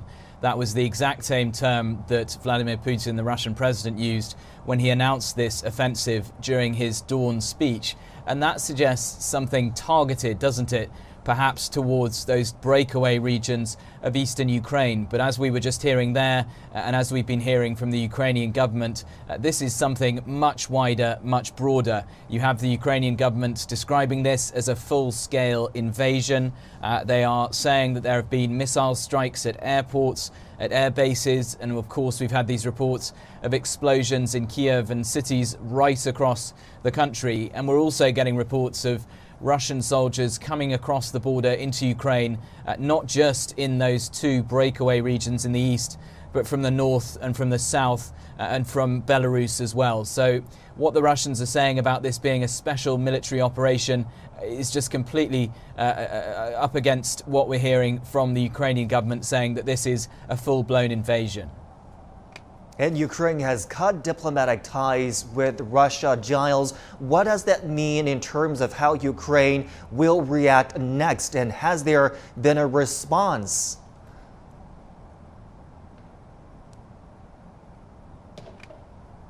No response yet from the Kremlin here in Moscow or from the Ministry of Foreign Affairs. We have had an update from the Turkish presidency. Turkey's President Erdogan speaking to the Russian President Vladimir Putin. According to a readout that we've had from the Turkish side, they are saying that President Erdogan told President Putin that Turkey does not recognize these steps against Ukrainian sovereignty, and also said that military conflict doesn't help anybody. Turkey is a very interesting case because, of course, it is a NATO member, but it's also enjoys close ties with Moscow, or at least it did until the last few hours or so. They'd actually previously offered to mediate between Ukraine and Russia, but now you have the Turkish saying that they do not support this invasion by the Russians. This, of course, was also supposed to be the day that US Secretary of State Antony Blinken and the Russian Foreign Minister Sergei Lavrov were supposed to be having some sort of talks, having a face-to-face meeting. Clearly, events have moved so much faster, and on the day that that meeting was supposed to take place, that diplomacy was supposed to take place, we now have reports of Russian forces crossing into Ukraine at all sorts of different points along the border. Giles, do we know about the sentiment among the Russian people? Because for the Ukrainians, either Vladimir Putin lied when he said he was just sending peacekeepers into eastern Ukraine. One can argue that, given the circumstances today, peace is very much in shatters, or he simply broke his word when he announced what he was going to do with those peacekeepers. What about the Russian people? Are they on board with Vladimir Putin's plan? Are they supportive? Do they believe that this assault on Ukraine is in the best interests of Russia?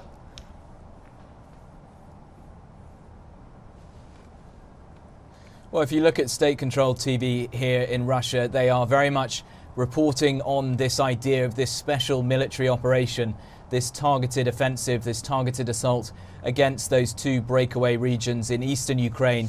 There is absolutely no reporting on Russian state television about all of this other action that we're seeing.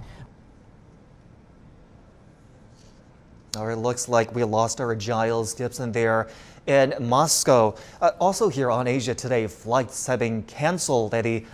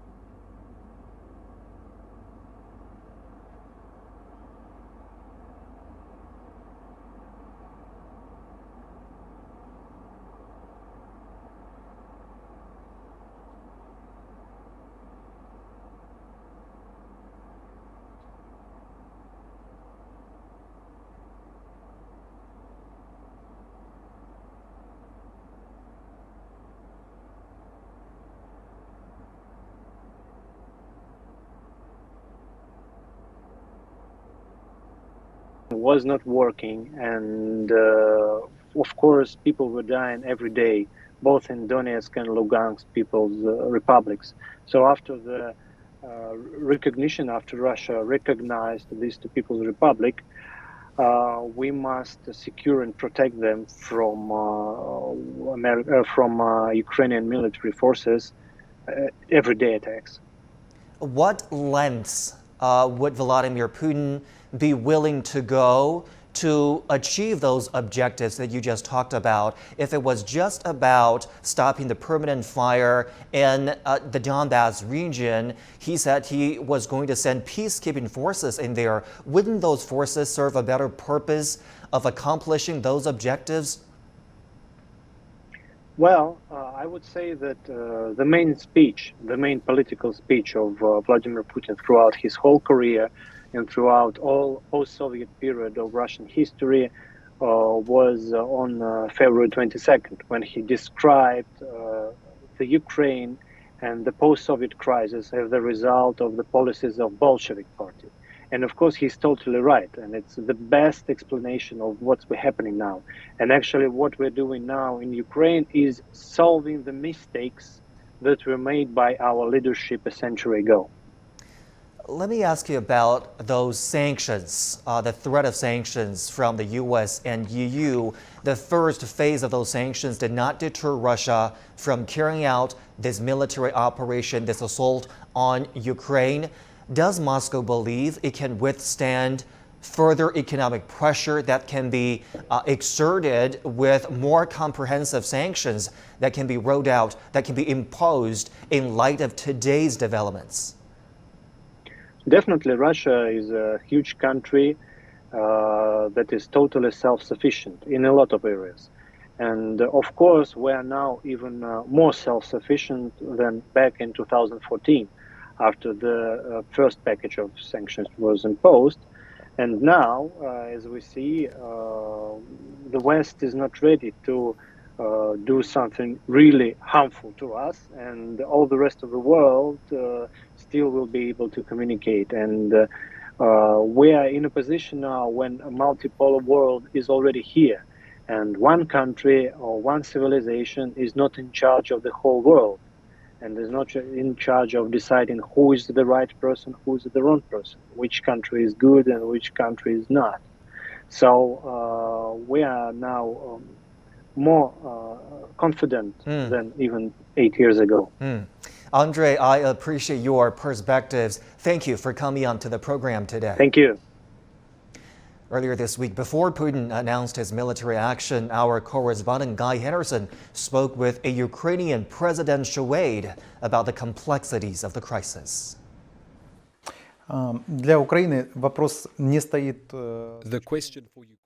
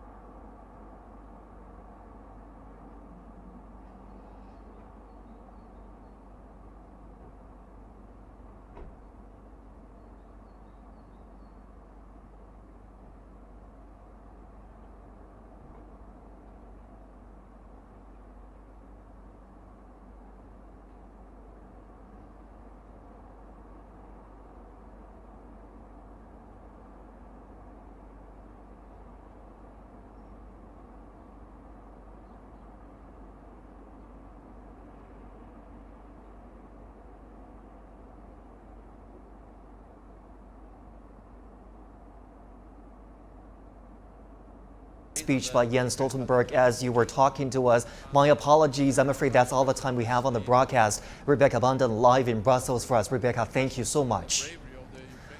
All right, before we go, a recap on the latest developments in Ukraine. President Volodymyr Zelensky has offered weapons to anyone who wants to defend their country. Kyiv has broken diplomatic ties with Moscow. Ukraine says more than 40 of its soldiers and around 10 civilians have been killed. Explosions have been reported in several Ukraine.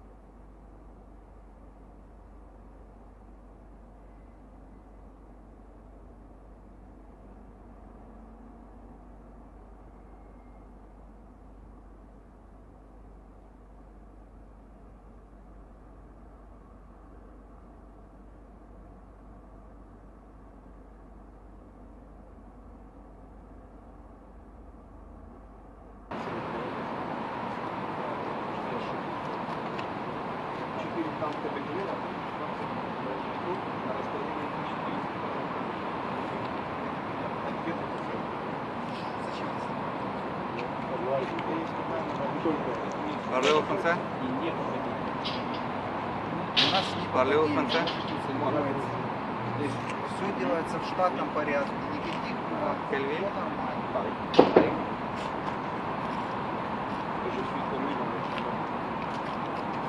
Да, алло, да. Мы біля журналистов. Я бы на вашем месте Да. в данный момент здесь бы не находился. Поки не знаю. не надо. Поки не запускали. Если такой объект сейчас может прилететь и придушить. Ми зараз не там, ми на хуторке. Меньше ночи. Меньше ночи. Да, ми зараз закриваємо її, да. Все добре. Там сбили сушечку.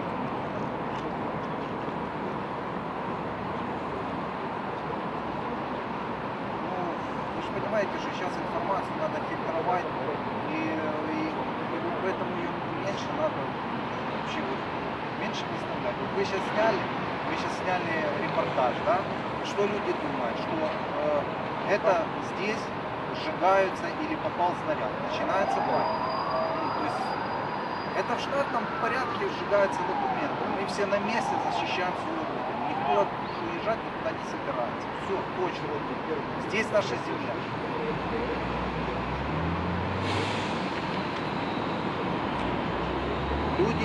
Людей тоже можно понять, это гражданские люди. Поэтому пусть едут, не все. Моя семья здесь. Сумасшедший президент, сумасшедший. Что можно сказать?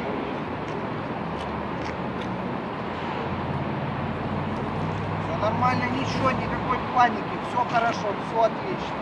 Это мы палим костры.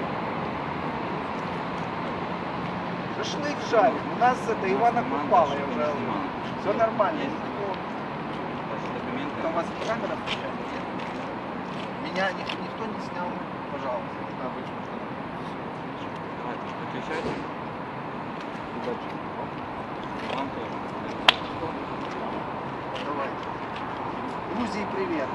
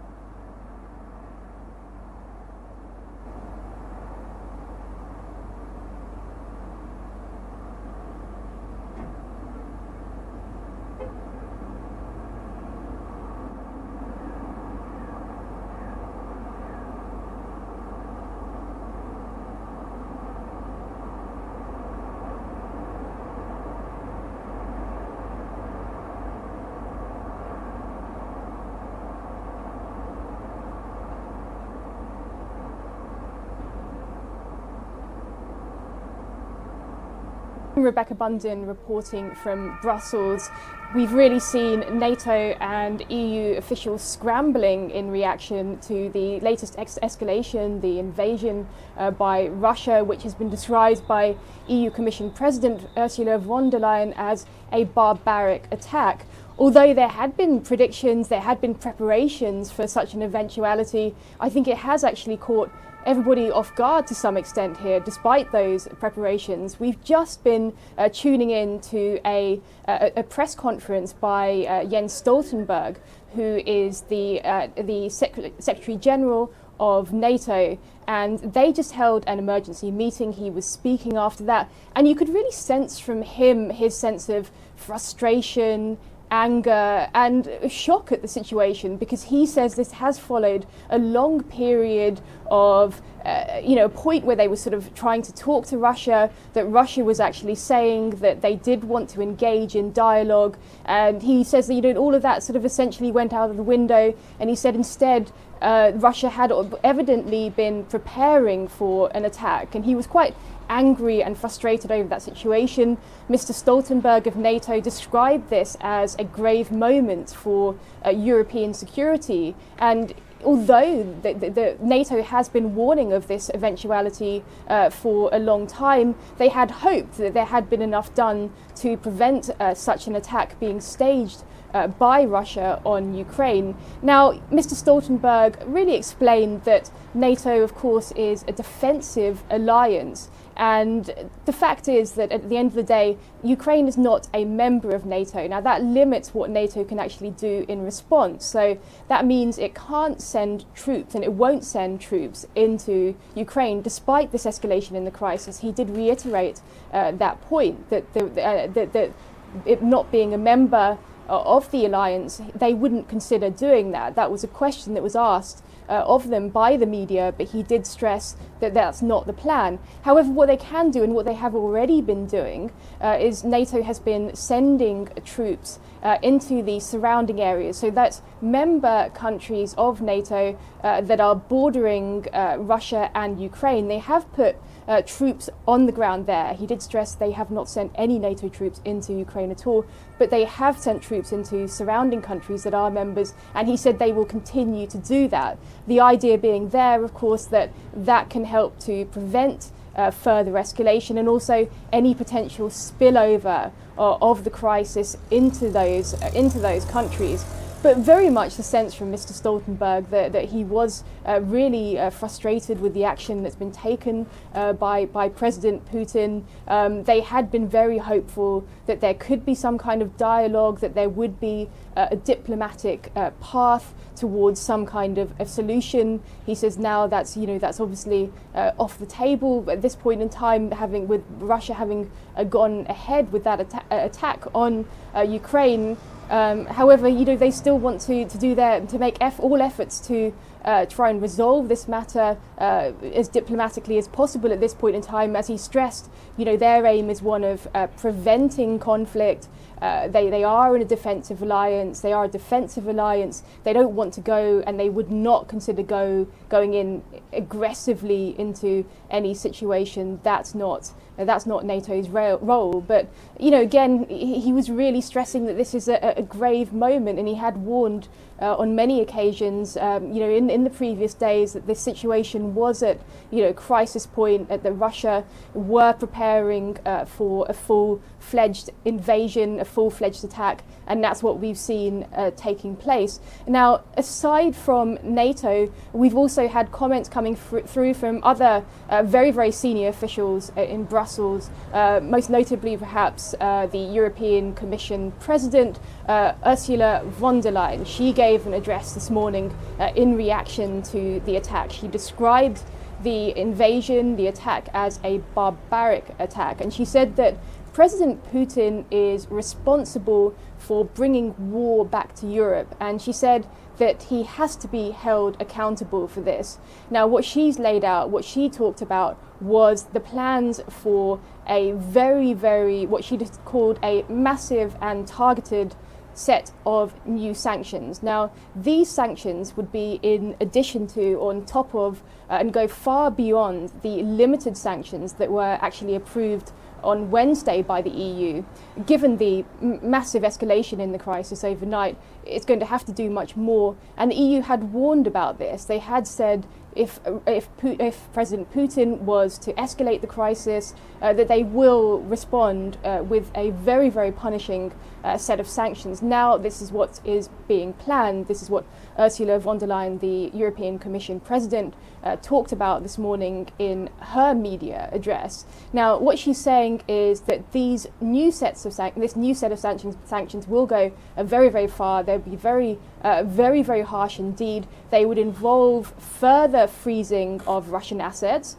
They would also cut off Russia's access to technologies and to finance. So this will really hit the Russian economy very hard. It will hit sectors very hard that are trying to access finance, and most notably, of course, for military purposes. It really wants to hit the country hard, hit the Kremlin hard, and prevent them getting access to finance that could be or would be used to fund war. She said she wants to cut off their ability to access finance for war, and that's what they're planning with this new set of sanctions. Now, this set of sanctions would still have to be approved, and they're going to be put towards EU leaders who are coming into Brussels today for an emergency meeting that's going to be held this evening. Now, that was already planned. That was announced yesterday, even before Russia's latest attack, the invasion on Ukraine.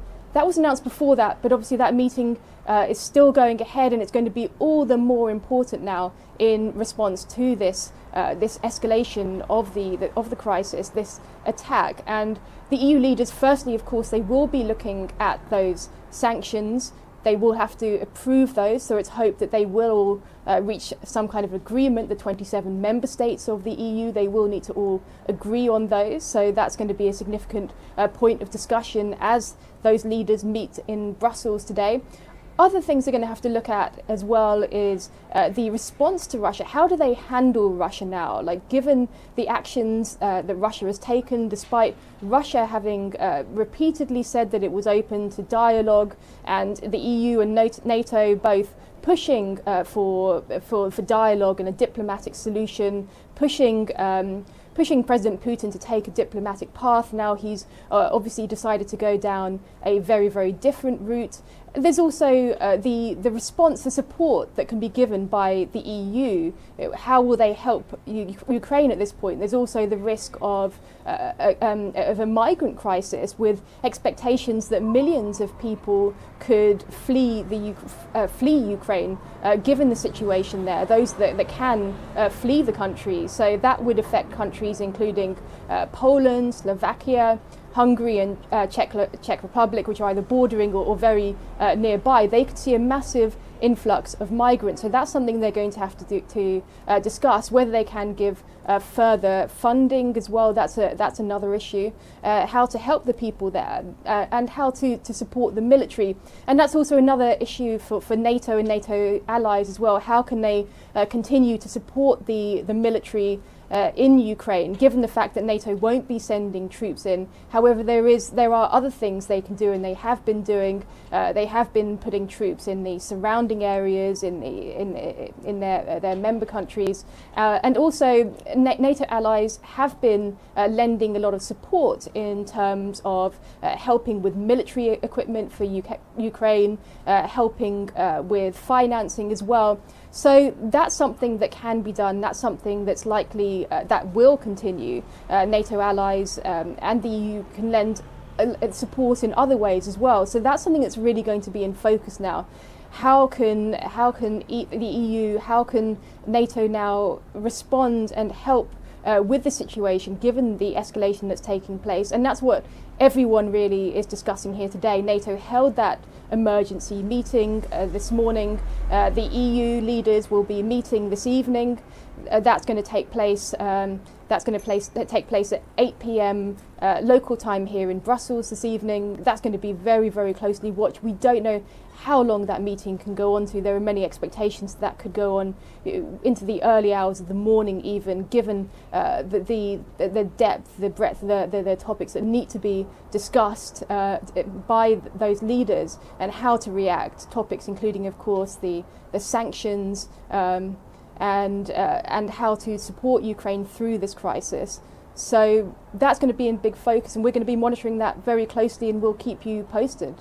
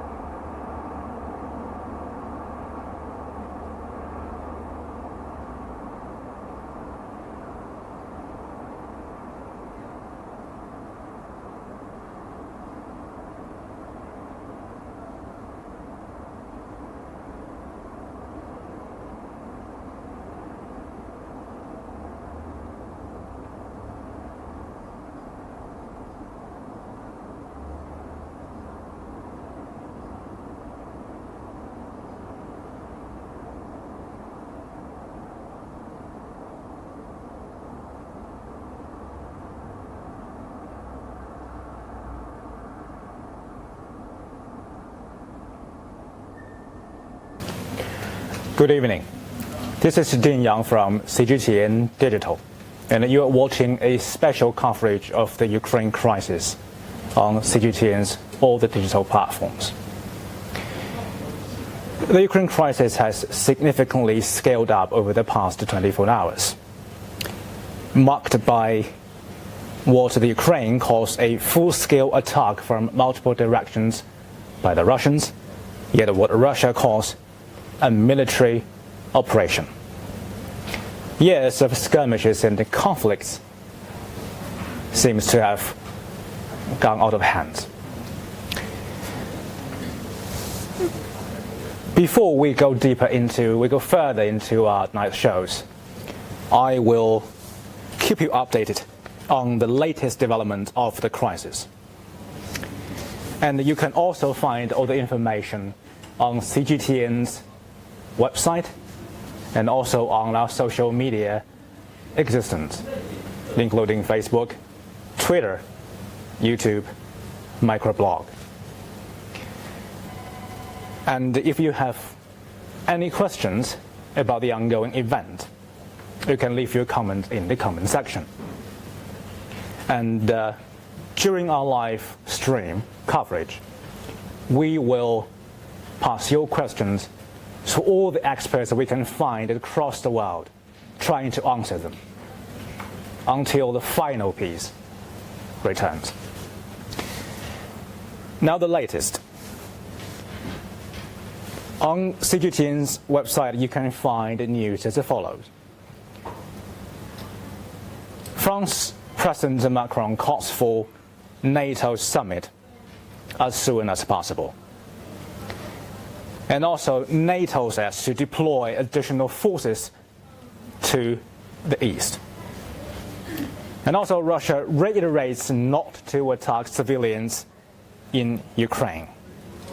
And I'm going to expand a little bit on that. Luhansk and Donetsk militia have launched a counter-offensive with fire support from the Russian armed forces. The official representative of the Russian Defense Military said on Thursday. He added that Ukraine is preparing provocations according to the patterns of the white helmets with staged videos about the mass casualties among the country's civilian population. That is the latest we've received.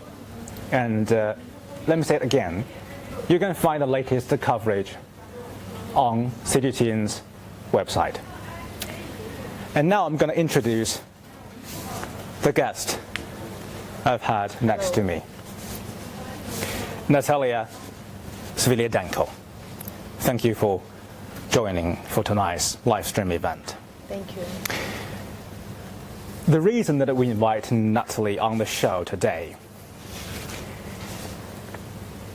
is not just to give you an analysis, an academic analysis of what is going on in Eastern Europe. I'm sure that you've received that information all day long from all sorts of sources. You hear all sorts of voices and sounds. It could be from the grounds in Ukraine that the people shouting, crying for peace. And it could be the angry voices sounds from the streets where people try to panic buy, to herd citizens to prepare themselves for the further escalation of the event. You must have heard all sorts of diplomatic talks, finger points, and also people on the internet, be they living far away from the ground zero, condemning the side that they believe are fully responsible for the event.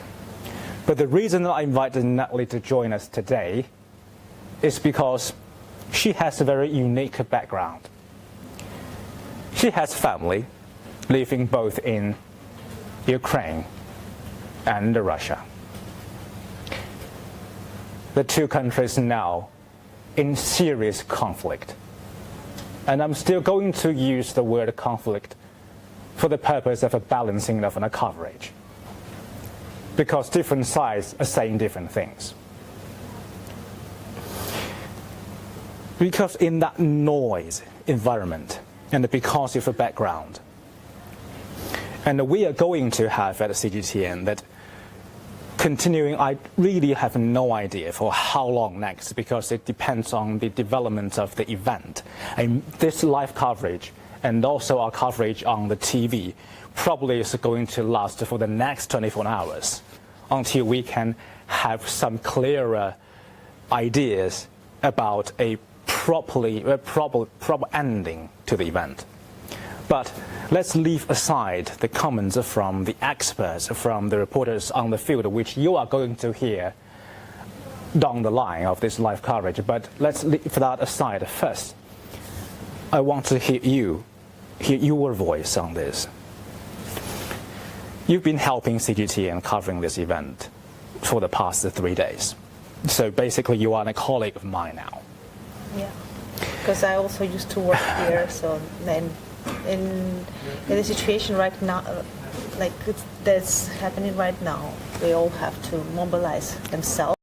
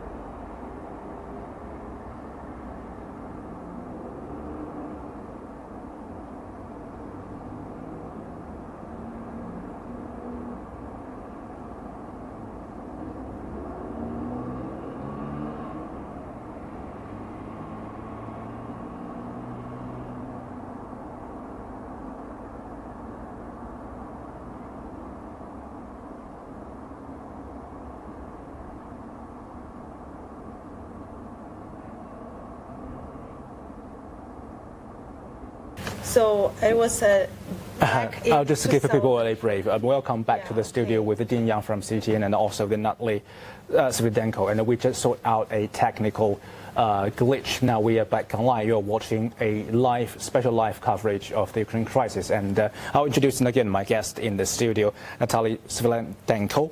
And she's been with CGTN covering the crisis for the past 3 days. And that makes her basically my colleague, and actually she used to work with CGTN. And the reason that we invite her online with us tonight is not just because he can help us to understand the deeper of the political and also military conflicts, but also because of her unique background. She has a family living in Ukraine as well as in Russia, the two countries that now in, well, although that not most every country can agree on this definition, but in a war. So my first question to you is, can you tell us a little bit about before the conflict, when everybody can could live as normal as possible with their lives? Because you have families living in two conflicting countries, and there must be a huge change in the family. Yes, right. So let's start from what happened before. What was the normal life like? So when I just came to China, it was actually almost 16 years ago. I was thinking like, the life back in Ukraine is so great. Even I was missing my home so much. I was thinking like, I can't, I'm going to go back anytime. And I will be facing the same, I will going back to the same country, basically, where everything is good, where the ratio dollar to hryvnia is just very stable. It was even less than yuan, Chinese yuan at the time. It was 5-1, and in China it was 1-8. So everything looked very stable, very peaceful and calm. Who of those your families living in Russia? So it happened like my part of my family, due to their jobs, they decided to go to Russia. And from where to Russia? From my hometown, Mykolaiv. Yes. Actually, it was the south of Ukraine. It's still in the south of Ukraine. I mean, like they're still there, but this was my mom's sister. She went with her. Moved to Russia. Yeah, she moved due to his work, and then they stayed there because it was a long-term project. They stayed for many years. They got Russian passports, and my cousin, who was born in Ukraine, also moved to Russia, later studied in Moscow University, Moscow State University, very famous one. So when they make this decision to move from one country to another, did they feel this as some sort of very special arrangement because of the long history between the two countries, or they just simply felt it was a normal decision that normal people made? This was normal because in the Soviet Union everyone was traveling. My father is from Russia and he was living in Russia and decided to move to Ukraine. It was not a big deal. It was two like fraternal countries, like two like big brothers, or the relatives from in the big family. It's all because it was all back to all the background of the Soviet Union, all these republics. Yeah. How about languages? Languages, because of the Soviet Union policy, where we all spoke Russian mostly. How about post USSR time? Post-Soviet, but it's all ended, of course. But it was still like slowly decreasing, but not too fast. It was of course an inclined to decrease. So we all could notice it was slowly decreasing, it was slowly changing, but not that fast. The speed was quite slow. So we all were traveling between those countries. We spoke Russian, we were buying Russian books, we were watching Russian TV, and one day it all stopped. There are no Russian books anymore. People started to speak state language, Ukrainian, everything changed. So back then when there was, say, a huge festival, where would you go to celebrate? To Russian side of your family, or they just came back to Ukraine? It's like the question is like we all had the similar background, and like festivals we all celebrated together. We all could go there, and unfortunately I moved to China. So I wouldn't call it unfortunately. It was also a career movement, but I understand what I mean. Far away from home. Yeah, far away from it was hard for me to get a Russian visa later. It was hard for me to go back to Russia. Later, I didn't see my the part of my family who were in Russia. So my grandmother died without seeing my daughter. My aunt died and I didn't visit her. I couldn't go like so easily like I used to go, you know, all this traveling and all these procedures, you know. At this time, the Russian... So when you say it was a little bit difficult to get the necessary documents to go to other countries, you mean that it was... that was around the time... Oh, no, that was also around the time when the conflict was approaching. Yeah, it was very slow. I would call it a very slow start of this war. You know, it was not noticeable. It was not noticeable for ordinary people, but it was already starting. And back there to 2014, where the two regions of Ukraine, Donetsk region and Luhansk region, they self-proclaimed themselves like independent republic. How far do your family live from the two provinces? They are quite far.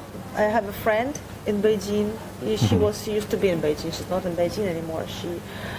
That's the story. You know, she was from Donetsk and she left, and her mom was still there.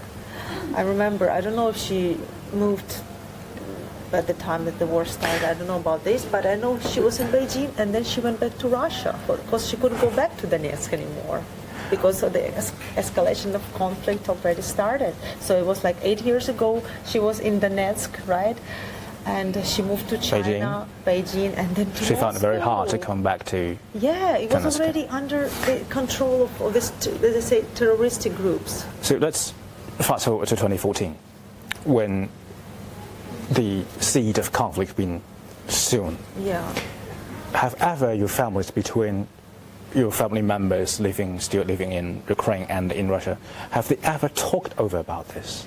We didn't talk about it in the family. We all knew about that, but it was like very, we all were sure. We were sure it's just nothing there. It's like people sitting there, like doing some like lazy training, shooting, shelling, you know, like just for like once in a week, and just sitting there doing nothing, like on the borders because there's a conflict, but normally like it's just called conflict or something. Have they ever talked to nothing was happening there, really nothing. People believed it's just like a joke or something. They were making jokes about the situation because they know more why people are doing this, why they self-proclaim themselves independent. It's like they're fighting with Russia, but they were not really fighting. So you've never changed opinions between your Russian relatives and also the Ukraine? On the screens, we were just like, I remember at this time I was in China, it was showing like the beginning of all that, and also on the screens, like very like the people are just sitting there, they're like doing nothing, like they're shooting some mines. I don't know what they were shelling, you know. I actually don't really know exactly what they were doing. So it didn't look much like a war at all. Am I exaggerating by saying that your families back in Ukraine have been completely caught off guard by what happened over the past 24 hours? They're not at all prepared in whatever way for this. Yeah, because everything seemed fine, everything seemed peaceful, and everything seemed like it's just a stage, you know, that will pass, and everything will go back to normal. Have you talked to them after what happened this morning? Of course, I did. What did they say? Oh, I was feeling very scared personally when I heard the news in the morning because it was Ukrainian time. It was 4 or 5 a.m. So people were sleeping, and my father woke up with the sounds of explosion just right next to their house, like several kilometers away. And he was like looking at, and I asked him, "What's going on?" He said, "I saw it with my own eyes. I saw the explosion, so I can witness it. I can tell you that it's true that was happening. It's not anywhere. It's nearby. It's right here. The war is happening right here." Haven't they thought about leaving the house immediately? I mean, evacuating to some. I asked them, "Are you feeling scared, guys? What's going on?" They said, "We've all been told it's just a training." I think it's just they told that. So they didn't actually know where They thought it's like training because what's going on? But oh, keep calm. It's just a training. So they didn't know the source of the bombing or the explosion. They didn't know which side fired anything. No, they didn't know anything. It was just So, explosion. and it's like, why is it? And of course, people noticed it was obvious. And on TV, they said, like, no panicking. It's a training. Everything is everyone remain calm. Everything is okay. And people were okay. That's training. We believe our government. Okay, that's fine. But then when they switch on their TVs and they saw like mass hysteria, people are running out of the cities. People are making huge traffic jams on the roads. People are crowding in the supermarkets. People are making lines next to ATMs to take their money out of banks. Have you tried, or your family in Ukraine, have they tried to contact their relatives in Russia? I guess so, because I was trying to contact my brother personally. I couldn't contact him. My brother lives in Kiev, in the capital of Ukraine. Mm-hmm. So the Kiev is under attack, under severe attack right now. And people are... I would point out that even though that we are not having a live coverage in the Kiev, not yet, but I would say that from the report from the Russian side, they said that they didn't target, and they will not target civilians, and they were not targeting cities, but they were only targeting military bases and military buildings. I mean, that's the statement from the Russian side. I need to point that out, but they definitely can feel that the city been seized. Of course, it's a kind of the situation right now. It just reminds me of the beginning of the Second World War, when it was back to 1941, June 22nd. People were sleeping while Hitler's Air Force started bombing the cities, and all the innocent people were just know nothing what's going on. They're just sleeping. They're under attack, unexpected attack. So is it this history repeats itself? What do you think? I think it's kind of similar, right? Because people said, Russians said... In terms of people suffering, I think I can say that there's similarities. But in terms of regional and the geopolitical politics, I think it's far more complicated than that. Right. Can I just ask a question about the future? Well, now it may sound a little bit luxury to talk about the future because we're still in the middle of a serious military conflict or a war. But still, we like to retain hope at least. So when everything is settled down, in whatever way we cannot predict for the moment, but when it's settled down, do you think your families, especially the relations between the families in Ukraine and those your next of kin living in Russia, do you think there might be some sort of distrust or mistrust, or do you think they will be impacted negatively by what has happened? I don't think so. I think my family is quite united. We always keep a close touch. My father was going back to Russia quite often before his mom passed away. So I'm sorry. Yeah, so it was like recently. It was not. It was quite recently, but I think it's just not going to happen. The family will remain united, and this war is not going to put the seed of hatred into the hearts of people. I don't think so. They want to make people separate. They want them to forget their roots, where they're coming from. They want them to feel hostile to each other. I think that's the main purpose. Just to break the families, feel them hostile. The brothers hate the fathers. Fathers condemn grandfathers who live in different countries right now, right? Like mothers hate their daughters, and it's because they are like a big family, It's all the spread. Just the territories are different, just the countries are different, but the families, they're all mixed, Most like in my city, lots of people, families that are like Russians and Ukrainians. They're just just mixed together, you know. It's inseparable, you know. It's very hard, you know. Now they break the inseparable. They want to break the sacred ties of the families. This is what's going on right now.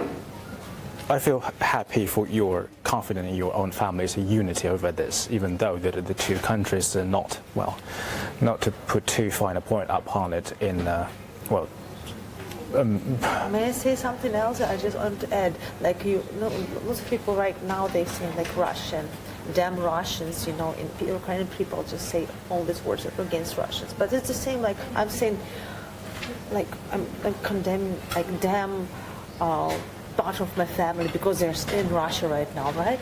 They are just part of my family, and being territorially staying in Russia, it doesn't mean they are like becoming my enemies right now because they're Russians now. By passports, they have a Russian passport, right? So I'm not saying they like stop being a part of my family. I'm saying like people generalize it. People saying in general, right? Yes, I hate Russians, but the Russians are still their families. I hope I don't give you an impression that I'm driving a wedge between your family. That is not my purpose. My purpose is I'm happy for your confidence in your family's unity because I hope, it's my sincere hope that that this confidence can be shared by most of the people now living in the conflict zones. But it's just because I'm sitting in the studio in Beijing that's thousands of miles away from the ground zero. So that sounds a very luxury wish. But do you think that the people from both countries, ordinary people, not politicians, not state leaders, and not people that we're probably going to interview or broadcast their speeches in the next few hours, do you think ordinary people living around your family or living, say, in Kiev or in Moscow, do you think they can share this confidence in the power of a healing after what just happened? I don't think so. I'm not sure of that, but I want to live, like I'm here right now in the studio, so what I want to do, I want to live the message to all the people, just be people, be human. Keep but you humanity. But you know human has flaws. Right, the humanity should flourish, you know. It should overcome everything, you know. I think we should keep humanity. We should maintain the peace by any means. So not by means of like destroying human lives, you know, and destroying everything, that all the connections that we have. It's not going to build the humanity. So we have to think of some ways that we can do just to erase this hostility from our hearts. I'm not religious myself, but I've heard this very famous saying from the Holy Scripture of the Christianity: love thy neighbors. I'm sure that you must have heard this, love thy neighbors, and surely that Russia and Ukraine are neighbors.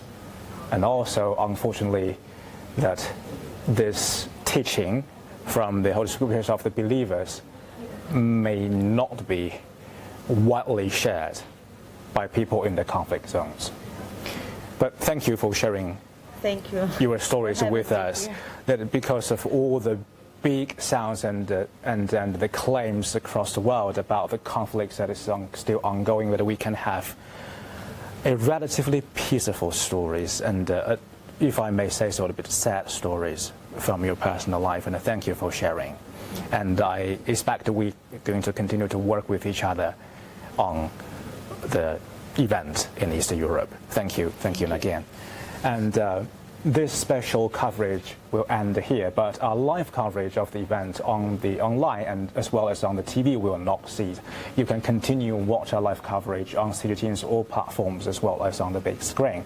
Our reporters from Moscow, from Kiev, and from the conflict zones as well as from the New York and Washington, all the interested party countries will continue to bring you the latest updates on the event. Stay tuned in and see you soon.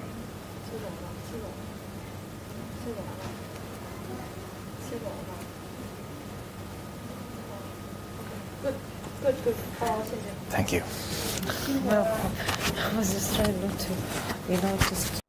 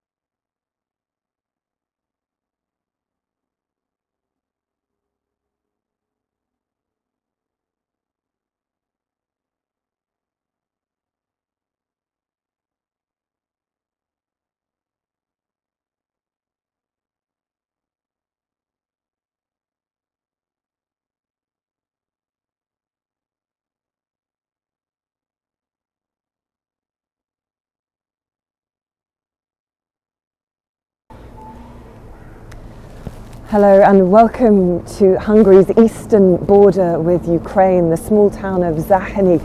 The crossing you see behind me is for the moment quiet, but Hungarian local media have been reporting today that Hungary should be bracing for as many as 600,000 war refugees fleeing from Ukraine onto this soil. Now, as you can see, the scenes behind me are calm at this stage, but those numbers are expected to increase as we head into the weekend, given the extraordinary and horrifying developments of the last few hours. Now, Hungary's political classes have been condemning the activities, saying firmly that they stand with the joint EU approach. Certainly there has been a meeting of the Hungarian Security Council in Budapest this morning, a message from Prime Minister Viktor Orban and his foreign minister that Hungary firmly supports Ukraine's territorial integrity and sovereignty. But meanwhile, the situation here on the border remains difficult. As I say, we are hearing that hundreds of thousands of people are being forced to flee their homes from the city, currently under attack by Russian forces. Cities like the capital of Kiev, cities like Kharkiv, where we know that people are trying to flee via their cars, via trains, via planes, but facing enormous difficulty evacuating those places. In the town of Lviv, which nears the Polish border, we're hearing that there are queues of as long as 10 kilometers of traffic as people try to enter safety and get onto Western soil. Now, here in Hungary, Hungary stands slightly apart from its other neighbours, such as Poland and Slovakia, who have made it clear in recent days that they will be willing to welcome war refugees from Ukraine. Then, hypothetically, in the event of a Russian invasion, of course, that has become very real in the last few hours. It remains to be seen to what extent Hungary will push back anyone trying to cross over these borders. We have heard mixed messaging from the government on this, but we do know that in the last couple of days, Hungary's defense ministry sent additional troops to the border to, in its words, boost border security and carry out humanitarian tasks. Soldiers were told that they would need to be prepared to deal with an influx in numbers of Ukrainians fleeing their country. So how that plays out will of course remain to be seen in the coming days. But certainly the eyes of the people in this town are watching the horrifying events in Ukraine. Around a week ago, when our team was in this village, there was relative calm about the events. There was a feeling that Russia actually wouldn't come through with this attack, and there was no real risk to small towns like this one that have such close geographical proximity to Ukraine. That, of course, has all changed, and there is a feeling of unease in this one. We did see 2 military helicopters flying to the border around an hour ago, and as I said, we know that those additional troops have been sent to crossings like this one to manage the situation. So really this is a situation of suspense. Poland, we're told, is likely to see the highest numbers in the short term, but given the congestion that we're already seeing in the city of Lviv, which is on Ukrainian territory but very close to Poland, that could start to spread down to countries further south to Poland, such as here. Lithuania, to the north of Poland, has declared a state of emergency and has sent additional troops to its border as well. So for now, calm scenes here in Hungary, but certainly that all could change as this crisis continues in neighbouring Ukraine. Thank you for joining me.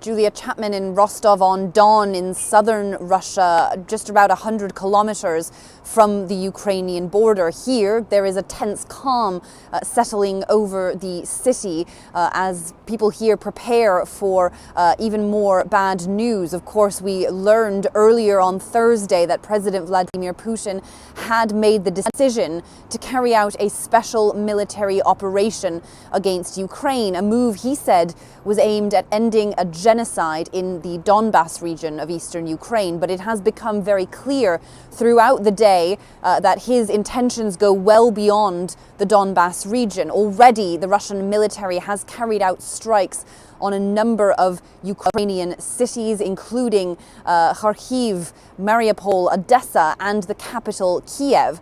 The Ministry of Defense in Moscow says that it is only targeting military infrastructure. It isn't planning to carry out attacks on the cities themselves, and it says that civilians in Ukraine have nothing to fear. But already that is proving to not be the case. We've heard that a number of civilian buildings, residential buildings, have been hit. And the Ukrainian government says that there are at least 40 people who have been killed in the fighting so far. Certainly on this side of the border, there is no sense of that, but undoubtedly Russians are watching with an enormous sense of trepidation. Here in the Rostov region, the city and the region more widely are under a state of emergency, as are several neighboring regions. Now, that has been the case for several days now already. They introduced that state of emergency last weekend in response to an influx of evacuees from the Donbas region. Approximately 80,000 people crossed the border into Russia, according to state media.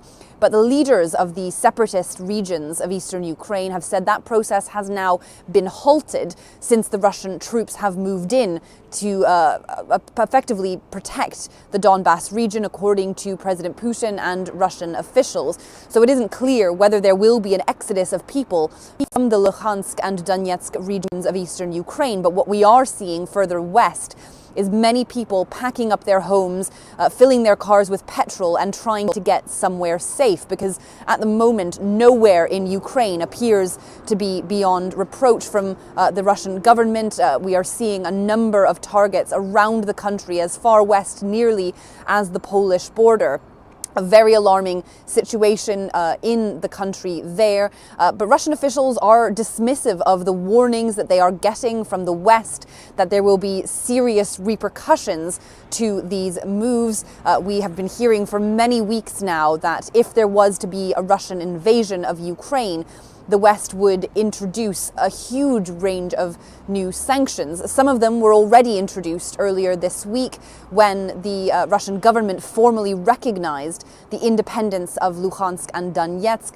But undoubtedly, with these latest military movements, those sanctions are going to be extended significantly. We've already seen the Russian ruble fall dramatically on Thursday morning. The Russian stock market fell 20% before being stopped. So certainly there are already immediate ramifications. There have been queues in Moscow at cash machines trying to take out foreign currency. Undoubtedly, the economic impacts will be significant despite government efforts to sanctions-proof the economy for the last 8 years, ever since the annexation of Crimea. These sanctions are going to go much further. They've already been targeting certain Russian banks, certain Russian oligarchs, and a wide number of Russian Duma MPs, lawmakers sitting in the lower house of parliament, were targeted by EU sanctions. But every ordinary Russian is going to be feeling this not only in their pocket, but also, of course, in the tensions growing between Russia and a neighboring country that it has very close historical and cultural links with. This is a very tragic moment in Russian, Ukrainian, and European history. Many Russians will be watching this with dismay, wondering how this step could have been taken. Others will have been persuaded by the rhetoric of President Vladimir Putin, who has dismissed the legitimacy of the government in Kiev, saying that not only are neo-Nazis rampant in Ukraine, but also the government was installed by a coup, an illegal coup in 2014. That government obviously came into power in a popular uprising, and the West considers that to be a legitimate government, but that is not the view from the Russian authorities in Moscow.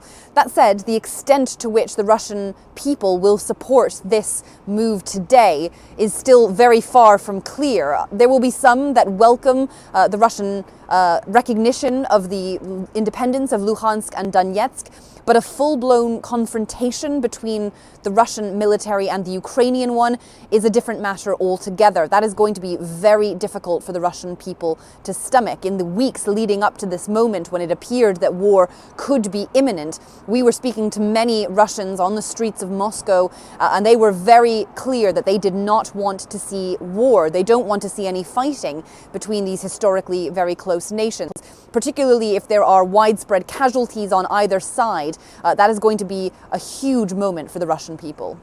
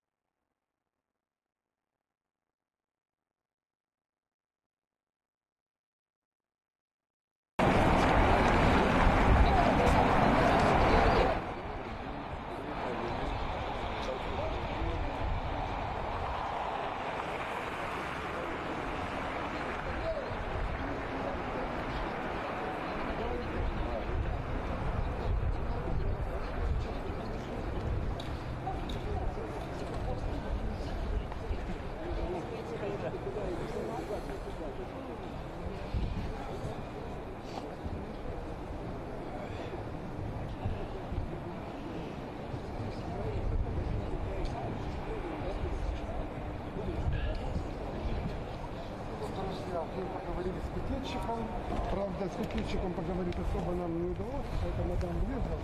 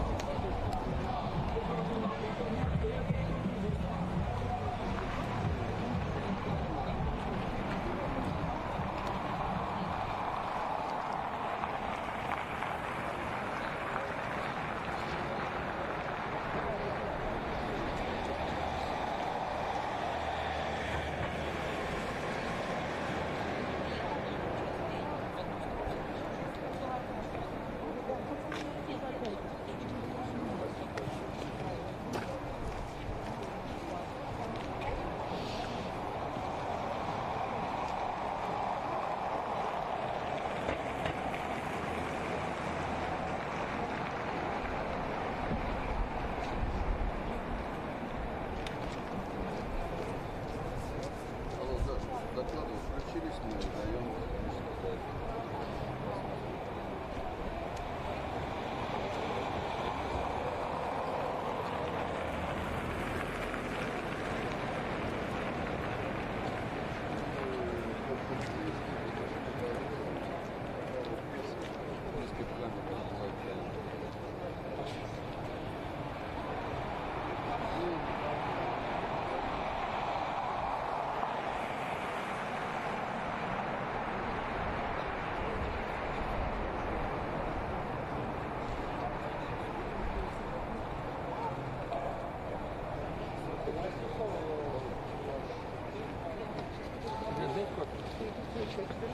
Я схожу, просто одну батарейку. Да. И обратно, да.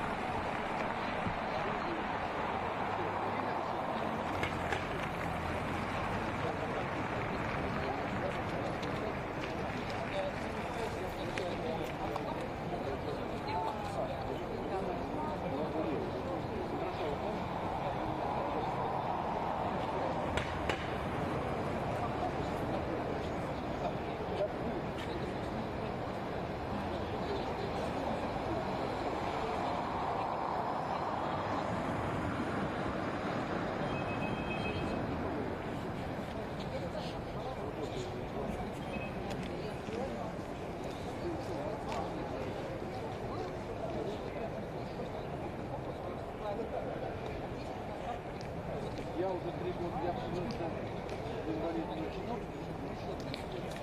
Ты же когда еще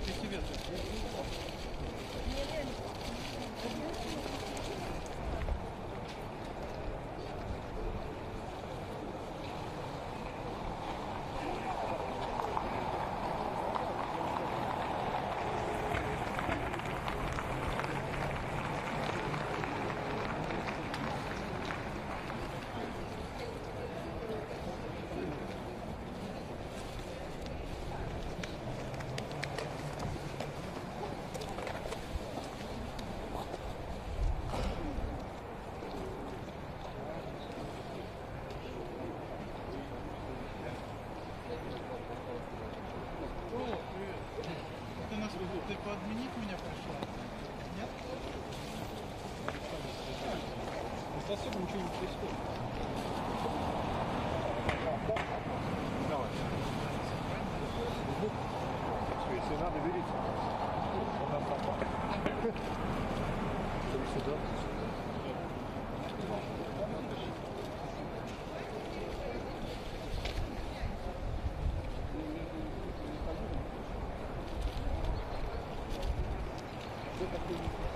Да, но очень дорогой. Американо 200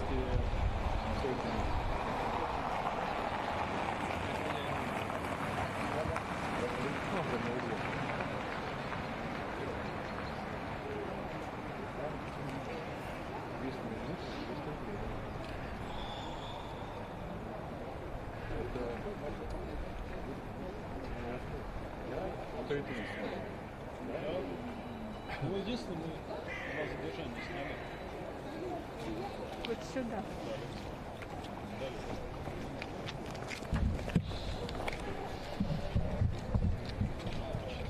Девушки, а можно чуть разойтись?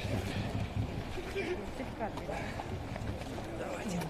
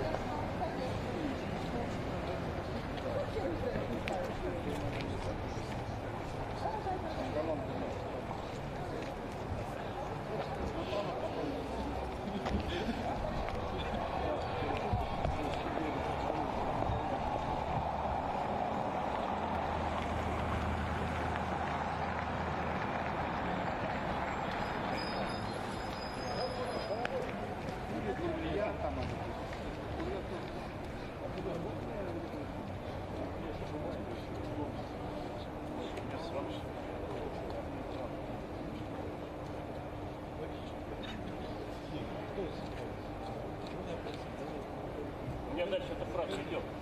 А? Я дальше эта фраза идет.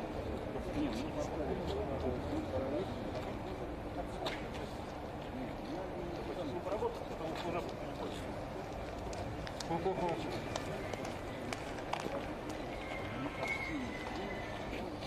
Это кто? Все вспомнила. Ага. Ну, понятное дело.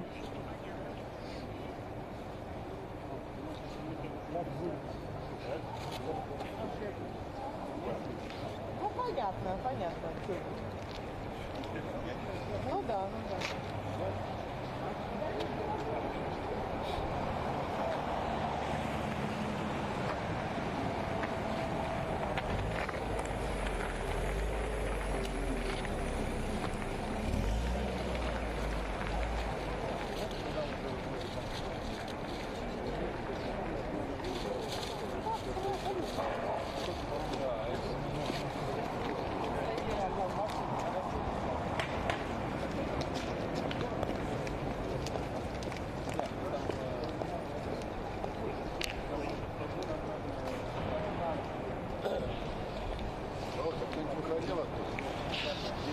Да, выходили.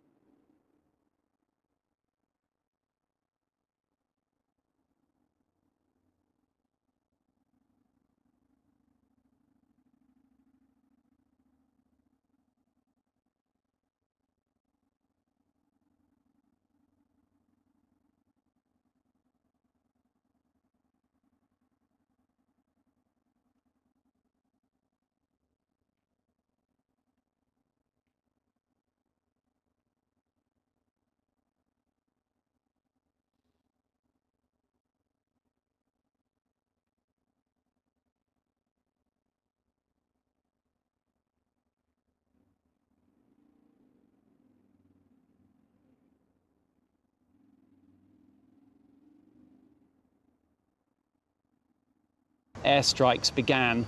Now, at the moment, we have reports of a breach by soldiers up on the border with Belarus as well. The Kiev region is the report that has been breached.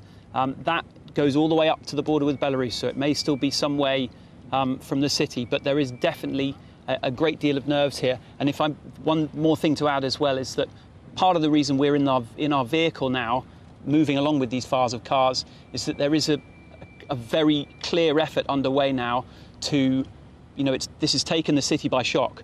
There's no doubt about that. And there is a very quick move to try and prepare for the defense of the city. Even when we got our camera out of the car, we were very quickly told to shut that camera down, even by civilians. They are preparing to defend their city, and they do not want broadcasting and pictures to get out to give a better idea of exact locations. Guy, is there any word from the Ukrainian government? What's the response from the Ukrainian president?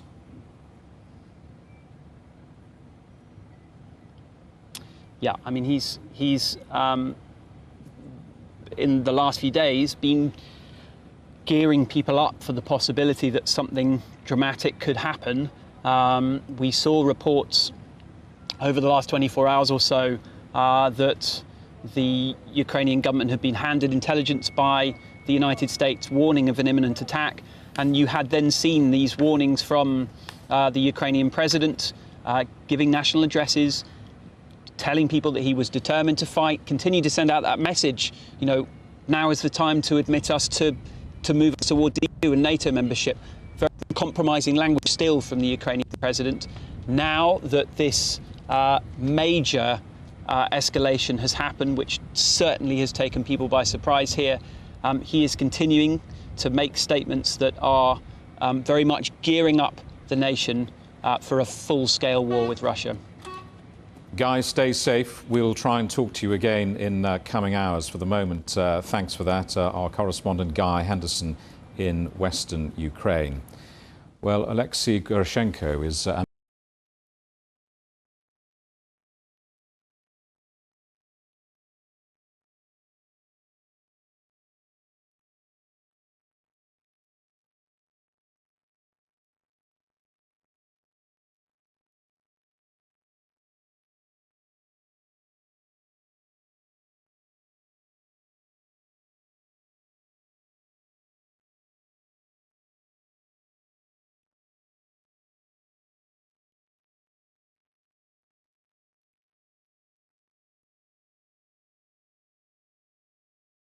and they're moving on Ukrainian soil and continue bombing and making rocket attacks.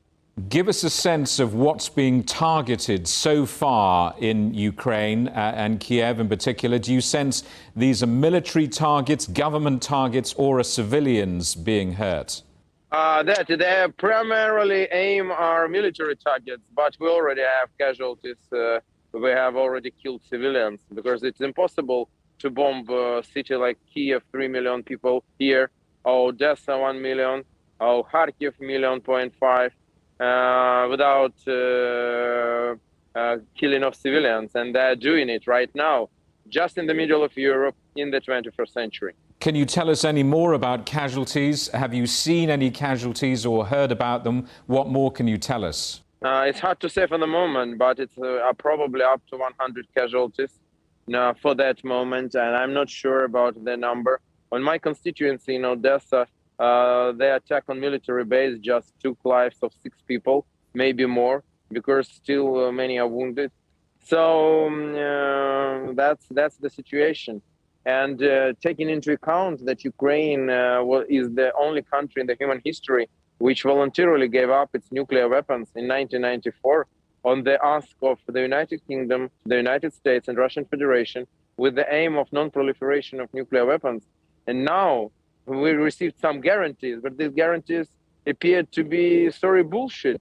And now our cities are bombed, now our people are killed, and that is a very bad message for the whole world. I'm not speaking about Ukraine. For us, it's a disaster.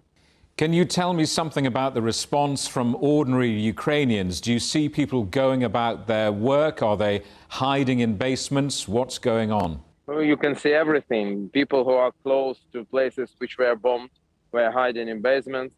Some people are trying to go to the western part of country, far further and more distance from Russia and from Putin. Some people are receiving weapons to fight for their cities and towns. So you can find all types of reaction. But we are a proud nation. We will fight, we will do our best. We are against the very big military power, and that is clear. What do you want? What do you need from the West? We need serious sanctions. But serious, I mean the ban embargo on Russian oil and gas.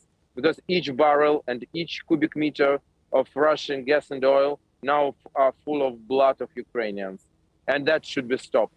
Embargo, full ban, and that's what should be done.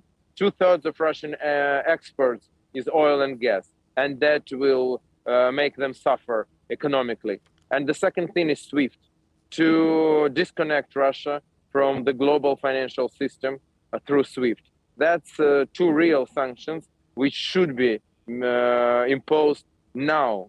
Once again, now. Not all these things about the one bank, two banks, some friends of Putin. This will not work. What is your message today from Ukraine as your country is under invasion from Russia? My message is the next. It's not about Ukraine. It's much bigger picture. If Putin will be not stopped here, the Third World War will start. He will go further. That's the main message. And also, for those who don't believe, one more argument. Ukraine is full of objects like nuclear power stations, chemical factories, pipelines, and so on. So just imagine what an awful ecological disaster of planet scale can happen if this war would not be stopped immediately.